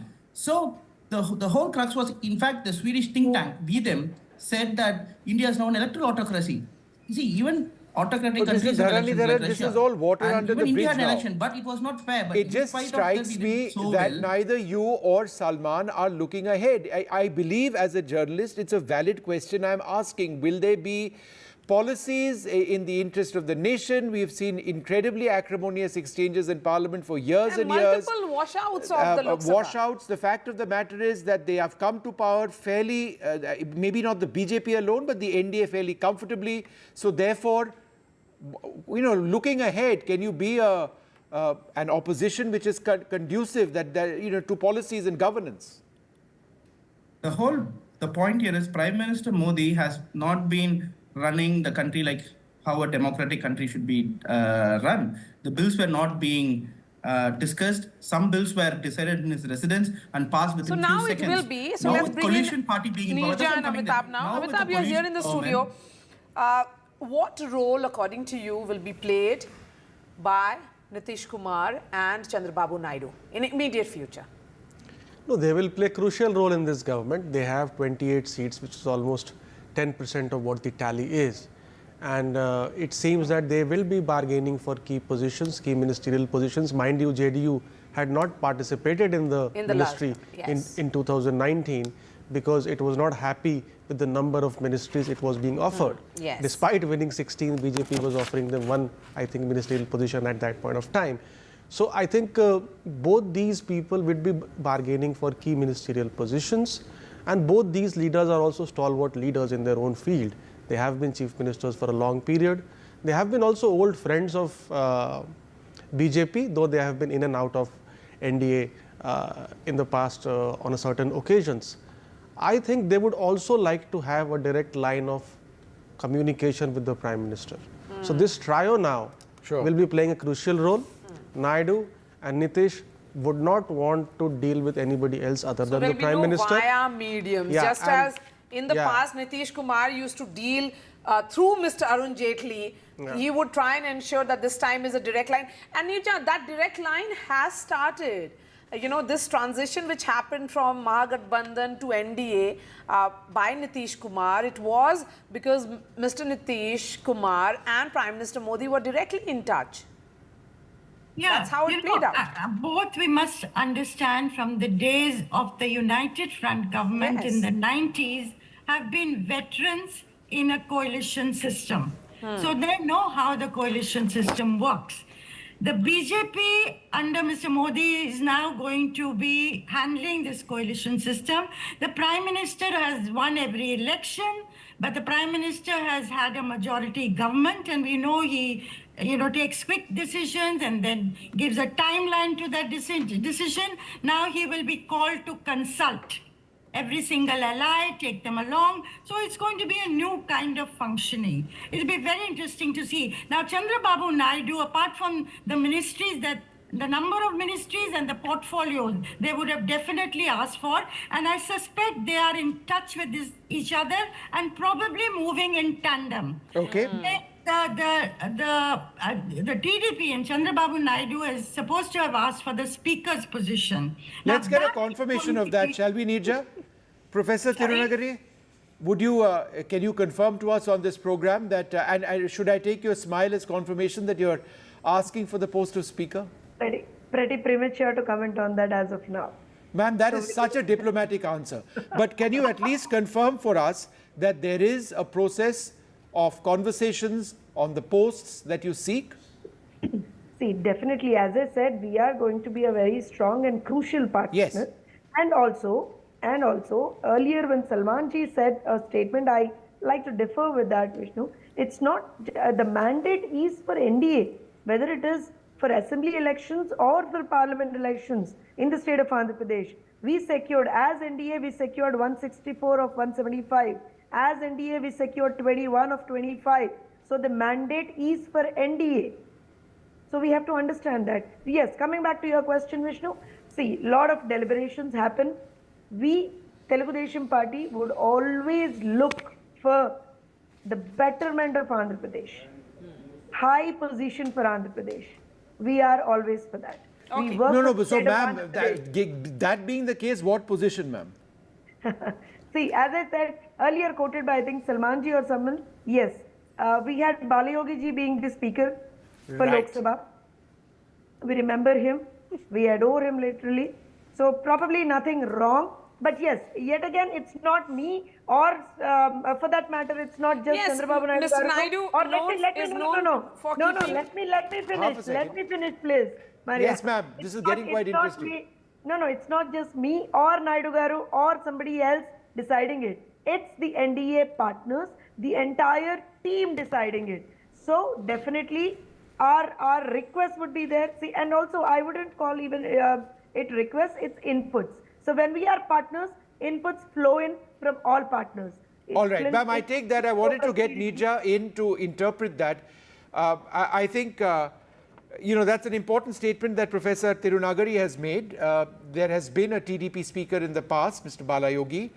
She remembers his name at this stage and his role on a primetime program In the 12th and the 13th to a Lok specific Sabha. question on what the requests or the so-called quote-unquote inputs, to use her language, of the TDP might actually be. How do you see this possibility of a potential TDP speaker, obviously if the NDA agrees? Look, I think this position is very critical in a coalition government. And, the speaker, as we know, will decide when the House is called, when the House is adjourned sine die, with our people disqualified, our members suspended, our bills rammed through, or is there adequate discussion? And there would be fear, maybe, I don't know, you're starting off on a new note and possibly one shouldn't even talk about it, but I will say it nevertheless, that there would be fear if the BJP tries to break other parties, to cobble together a majority. After all, Narasimha Rao in the past did that. He was short of a majority when he was in power from 91 to 96, and he broke other parties to cobble together a majority. So it'd be very attractive a proposition for the BJP to try and do that if it can. Then the speaker's role becomes very critical. Very, very critical. So I think the past, just allies help us will recall, also be safeguarding their interests. Whenever we have had coalition governments, but the coalition government of that has a partner at a position of great strength. I mean, BJP is sitting at 240. Why will they agree to give the speaker's chair? Well, that is the hard bargaining. I don't know what kind of bargaining, what are the nuts and bolts. We know that, K.C. Tyagi of the Janata Dal U has said, the ministership should be proportionate to the numbers they have. Sure. So, one minister to three MPs. That may take the total tally, around 17, 18 ministers of the allies, which is another interesting scenario. Have they asked for one of the top 4 positions? Will the BJP give it to them? Problem, This thing that Mallikarjun Kharge has said, at an appropriate time we will move, in a sense, it's the creation of this suspense goes to strengthen the position of Nitish Kumar and Chandrababu Naidu, because there's the possibility, however remote it may seem, it's a long, long shot at the moment, that an alternative government can be formed in the future and they would have a place to come to if things don't work out that well here. So what I'm saying is the BJP will have to contend with, this hard bargaining, which is part of democratic function. All right, Shazia wants to come in on that. Nirja, half a second, and then Amitabh. Yeah, Shazia? Yes, and Nirja ji, if this is a game that is being played to be used as leverage, and to keep the suspense on, so to speak, don't you think that is also some kind of disrespect for the numbers that have been out there? as BJP being the single largest party and the alliance being the alliance that has won. So by keeping the suspense going and not conceding and actually saying, oh, we still are willing to throw in the gauntlet as and when we please, it is also a sort of a disrespect for democracy, for what our democracy stands for, and for the principles of democratic behavior.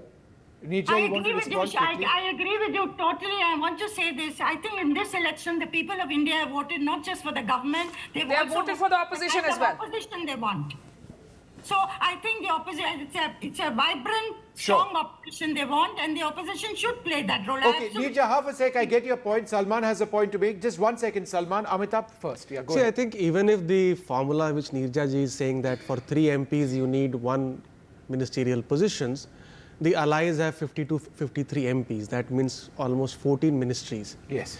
Now 15% of Lok Sabha strength is the ministerial strength. So I don't think the number is a problem. It's about the quality of the portfolio. Yes. That is going to be the key question. Whether the top 4 portfolios, whether the BJP is willing to consider to give even 1 or 2 of these to JDU or Naidu's party. That's the key, the top 4 positions. Salman, you know, the key point over here is that letters of support have been obtained from both the TDP and the JDU before, you know, approaching the president, which is expected to take place that meeting. That being the case, are we over here on this program speculating for the sake of speculation? Are we looking for something you know, which might result in some sort of uncertainty when in fact that's not the case? The fact is they have the signatures. That was done today. You know, they have the signatures. They've done that. I'm not really going to get into that. The Congress party will continue to struggle for the people of this country, for our constitution, for jobs for young people, for trying to make the lives of our people better. That is going to be our goal going forward. And we will do that. You know, what Kharge said is basically in line with all that. Now, as far as Shazia's point of showing respect for the people's mandate is concerned, showing respect for democracy, I would suggest to Shazia and to the BJP that when you suspend 150 MPs from the parliament, when you arrest 2 chief ministers, sitting chief ministers, when you try to you in fact disqualify the senior most leader of the Congress party, the main opposition party, when you take away our funding, when you put all of these investigative agencies after our leader, after opposition leaders, that is not respect. All right, Shazia wants to reply. Please let me finish. Please let me finish. I did not interrupt you. Shazia, I did not interrupt you. Please let me finish. All right, one sec, both of you, 1 sec. Salman. One final point. Salman, just 20 seconds more so that I can give an equal amount of time for Shazia. Quick suggestion to the... Salman, you're still doing it.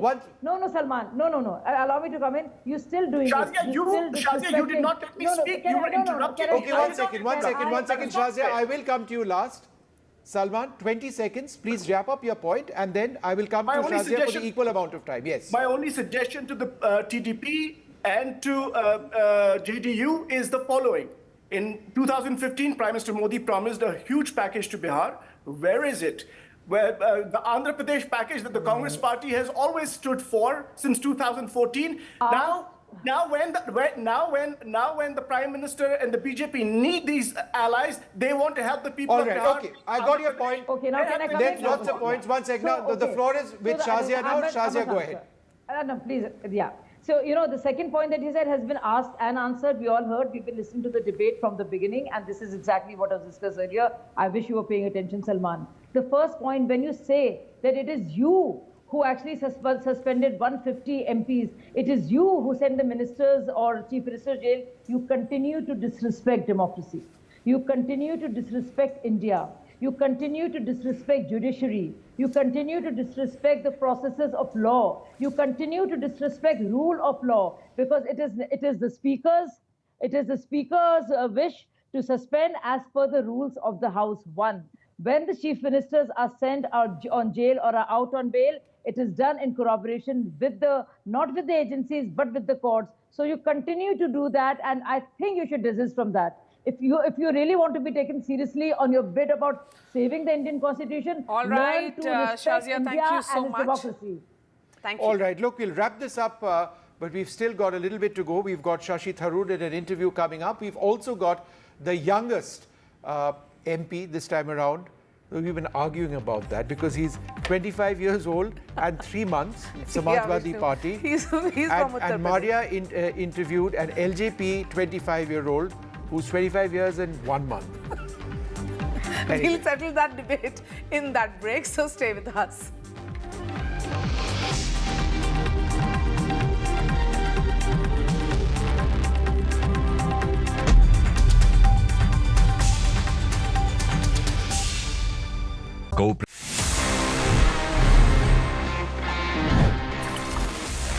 Sharing से याद आया, sometimes it's a thing that we need to share our Wi-Fi network. घर में कोई दोस्त आया हो, maybe there's some guest coming in and you would want to share your Wi-Fi.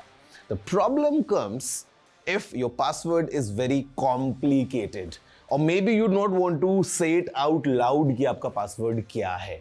ऐसे में आप Wi-Fi network कैसे share कर सकते हैं? Well guys, it's a very interesting method. बहुत आसान सा टिप है. Just go into your phone's settings. वहां पे जहां पे आपको Wi-Fi का नाम दिखता है, just next to it, or maybe if you go deep into settings, आपको एक option मिल जाएगा wherein you can share your Wi-Fi network just by using a QR code.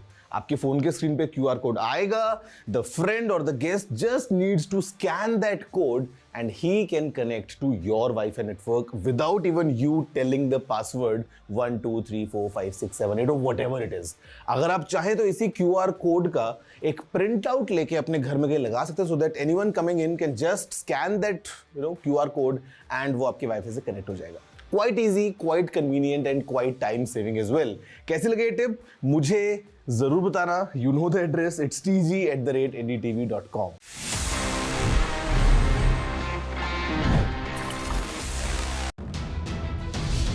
The Indian voter has given her verdict.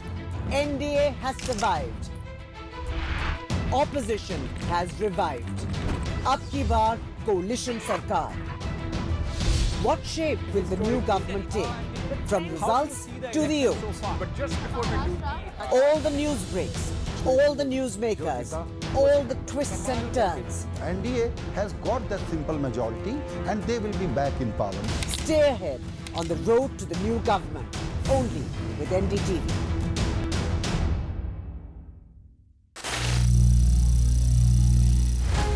Some people say the metaverse will only be virtual. One day this lecture hall will be made of code, and driverless cars would be trapped in intersections. But even in this maze of the future, you can't wish away health. It's time to become more resilient.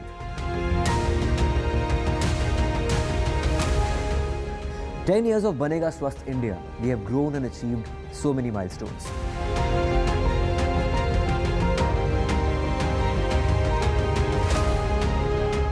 And now I have a plan to beat the urgency, to stop breathing with difficulty, to relieve getting choked with inactivity.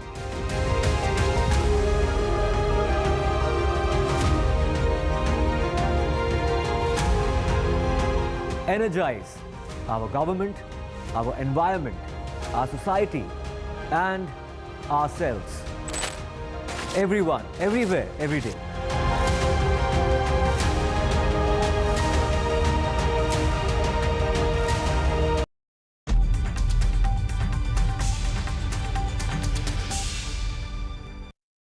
We're joined now by a very important leader, Shashi Tharoor. Thanks very much, Shashi, for being with us. Congratulations. You've had a difficult election campaign in Thiruvananthapuram, but you won, and so congratulations for that. Thank you. There is intense speculation, as you might expect now, given that the performance of the BJP hasn't quite been what they would have expected. Nitish Kumar and Chandrababu Naidu, obviously, there is conversations on whether the India Alliance can actually reach out to them. Is that something at all realistic? Well, actually, even as we're speaking now, the India Alliance is meeting at the leadership level. So I honestly don't know what the discussions are and where that's heading. But I would imagine that there is an understandable sense of flux everywhere at the moment because the BJP is so substantially short of a majority by itself that it needs reliable allies to stay with it. I'm assuming that they are in conversation with their own allies to begin with, and that other possibilities will also be examined by the parties concerned. But for now, right now, I think the two alliances are meeting within themselves, and we'll see what comes out of that process. Mr. Tharoor, the NDA is taking claim this evening itself. Some would suggest that, the timing indicates a willingness to move quickly, not wait for demands to be made by alliance members or partners, etc., etc. How do you see this move? Look, I mean, I think it's their business, and I'm not the one to comment on it. But I do believe, as somebody who is part of this wonderful sort of festival of democracy that we've just concluded, that the BJP is going to have to learn to work better with allies. I think from what we saw of the way in which they treated their allies in the first couple of terms, there was a kind of take it or leave it attitude to many of their decisions. And they got away with it because the allies knew they weren't needed there. BJP had a majority by themselves. Now the allies know very much that they're indispensable, that without allies, the BJP can't pass its budget, can't pass laws, can't stay in office. And I think that's going to change very much the tone, tenor, and modus operandi of the government. And that'll be for the good. That'll be better for our country's democracy. I've often argued that we've been underrating the value of coalition governments in our politics. And I think it'll be good for the BJP as well to learn to work with others. And I hope that'll extend to working with the opposition in Parliament as well, because we're not going to be an insubstantial opposition. We have the numbers that require them to take us very seriously. I'll talk about Parliament in a moment, but I just want to go on a little bit longer about this entire talk of alliances at this stage. The reason I focus on Chandrababu Naidu is because there has been an acrimonious relationship between him and the BJP in the past. He's tweeted about the use of agencies. He's tweeted about institutions being impacted, etc., etc. This is very much the language which the India Alliance has used in your election campaign this time. Is that why you feel that possibly Chandrababu Naidu may not be a reliable partner of the NDA? Is that your sense? That's not for me to say, but don't forget that I was in Parliament when the TDP of Mr. Naidu introduced and led the debate on a no-confidence motion against the Modi government. And they did so because of their bitter experiences as an ally. I'm sure they had to do a lot of hard thinking before agreeing to be a pre-poll ally of the BJP. And now that they've seen that the BJP needs them in ways that the BJP did not need them before when they were allies the previous time, my guess is there's going to be a little more hard bargaining within the alliance. But that's not, again, something that I can be privy to. Sure. It's happening within the NDA, Vishnu. But it will happen. I've heard some very tough language used by the TDP speakers during that no-confidence motion not so long ago. The NDA has opened its account in Kerala. You've had an extremely close election, which you won with 37.2% of the votes. Rajiv Chandrasekhar ended up with 35.5% of the votes. Do you believe that the BJP is progressively making a substantial entry into Kerala, something which was perhaps unimaginable till earlier? No, I think we certainly will have to analyze this much more closely and certainly taking local inputs into account. But one thing that's pretty clear is that Suresh Gopi, whom I've known for many years as a friend of mine, wasn't always in the BJP. He ran an overtly secular campaign. He went out of his way to appeal to minority voters in Thrissur. This is not your classic sort of BJP communal appeal that we're all used to, particularly in northern India.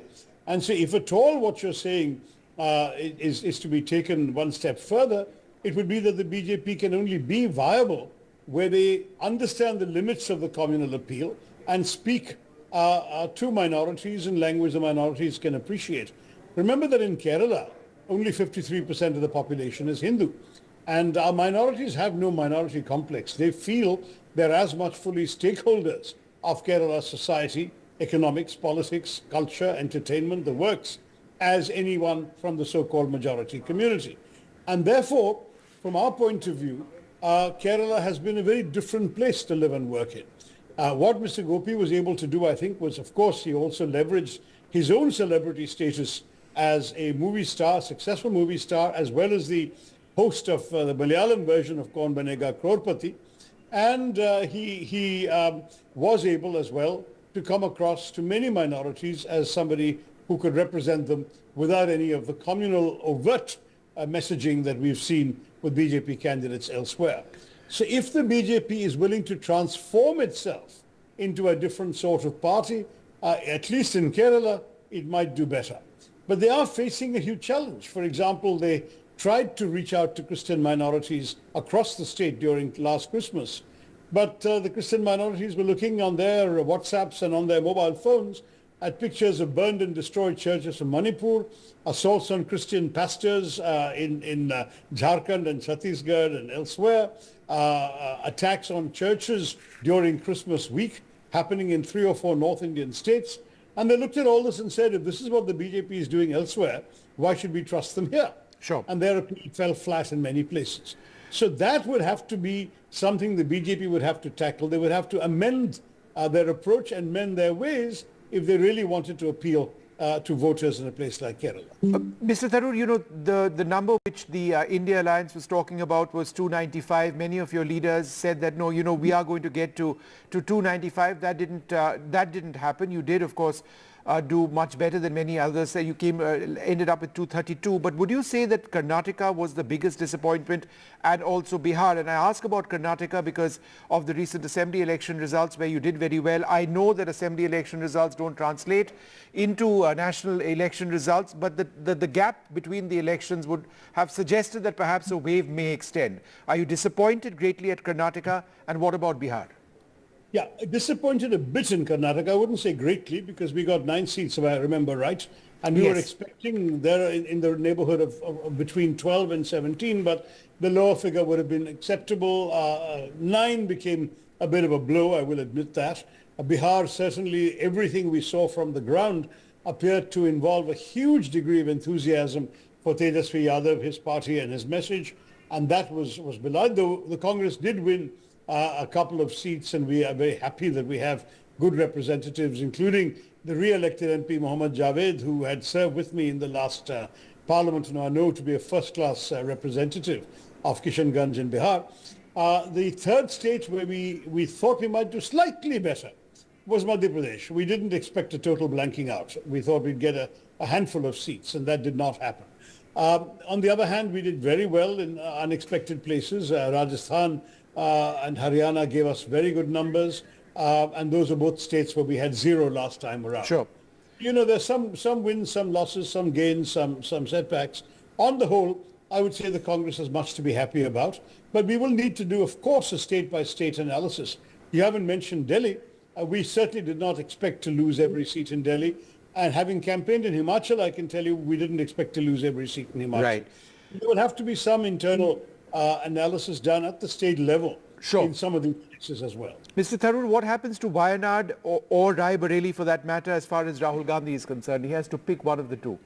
That question's above my pay grade, Vishnu. I don't make that decision. I don't think that... I am sure you have an answer to that question. I'm sure I do believe that the whatever choice is made will be the right one for the party and for the country, because both are very important signals, and both are places where Rahul Gandhi won a thumping majority of multiple lakhs. I think it's very, very good that we have signaled once again that we're back in UP with a bang, which I think has a special value, given the two things. Number one, the idea that the old slogan you remember in the 60s and 70s was that he who rules UP rules the country, and that's certainly an important fact. And the second thing is the fact that we've done so well in UP with 42 MPs from there in the opposition. Pushpendra, congratulations. Thank you very much for being with us. So as I understand it, you're about 25 years and 3 months, right? Which would make you the youngest ever parliamentarian in India, correct? That is correct. 25 years, 3 months. And your margin of victory, 103,000 against a senior BJP leader, Vinod Kumar Sonkar, a sitting MP, remarkable absolutely. Congratulations.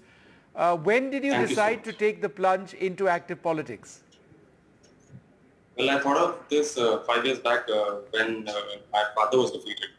He contested back in 2019, and That's when I thought that if I get to 24, I'll be 25.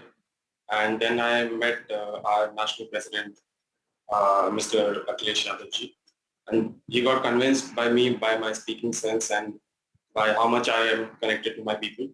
And he told that, why don't you contest instead of your father?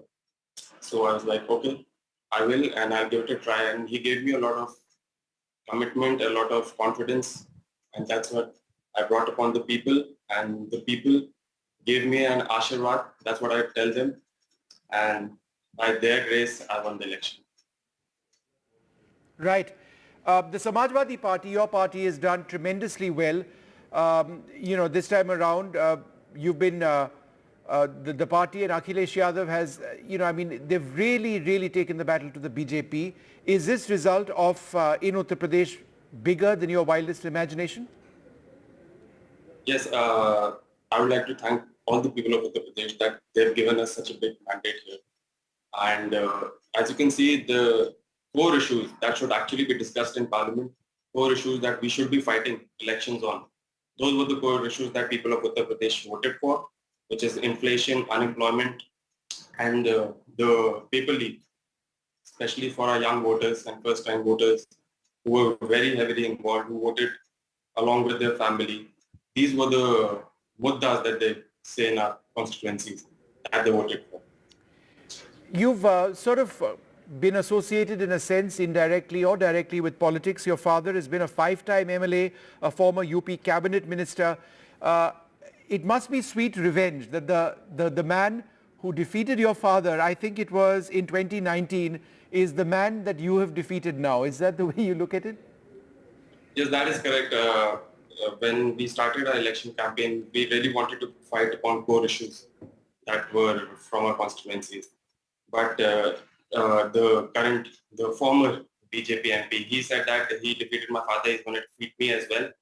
But that's what people took upon themselves, and they voted against him, and they brought upon a new face, a young face. And as you can see, Mr. Akhilesh Yadav, he gave a lot of ticket to young generation, and he wants a new vision. He wants the core issues that the election should be fought upon: inflation, unemployment, and he wants discussions in the Parliament, a productive discussion to take place so that we can work for the people. So sure. I would like to thank him as well. I would like to thank my people of my constituency and the people of Uttar Pradesh who have voted for the change. The minimum age at which you can become an MP in India is 25. You're 25 in 3 months. So you took a bit of a gamble, right, when you entered the fray, knowing that you just about qualified to be an MP should you win the elections. But were you even allowed to register in the process of contesting? Because you would have been 24 at the time the election campaign began. Yes, that is correct. That's when I began my campaign. I was 24. And to be very honest, I still haven't registered anything on my mind yet. It's just we're in an election mode. We just won yesterday. It is the same thing. The people have given me their faith and brought upon me a victory. That is a record. You set 2 records here with the biggest margin, the youngest candidate to win an election. So it's just my people who I'm going to be representing in the Parliament, and this hopefully we'll move on with our people and shine their light in the Parliament. All right, Pushpendra Saroj of the Samajwadi Party, the MP from Kaushambi in Uttar Pradesh. Congratulations and thank you very much for speaking to us. Thank you so much.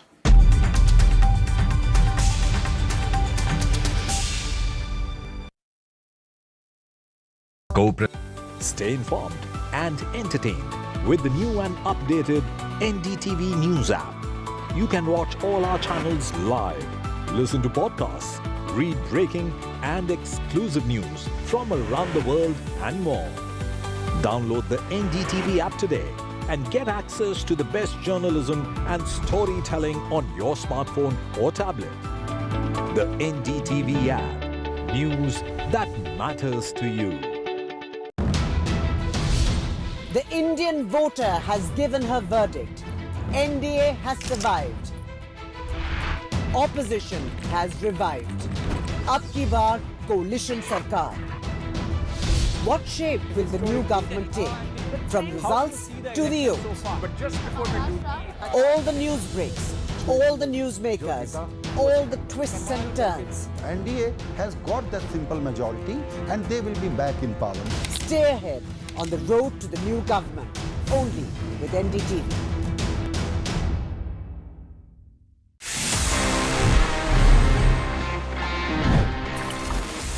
So friends, अभी time आ गया है for me to answer all the questions जो आपने पूछे थे in this segment which is Ask TG, one of my personal favorites because मजा आता है आपसे बात करने में, थोड़ा सा सवाल जवाब करने में. Let's see the questions we have for this week's episode. Hi TG, क्या आपको लगता है कि फोन को बैटरी सेवर मोड पे रखने से सही में कोई फायदा है? Well, technically, yes, there is an advantage. See, usually battery saver mode क्या करता है? Basically, वो आपके फोन की कुछ settings को इस तरीके से tweak करता है so that your battery can last for long. अब उसमें कुछ चीजें ऐसी होती हैं जो आप खुद से कर सकते हो. For example, reducing the time जितना आपका screen on रहता है while your phone is idle, उसको आप जितना कम रखेंगे, it's good for you. आप जो है वो अपने networks को बंद कर सकते हैं. You can turn off the background app activities जो बैटरी सेवर मोड में हो जाता है. But there is one more thing काफी फोन्स में जो होता है जहां पे it also limits the maximum brightness जो आप एडजस्ट कर सकते हैं for your display and also it limits your CPU's maximum clock speed. तो ये जो दो चीजें हैं थोड़ी सी ग्रैनुलर हो जाती है और इनफैक्ट अगर हम कंपेयर करते हैं तो yes you definitely get some extra battery while you are using these battery saver modes और low power modes. I want to install an antivirus software in my MacBook. Please suggest. Okay, I would suggest please don't do it. See, I have been using all these MacBooks for almost, I don't know, like how many years. In fact, जो Windows laptop भी होते हैं उसमें भी आपको inbuilt एक defender का option मिलता है. And even for Macs, as long as you know what you're doing, आपको किसी एंटीवायरस की जरूरत नहीं है. That's my honest recommendation. So please don't worry about your system. Just use it. No need to install any antivirus. Honest answer for you. TZ, I feel that regularly updating my phone makes it slower. So I have switched off the automatic update. Will it be a problem? See, it depends. Okay, if your phone is like let's say 1-2 साल पुराना ही है, तो you should turn on the updates because it's very crucial for you to receive these updates.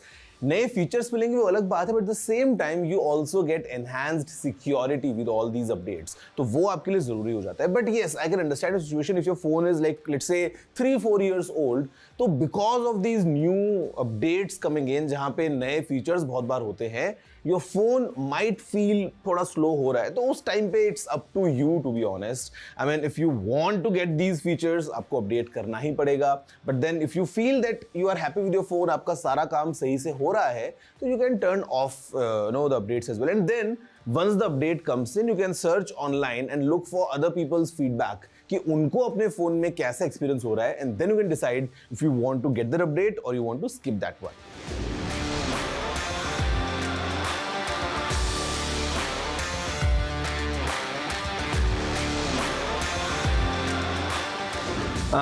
Friend आपके घर के layout पे ये depend करता है because in Indian households we have different kind of geometry going on. अगर हम घर के अंदर की बात करते हैं some areas might have a different kind of flooring all together. घर में कहीं पे कारपेट होगा, कहीं पे कारपेट नहीं होगा, कहीं पे वुडन फ्लोरिंग है, कहीं पे मार्बल लगा है, कहीं पे टाइल्स है.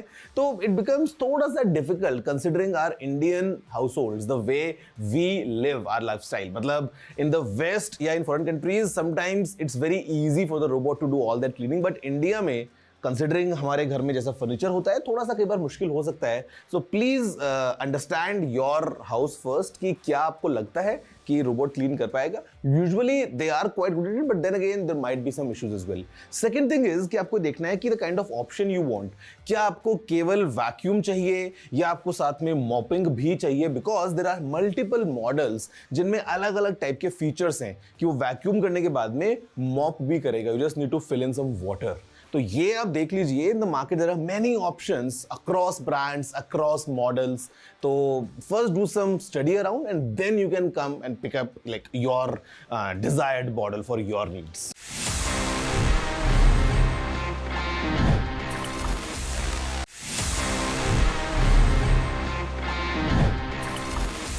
This is a Samsung phone और इसमें एंड्रॉयड है. You know what happened सबसे पहले अगर हम जाएं थोड़ा सा पीछे अगर हम रिवाइंड करें about the history of Android.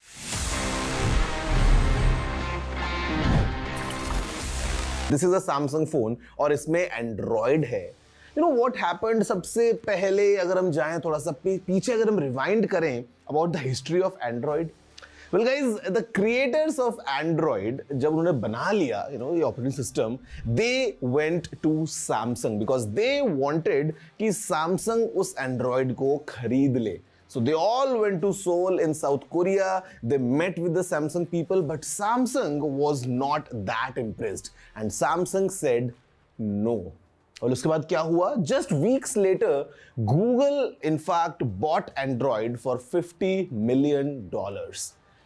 Imagine करो अगर Samsung ने उस टाइम पे Android खरीद लिया होता, would have been the case that Android would have been Samsung's own exclusive operating system.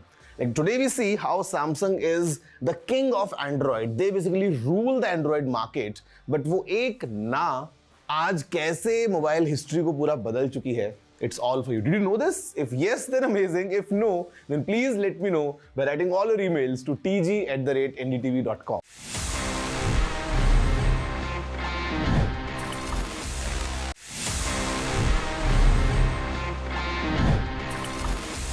Just sharing से याद आया, sometimes it's a thing that we need to share our Wi-Fi network. घर में कोई दोस्त आया हो, maybe there's some guest coming in and you would want to share your Wi-Fi. The problem comes if your password is very complicated, or maybe you not want to say it out loud कि आपका password क्या है. ऐसे में आप Wi-Fi network कैसे share कर सकते हैं? Well guys, it's a very interesting method. बहुत आसान सा टिप है. Just go into your phone's settings. वहां पे जहां पे आपको वाईफाई का नाम दिखता है, just India bloc members as well as the NDA also held this key meeting today. Well, in this meeting, Mallikarjun Kharge today said that appropriate steps are going to be taken at appropriate time. Well, he has been clearly hinting that the India bloc could be looking at other possibilities also. Now, what could that be? That remains to be seen. They do not have the numbers, we do know. And remember, the NDA, including its alliance partners TDP and JDU, have elected Modi as their leader today, and the NDA is expected to stake claim to form the next government. Well, the Prime Minister obtained support from TDP's Chandrababu Naidu and JDU's Nitish Kumar, whose 28 seats collectively are going to be crucial for the BJP-led NDA. Let's also now listen in to what Mr. Kharge today said. The people's mandate has given befitting reply to the BJP and their politics of hate, corruption and deprivation.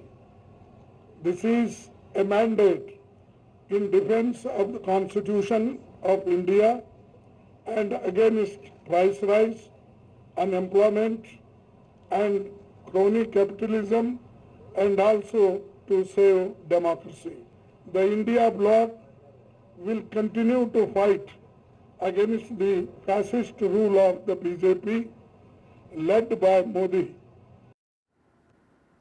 All right, we have a tweet also coming in from TDP Chief Chandrababu Naidu also. Just a while back, he's tweeted saying that honoring the mandate given by the people of our country, all NDA partners have unanimously endorsed Sri Narendra Modi ji as our coalition leader at a meeting held in Delhi today. Under his able leadership, we shall all strive to ensure that our country continues to prosper and emerge as a global leader. All right, my colleague Sunil Prabhu also now joins us live on the broadcast, getting us more on the developments that have taken place today. Well, he's been reporting from outside Mr. Kharge's residence. Well, Sunil, the NDA partners, Chandrababu Naidu, also his tweet I've just read, they've reaffirmed their support to Prime Minister Modi in that meeting that was held today. But it's a very interesting statement coming in from Mr. Kharge also. He said appropriate steps are going to be taken at appropriate time. How do we see this? Well, you have to see it in the light of the way of how Chandrababu Naidu and Nitish Kumar actually really walk the talk. That's, I think, the most important and most critical aspect that we have to keep in mind at the stage. Really much depends on how both Nitish Kumar and Mr. Chandrababu Naidu, they will want their pound of flesh, they will want that special status, they will want their manifesto to be implemented. We are in now coalition era, and it's definitely something that Prime Minister Narendra Modi and his colleagues in the BJP will have to work and see how they can be able to implement those demands that are made by Mr. Chandrababu Naidu as well as Mr. Nitish Kumar, because on... Okay. All right, there's some connectivity issue there. Sunil, I'll come back to you in just a bit. Well, that is the latest we are picking at this point in time. Well, the opposition leaders have met today.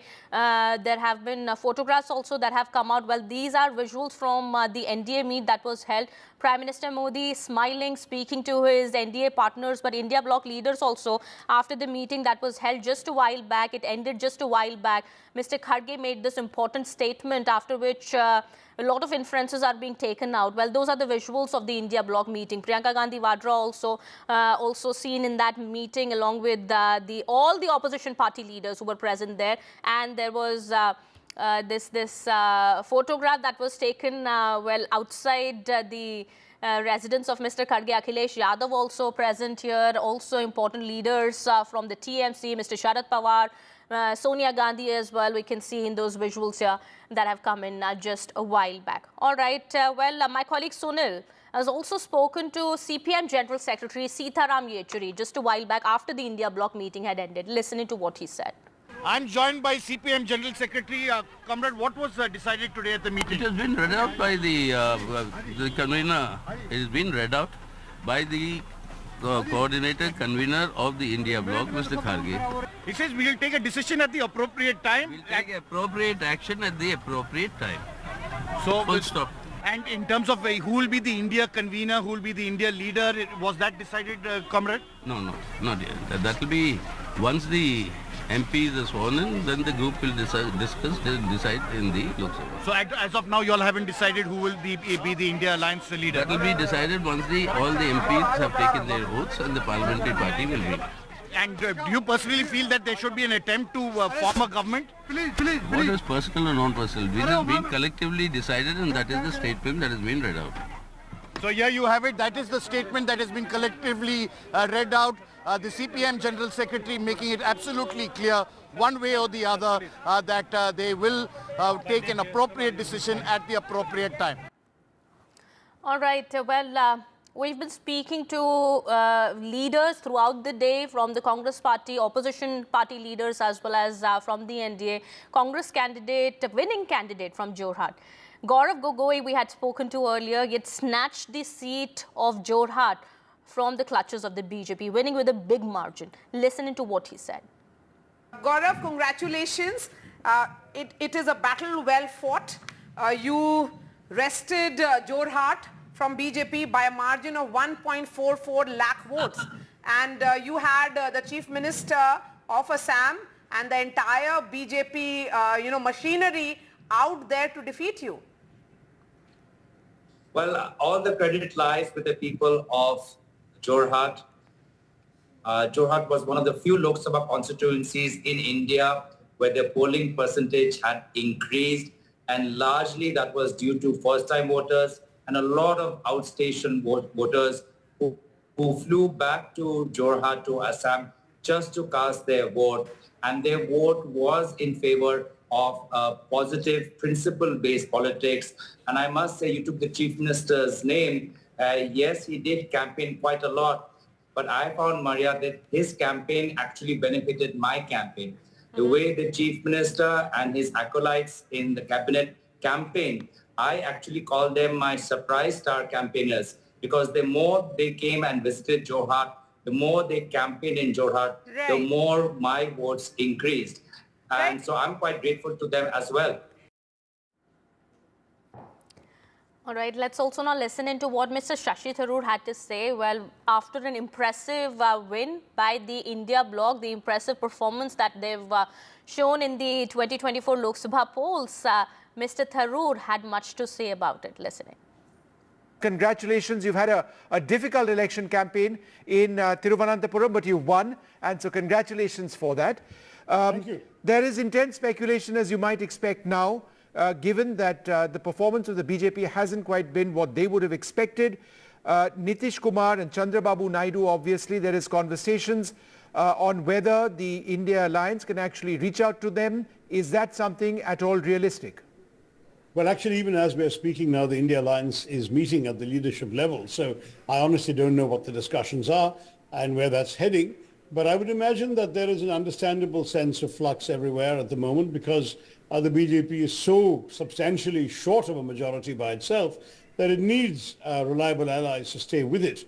I'm assuming that they are in conversation with their own allies to begin with, and that other possibilities will also be examined by the parties concerned. But for now, right now, I think the two alliances are meeting within themselves, and we'll see what comes out of that process.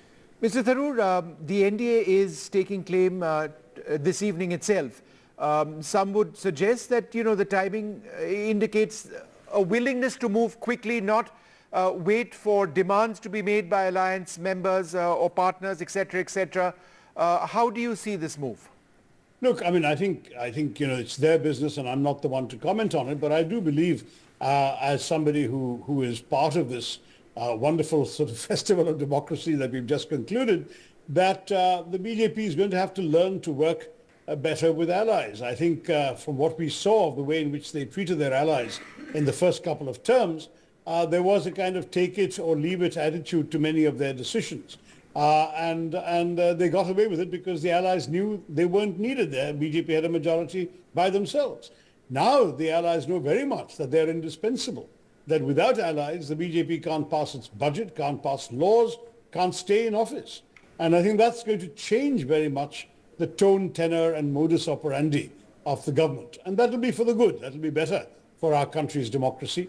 I've often argued that we've been underrating the value of coalition governments in our politics. And I think it'll be good for the BJP as well to learn to work with others. And I hope that will extend to working with the opposition in Parliament as well, because we are not going to be an insubstantial opposition. We have the numbers that require them to take us very seriously.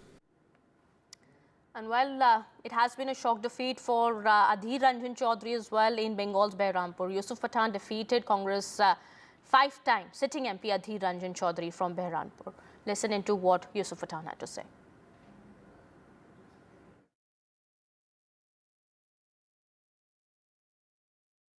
Cricket के मैदान में इनकी करिश्मा तो हम देख चुके हैं, लेकिन इस बार चुनावी मैदान में भी यूसुफ पठान का करिश्मा हमने देखा है। अधीर रंजन चौधरी को हराने के बाद आपको जायंट किलर का जो ख्याति वो दिया जा रहा है, बताया जा रहा है।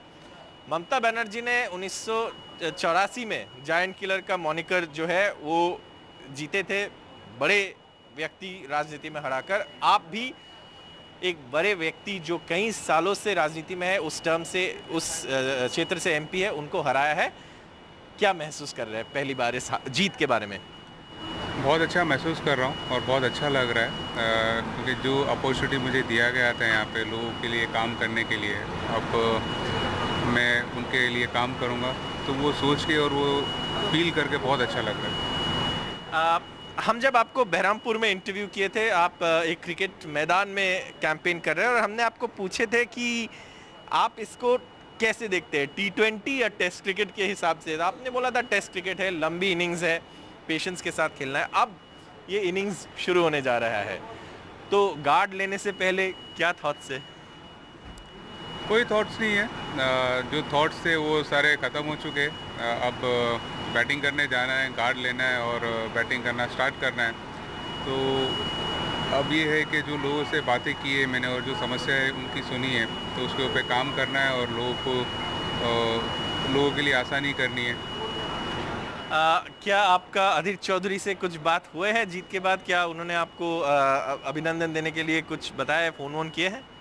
नहीं, मेरा बात तो नहीं हुआ उनसे, लेकिन आपने जैसा सवाल किया तो मैंने उनको आपके माध्यम से ही बेस्ट विशेस भेजा कि उनको कि उनके जो लंबे करियर रहा पॉलिटिक्स में, तो अब वो नेक्स्ट कहीं पे भी जाएंगे, वो जो भी काम करेंगे, तो उसके लिए उनको बेस्ट विशेस मैंने भेजे हैं और अभी भी मैं आपके माध्यम से उनको बेस्ट विशेस भेजता हूँ।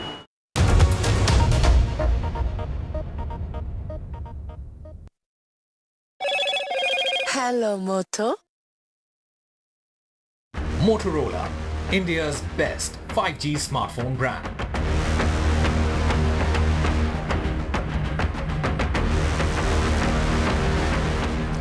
NDA unanimously elects Modi as leader. President hosts dinner for outgoing cabinet.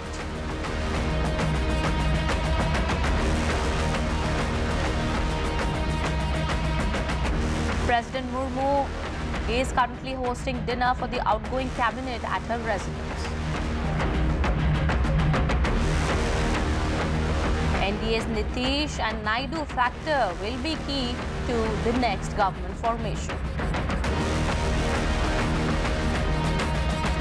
Mallikarjun Kharge says appropriate steps will be taken at the appropriate time.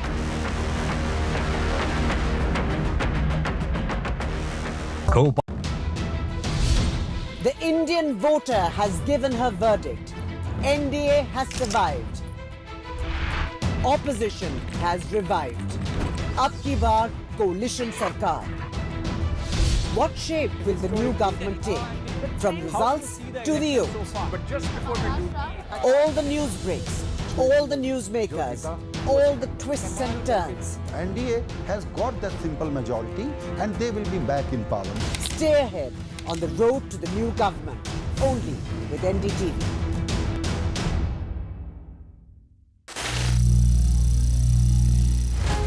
Some people say the metaverse will only be virtual. One day this lecture hall will be made of code, and driverless cars would be trapped in intersections. But even in this maze of the future, you can't wish away health. It's time to become more resilient.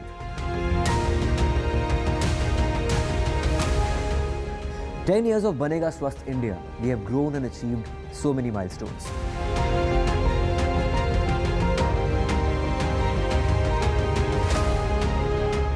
And now I have a plan to beat the urgency, to stop breathing with difficulty, to relieve getting choked with inactivity.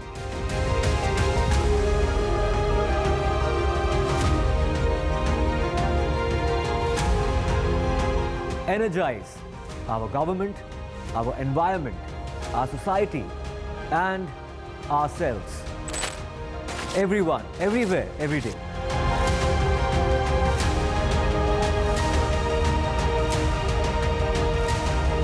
Banega Swasth India. One world hygiene. Stay informed and entertained with the new and updated NDTV News app. You can watch all our channels live, listen to podcasts, read breaking and exclusive news from around the world and more. Download the NDTV app today and get access to the best journalism and storytelling on your smartphone or tablet. The NDTV app. News that matters to you. The Indian voter has given her verdict. NDA has survived. Opposition has revived. Ab ki baar coalition sarkar. What shape will the new government take? From results to the oath. All the news breaks, all the newsmakers, all the twists and turns. NDA has got that simple majority and they will be back in parliament. Stay ahead on the road to the new government, only with NDTV.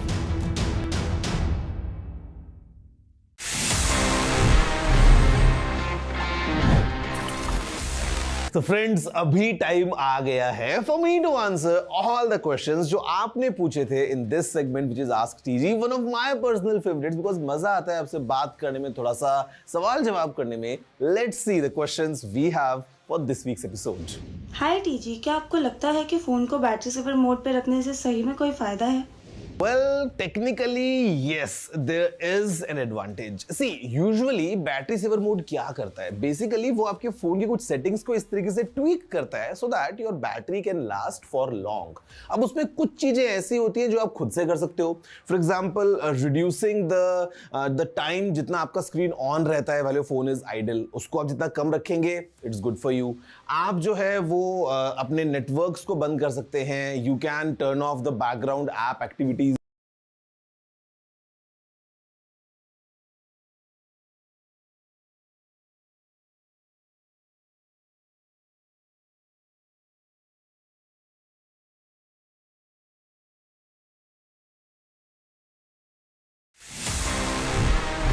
He said that whatever loss we've suffered in Maharashtra, I'm going to take full responsibility for it, and I urge that the top leadership must relieve me of my duties. Well, he said he wants to resign, and his declaration, of course, comes just months before the Maharashtra assembly election is to take place. Listen in.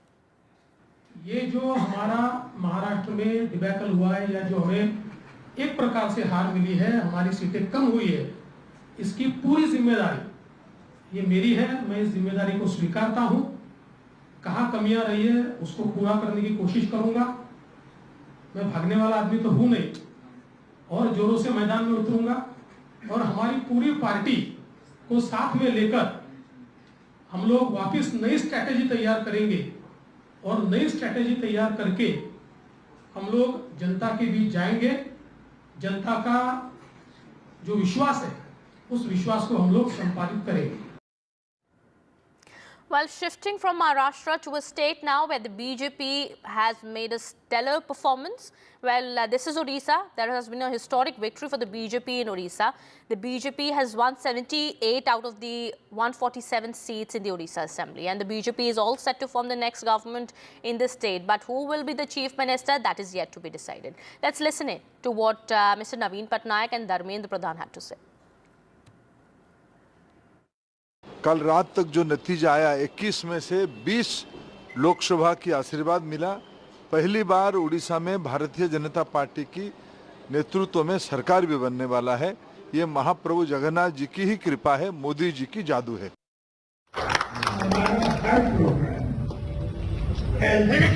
Education हो, irrigation हो, agriculture हो, महिला मानव के लिए सब हमने छुआ है और सुंदर काम कर रहा है. हमने कुछ भी शर्म नहीं होनी चाहिए हमारे 24 साल की सरकार के बारे में. All right, we'll get you more on that in just a bit. Meanwhile, we are now going to make you meet one of India's youngest MPs.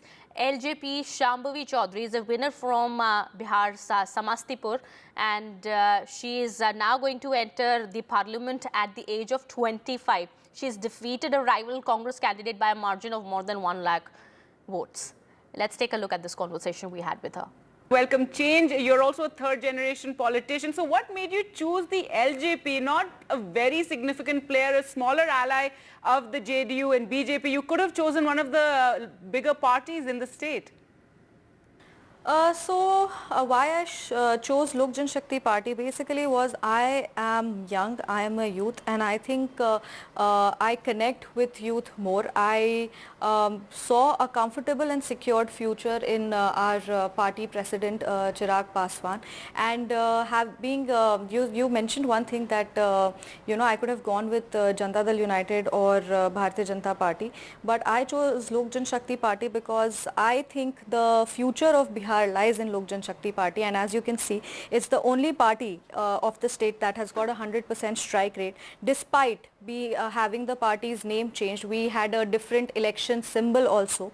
So earlier this party was contesting on a bangla. The bungalow was their election symbol, but this time when we were contesting, we had the helicopter was our election symbol. And despite having a new symbol, a new name to the party, and this was the first election that we fought after after respected Ramvilas Paswan ji passed away.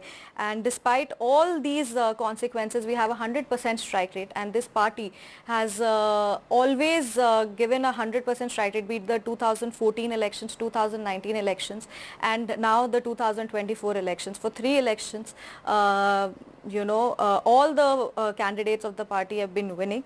So I think maybe prior to today, there could have been speculations about this party not being strong, but we have, I think, worked very hard, and we have been successfully, Chirag Bhaiya has successfully been able to establish this party as a key party in Bihar politics. All right, so it's not just Shambhavi Chaudhary. We also have another, one of the youngest MPs of India now. Well, we've spoken to Pushpendra Saroj. Pushpendra Saroj is also just 25 years old and has won his seat, defeating his rival. Listen to what he had to say. Pushpendra, congratulations. Thank you very much for being with us. So as I understand it, you're what, 25 years and 3 months, right? Which would make you the youngest ever parliamentarian in India, correct? That is correct. 25 years, 3 months. And your margin of victory, 1,03,000 against a senior BJP leader, Vinod Kumar Sonkar, a sitting MP, remarkable, absolutely. Congratulations. When did you decide to take the plunge into active politics? Well, I thought of this 5 years back when my father was defeated. He contested back in 2019, and that's when I thought that if I get to 2024, I'll be 25. And then I met our national president, Mr. Akhilesh Yadavji. And he got convinced by me, by my speaking sense and by how much I am connected to my people. And he told that, why don't you contest instead of your father? So I was like, okay, I will, and I'll give it a try. And he gave me a lot of commitment, a lot of confidence. And that's what I brought upon the people. And the people gave me an ashirwad. That's what I tell them. And by their grace, I won the election.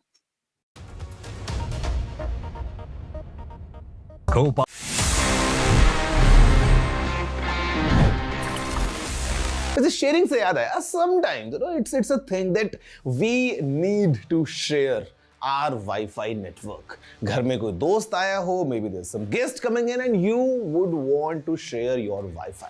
The problem comes if your password is very complicated, or maybe you not want to say it out loud कि आपका password क्या है.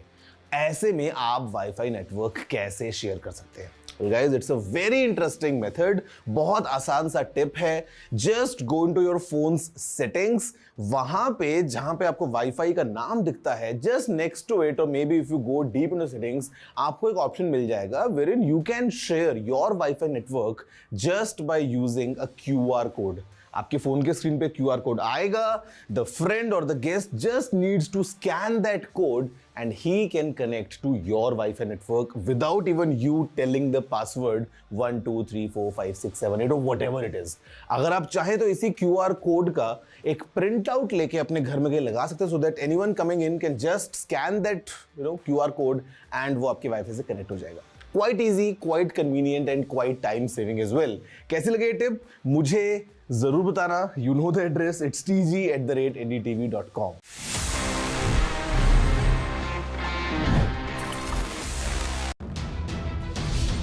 The Indian voter has given her verdict. NDA has survived. Opposition has revived. Ab ki baar coalition sarkar. What shape will the new government take? From results to the youth. All the news breaks, all the newsmakers, all the twists and turns. NDA has got that simple majority and they will be back in power. Stay ahead on the road to the new government, only with NDTV.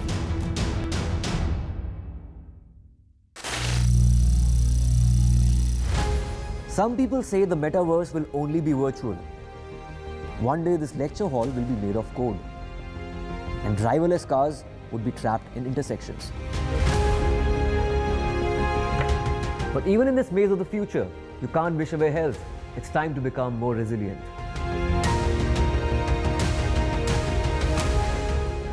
10 years of Banega Swasth India, we have grown and achieved so many milestones.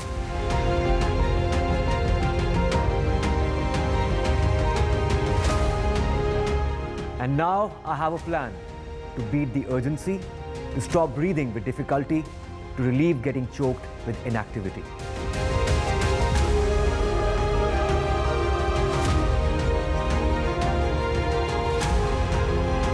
Energize our government, our environment, our society, and ourselves. Everyone, everywhere, every day.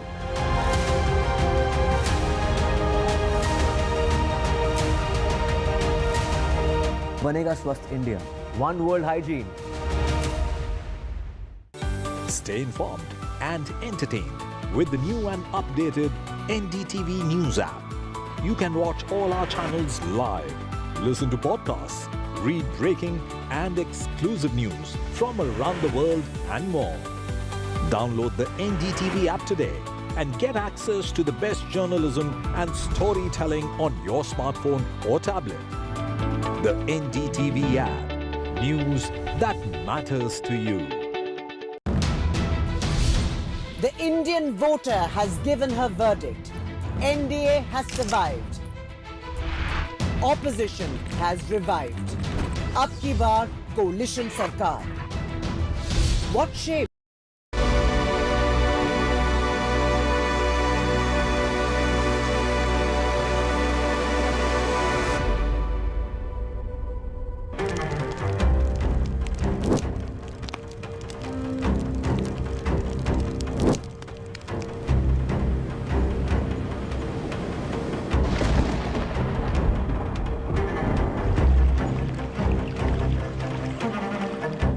The recent spate of extreme weather events across the globe paints a vivid picture of the looming crisis of climate change. From heavy rains in Dubai to wildfires in Australia, the signs are clear. Our planet is in distress. Climate change impacts vary widely, driven by a complex interplay of factors such as geography, socioeconomic conditions, and vulnerability. Let's take a closer look at how it's affecting our health. India. More frequent and intense heat waves, floods, and cyclones are wreaking havoc on communities. Agriculture, water resources, and public health are under threat. Europe. The continent is experiencing rapid warming, with temperatures rising at twice the global average, leading to unprecedented heat stress. Australia. Prolonged droughts, bushfires, and heat waves are becoming the new normal, posing a threat to ecosystems like the Great Barrier Reef. Brazil, the Amazon rainforest, crucial for regulating the global climate, is under siege from deforestation and wildfires endangering indigenous communities and wildlife. Bangladesh, highly vulnerable to sea level rising cyclones, millions face displacement and food insecurity due to climate change impacts. United States, more frequent and severe hurricanes, wildfires and droughts are putting communities at risk. The World Health Organization has declared climate change as the single biggest threat to humanity's health. Indeed, climate change not only jeopardizes our planet's health but also poses dire consequences for human health. From toxic air pollution to extreme weather events, the toll on our well-being is mounting. ধানের ক্ষেত নষ্ট হলো প্রথমে তো ওই ইয়াস ঝড়ে নোনা জল ঢুকে গেল তারপরে জল টল ছিঁচে শুকনো করা হয়েছিল লবণ জলটা কিন্তু বর্ষার জল ধরে রেখেছিলাম পুকুরে দিয়ে দেখলাম যে বীজতলা হয়েছে যখন চাষ হবে কিন্তু পরপর যত রোদ্দুর হলো লবণ জলটা তত বাড়তে শুরু করলো এত লবণ হয়ে যাচ্ছে জলে তারপরে ঠিক ধানটা বেরোনোর সময় ধানটা পুরো ড্যামেজ হয়ে গেল এই জল দিয়ে পুরোটাই পুড়ে গেল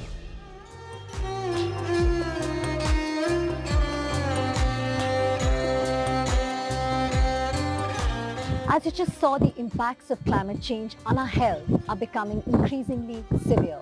From extreme heat events to infectious diseases, every aspect of our well-being is under threat. But how exactly is climate change affecting our health? Let's delve deeper into the three key aspects of it. Climate change directly affects personal health. Food security is compromised, leading to nutrition deficiencies. Extreme weather events disrupt healthcare services. By 2030, climate change is projected to cause approximately 250,000 additional deaths annually from malnutrition, malaria and diarrhea, and heat stress. The direct health costs could soar to billions of dollars. The intricate link between environmental health and the prevalence of chronic conditions is profound. Well, the health effects of climate change and global warming related to climate change extend across many areas. We are also concerned about non-communicable diseases, diseases which affect the heart, which affect the lungs, which affect the kidneys, and blood vessels anywhere in the body, and also cancers. Now, it's been known very clearly that when you have a high amount of heat, and particularly if there is a fair amount of moisture evaporating through sweat, then you are likely to get a heart attack or a brain stroke, because the blood thickens and the concentrated blood tends to clot, and particularly strokes, that is paralytic attacks involving the blood vessels of the brain, are much more likely. But at the same time, because you are losing a fair amount of water from the body, the amount of blood reaching the kidneys also decreases, and you can actually get kidney dysfunction in severe heat. So multiple organs can get affected because of the heat. Of course, we know about heat exhaustion and heat stroke, and even in severe cases circulatory failure, because one of the other things that heat does is to dilate the blood vessels. Secondly, wildfires, which are often stoked because of excessive heat. We know that forest fires have been taking place everywhere, but fires, when they get stoked, then they release very toxic chemicals which can cause cancer, but which can also cause lung damage and heart attacks. In addition to heat-related illnesses, climate change is fueling the spread of vector-borne diseases like malaria and dengue, expanding their reach into new areas. With climate change, we're getting new types of vectors, we're getting more of them, we're seeing them in areas where we've never seen them. So dengue, for example, just to take that as an example, dengue has been expanding, has been growing continuously over the last few years, and we are projecting that that will continue to grow. So looking at how climate is changing and how vector populations are increasing, and trying to map out hotspots where this is happening is going to be absolutely critical. Dengue used to be an urban disease. It's also showing up in rural areas. So vector-borne disease is essentially coming out of global warming. So as the temperatures are increasing, as those periods are getting longer, it's warmer. Waterborne diseases exacerbated by floods and contamination pose a significant threat to public health, especially in vulnerable communities with limited access to clean water and sanitation. So during a disaster, what ends up happening is that you have, like for instance, in the case of a drought, you would have really a paucity and sort of scarcity of water. Now that can have significant implications on the availability of water for hygiene purposes. That's sort of a very direct impact of the shortage of water. In the case of a flood, which is of course the stark contrast of a drought, what you will see is that there is huge amount of water, and that can actually be a breeding ground for all kinds of vectors. It can also feed into the sewage sort of areas where the sewers can overflow. That can actually lead to the spread of all kinds of other diseases as well. The most palpable impact of climate change, of course, is on temperature rise. And we are reeling under it in Delhi as we speak, and that has significant implications on the availability of water. It isn't just physical health. Climate change induces both immediate mental health issues like anxiety and post-traumatic stress, as well as long-term mental health disorders due to factors like displacement and disrupted social cohesion. Heat waves are linked to higher suicidal ideation, or again, heat waves are linked to higher domestic violence, to coping by lack of impulse control, obviously irritation, anxiety. And if I shift gears, it's not just slow onset climate change, but also disasters. These can be particularly challenging in terms of mental health for persons with disabilities, because persons with disabilities are not included in communication around disasters, such as, for example, early warnings never include persons who are deaf, or evacuation plans don't include those with locomotor disabilities. In India, we know that an example that has been around for a very long time and not yet recognized as climate change is farmer suicides due to drought and other climatic changes.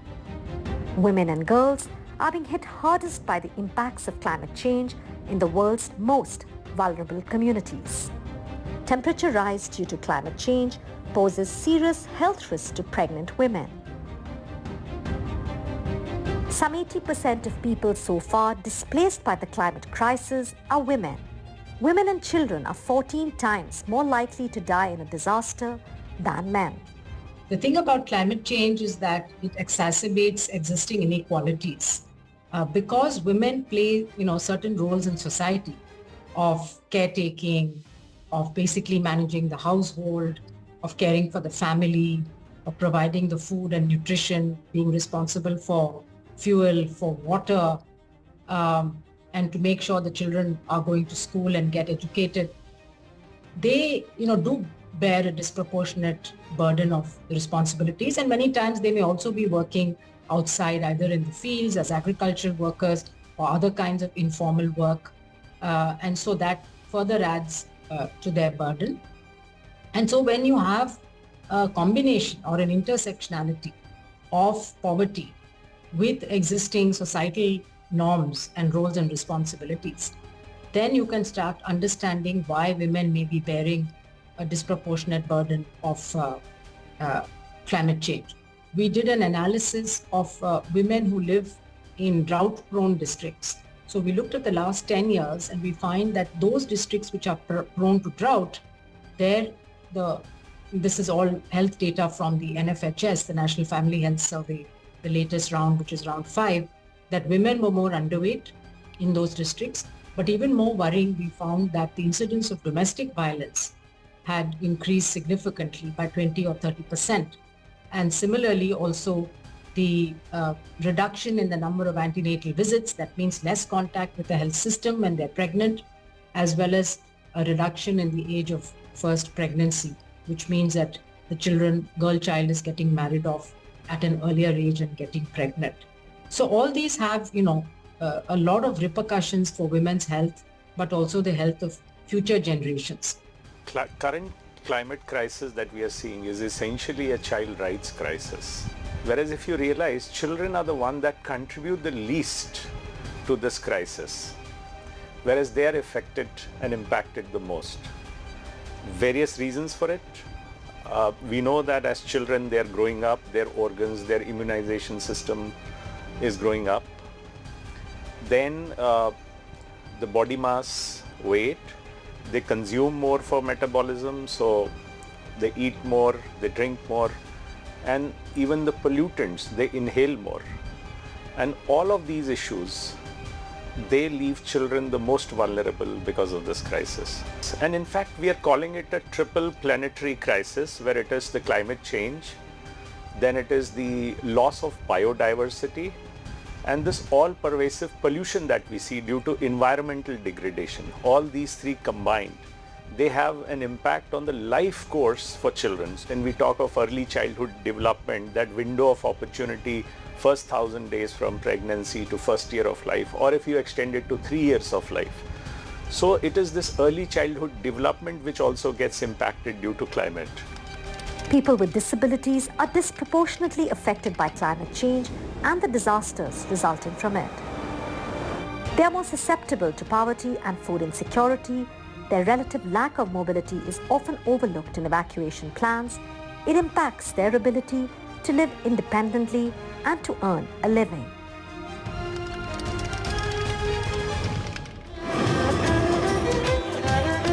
It's time for a short break. When we come back, we'll talk about the link between climate change and your morning cup of tea while I enjoy my chai.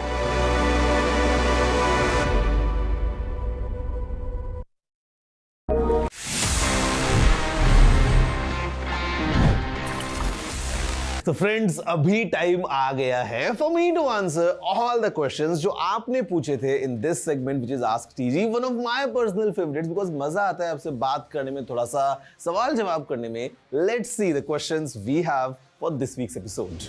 Hi TG, क्या आपको लगता है कि phone को battery saver mode पे रखने से सही में कोई फायदा है? Well, technically, yes, there is an advantage. See, usually battery saver mode क्या करता है? Basically, वो आपके फोन की कुछ settings को इस तरीके से tweak करता है so that your battery can last for long. अब उसमें कुछ चीजें ऐसी होती हैं जो आप खुद से कर सकते हो. For example, reducing the time जितना आपका screen on रहता है while your phone is idle, उसको आप जितना कम रखेंगे, it's good for you. आप जो है वो अपने networks को बंद कर सकते हैं. You can turn off the background app activities जो बैटरी सेवर मोड में खो जाता है. But there is one more thing काफी फोन्स में जो होता है जहां पे it also limits the maximum brightness जो आप एडजस्ट कर सकते हैं for your display and also it limits your CPU's maximum clock speed. तो ये जो दो चीजें हैं थोड़ी सी ग्रैनुलर हो जाती है और इनफैक्ट अगर हम कंपेयर करते हैं तो yes you definitely get some extra battery while you are using these battery saver modes और low power modes. I want to install an antivirus software in my MacBook. Please suggest. Okay, I would suggest please don't do it. See, I have been using all these MacBooks for almost, I don't know, like how many years. In fact, जो Windows laptop भी होते हैं, उसमें भी आपको inbuilt एक Defender का option मिलता है. And even for Macs, as long as you know what you're doing, आपको किसी antivirus की ज़रूरत नहीं है. That's my honest recommendation. So please don't worry about your system. Just use it. No need to install any antivirus. Honest answer for you. TZ, I feel that regularly updating my phone makes it slower. So I have switched off the automatic update. Will it be a problem? See, it depends. Okay, if your phone is like let's say 1-2 साल पुराना ही है, तो you should turn on the update.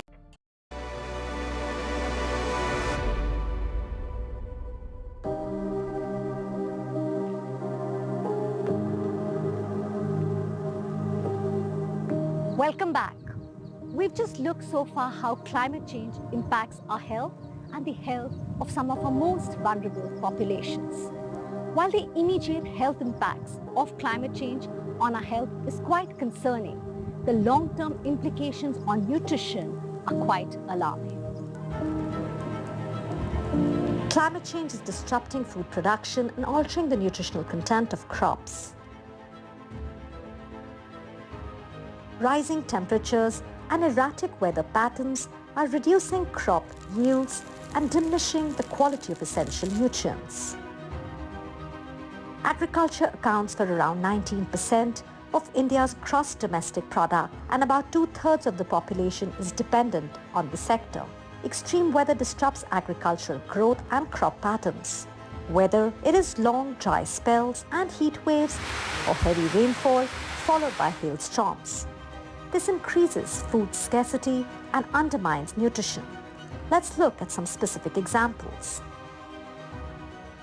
India is the world's largest tea drinking nation, and Assam is the country's largest tea producing state with about 52% of the country's tea and 13% of the world's tea being produced here. But the crop is facing the brutality of rising temperatures and declining rainfall. Rain-fed rice productivity is predicted to reduce by 20% in 2050 and 47% in 2080 climate scenarios. Here's news for aloo paratha lovers like me. Potatoes are highly sensitive to temperature and drought. A moderate level of water stress can also cause reductions in yield. Let us not forget that India is the world's second largest potato producer, and many local delicacies, apart from aloo parathas, use potatoes as a key ingredient. Wheat productivity is likely to be affected by 19.3% in 2050 and 40% in 2080. The severe floods, landslides and cloudbursts in Himachal Pradesh between March and August 2023 adversely impacted the temperate fruits growing in Himachal Pradesh, particularly apples. One is that warming is happening, and as the warming is happening, it is also the warm air is holding more and more moisture. When there is a tipping point when the rainfall comes, that moisture comes down in one go. So you are having both heavy rainfall events and also dry spells. Therefore, the crops are exposed to all these extreme events. You must have seen a couple of years back we had wheat production loss because of heat wave coinciding with the grain filling duration of the feeding period of the wheat. Now, when it comes to last year, we have extreme rainfall event coming, and then that also affected the wheat production. Similarly, if you are having potato, tomato, onion, whenever the rainfall is very high, that really damages the crops. Apart from that, these are direct effects. You are also having the pest and disease eruption because of the indirect effects of climate change. So these are all the factors which are creating a lot of disruption in the production system of as far as agriculture is concerned. And this leads to again price rises and all. There are also effects on livestock. See, if livestock, there is a thermal humidity stress index is there. If it is going above 80, then animals are getting affected. So that's where we may have a reduced yield of milk. So that is one thing. Second thing is that you are having the poultry, where when the temperatures are going above 42 degrees centigrade, then the mortality is likely to happen. So these are all some of the impacts, and the impacts are many more. But in a nutshell, every sector of the agriculture, for that matter, every sector beyond agriculture as well, all the organisms or the systems in terrestrial or aquatic systems are getting impacted due to climate change. India has a staggering array of diverse local flavors. Each region has a local favorite delicacy. No travel to any part of India is complete without sampling the unique flavor of the area. Even with all the diversity in Indian cuisine, most Indian recipes have a common base with two very common ingredients, tomatoes and onions. And both are now becoming more and more expensive because of climate change. Due to unseasonal rains, at the peak of summer last year, farmers lost their crops just a few days before harvest. Failed tomato crops, for example, immediately spiked the prices from Rs 30 per kg to Rs 150 to 200 per kg across the northern states. According to the farmers, the damage caused by the hailstorms resulted in a decline in production output and a surge in prices. The classic example of the economics of demand and supply gap. पौधे छोटे थे तो तब बहुत ज़्यादा बरसात हुई। Fungus के ये जैसे मान लो अपने फल तैयार हो रहा है ना, इसको ख़त्म कर देता है। फंगस जब लग जाता है तो बेल बिल्कुल साफ़ हो जाती है। आपको मैंने शायद दिखाया भी है, ये बिल्कुल ऐसे कुड़क हो जाता है, फल नहीं रहता फिर खेती में। Unpredictable weather patterns and crop failures drive up food prices, making nutritious food unaffordable for many vulnerable communities, further exacerbating food insecurity, malnutrition, and micronutrient deficiencies. In India, where agriculture is a lifeline for millions, the consequences are dire. It isn't just prices and quantity, it is also quality. Rising temperatures and atmospheric carbon dioxide levels can affect the nutritional quality of food crops. Studies suggest that elevated CO2 levels can decrease the concentrations of essential nutrients such as iron, zinc, and protein in staple crops like rice, wheat, and maize. And now the third principle. Extreme weather events due to climate change disrupt healthcare services, infrastructure damage, power outages, transportation disruptions, and healthcare workers' safety. In the face of climate change, which is happening today, how do we ensure that our health system is more resilient, our hospitals respond to any climatic event that happens? India has all climatic zones and it has all climatic risks. We are sitting in New Delhi. For us, heat waves, air pollution, and some bits of flooding are major concerns. For a hospital in Chennai, it's flooding, hurricanes, and related impacts that can have on our operations. So our hazard vulnerability now arrives at a risk. That risk score lets us prepare for that very specific risk. Having said that, the third important stool is also adaptation. Now, how do we adapt to this climate change that will happen? Patients will be actually streaming in. So our disaster management plans are actually attuned to these newer risks, and we make sure that we have resourcing available to respond to those. As we've just seen, climate change poses multifaceted challenges to our health, from immediate threats of heat waves to long-term implications of nutrition and food security. But amidst these challenges lies an opportunity to take action.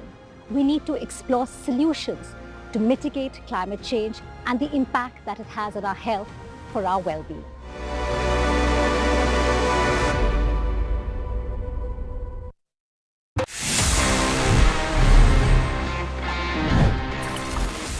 This is a Samsung phone और इसमें Android है. You know what happened? सबसे पहले अगर हम जाएं थोड़ा सा पीछे अगर हम rewind करें about the history of Android. Well guys, the creators of Android जब उन्होंने बना लिया ये operating system, they went to Samsung because they wanted कि Samsung उस Android को खरीद ले. So they all went to Seoul in South Korea. They met with the Samsung people, but Samsung was not that impressed. And Samsung said no. और उसके बाद क्या हुआ? Just weeks later, Google in fact bought Android for $50 million. Imagine करो अगर Samsung ने उस time पे Android खरीद लिया होता, would have been the case that Android would have been Samsung's own exclusive operating system.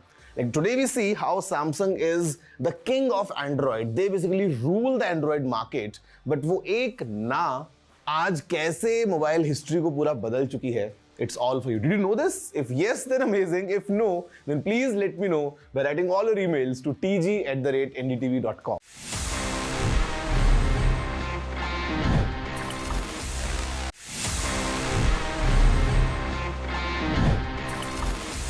Just sharing से याद आया, sometimes it's a thing that we need to share our Wi-Fi network. घर में कोई दोस्त आया हो, maybe there's some guest coming in and you would want to share your Wi-Fi.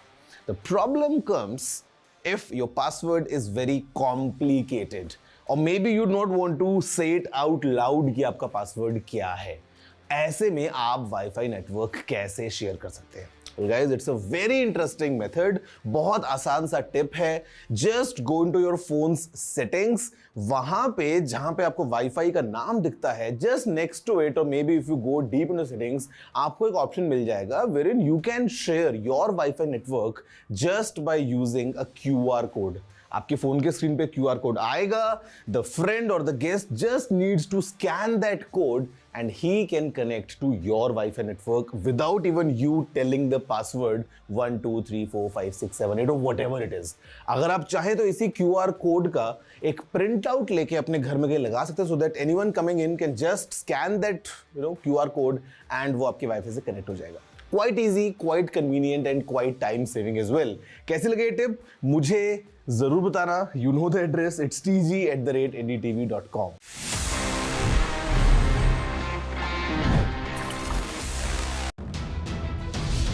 The Indian voter has given her verdict. NDA has survived.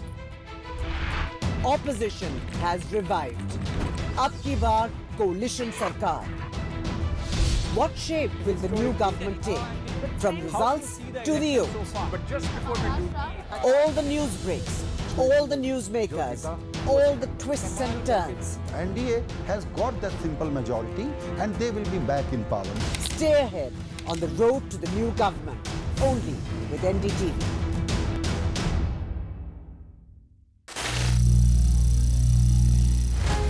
Some people say the metaverse will only be virtual.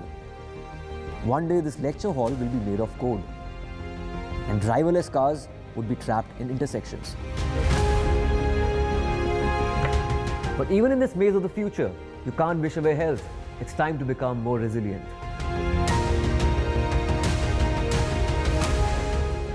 10 years of Banega Swasth India, we have grown and achieved so many milestones.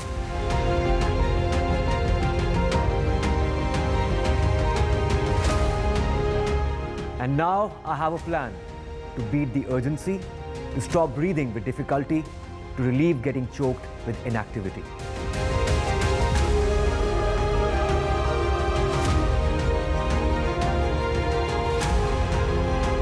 Energize our government, our environment, our society, and ourselves. Everyone, everywhere, every day.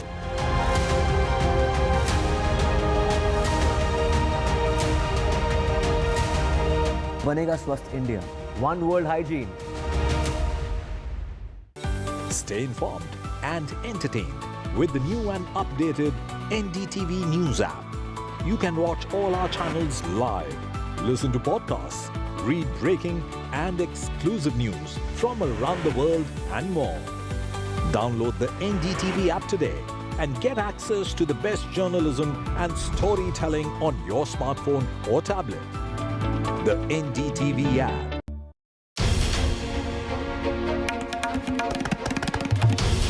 This is NDTV, and you're watching NDTV 24/7. Hello, Moto.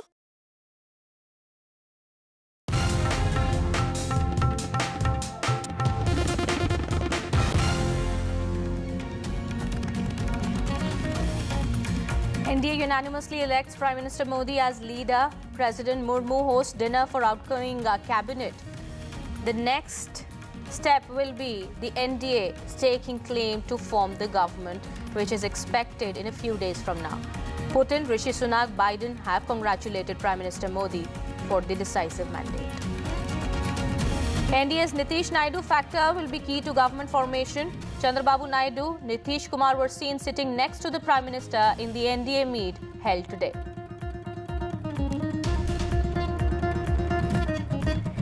India bloc meets at Kharge's residence. Opposition discusses possibility of government formation. Mallikarjun Kharge says appropriate steps will be taken at appropriate time.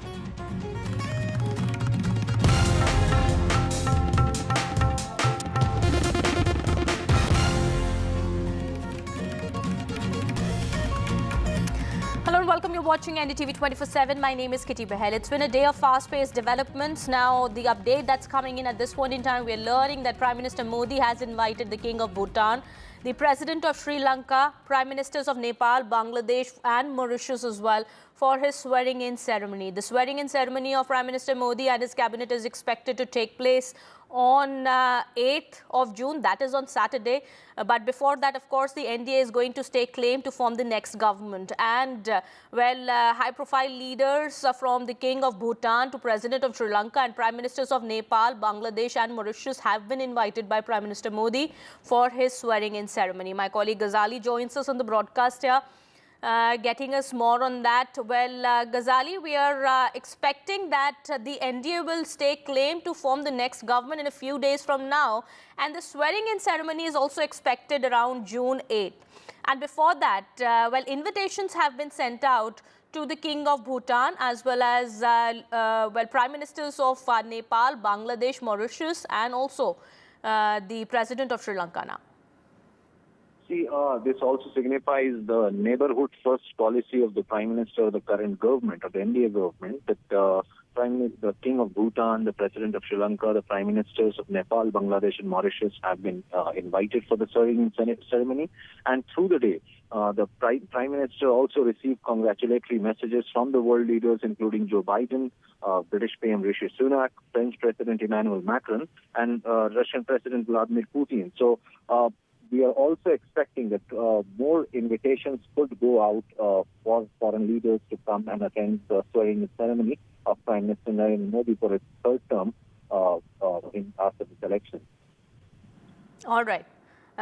Thank you so much, Ghazali, for getting us all of that information. Well, definitely, as you've pointed out, this is reflective of India's neighborhood first policy. Now that Prime Ministers of Nepal, Bangladesh, as well as Mauritius have been invited, and the King of Bhutan has also been invited by the Prime Minister for his swearing-in ceremony. Well, the NDA is going to stake claim to form the next government in a few days from now. Well, hectic developments have taken place today also. There have been hints from the India bloc leaders also that they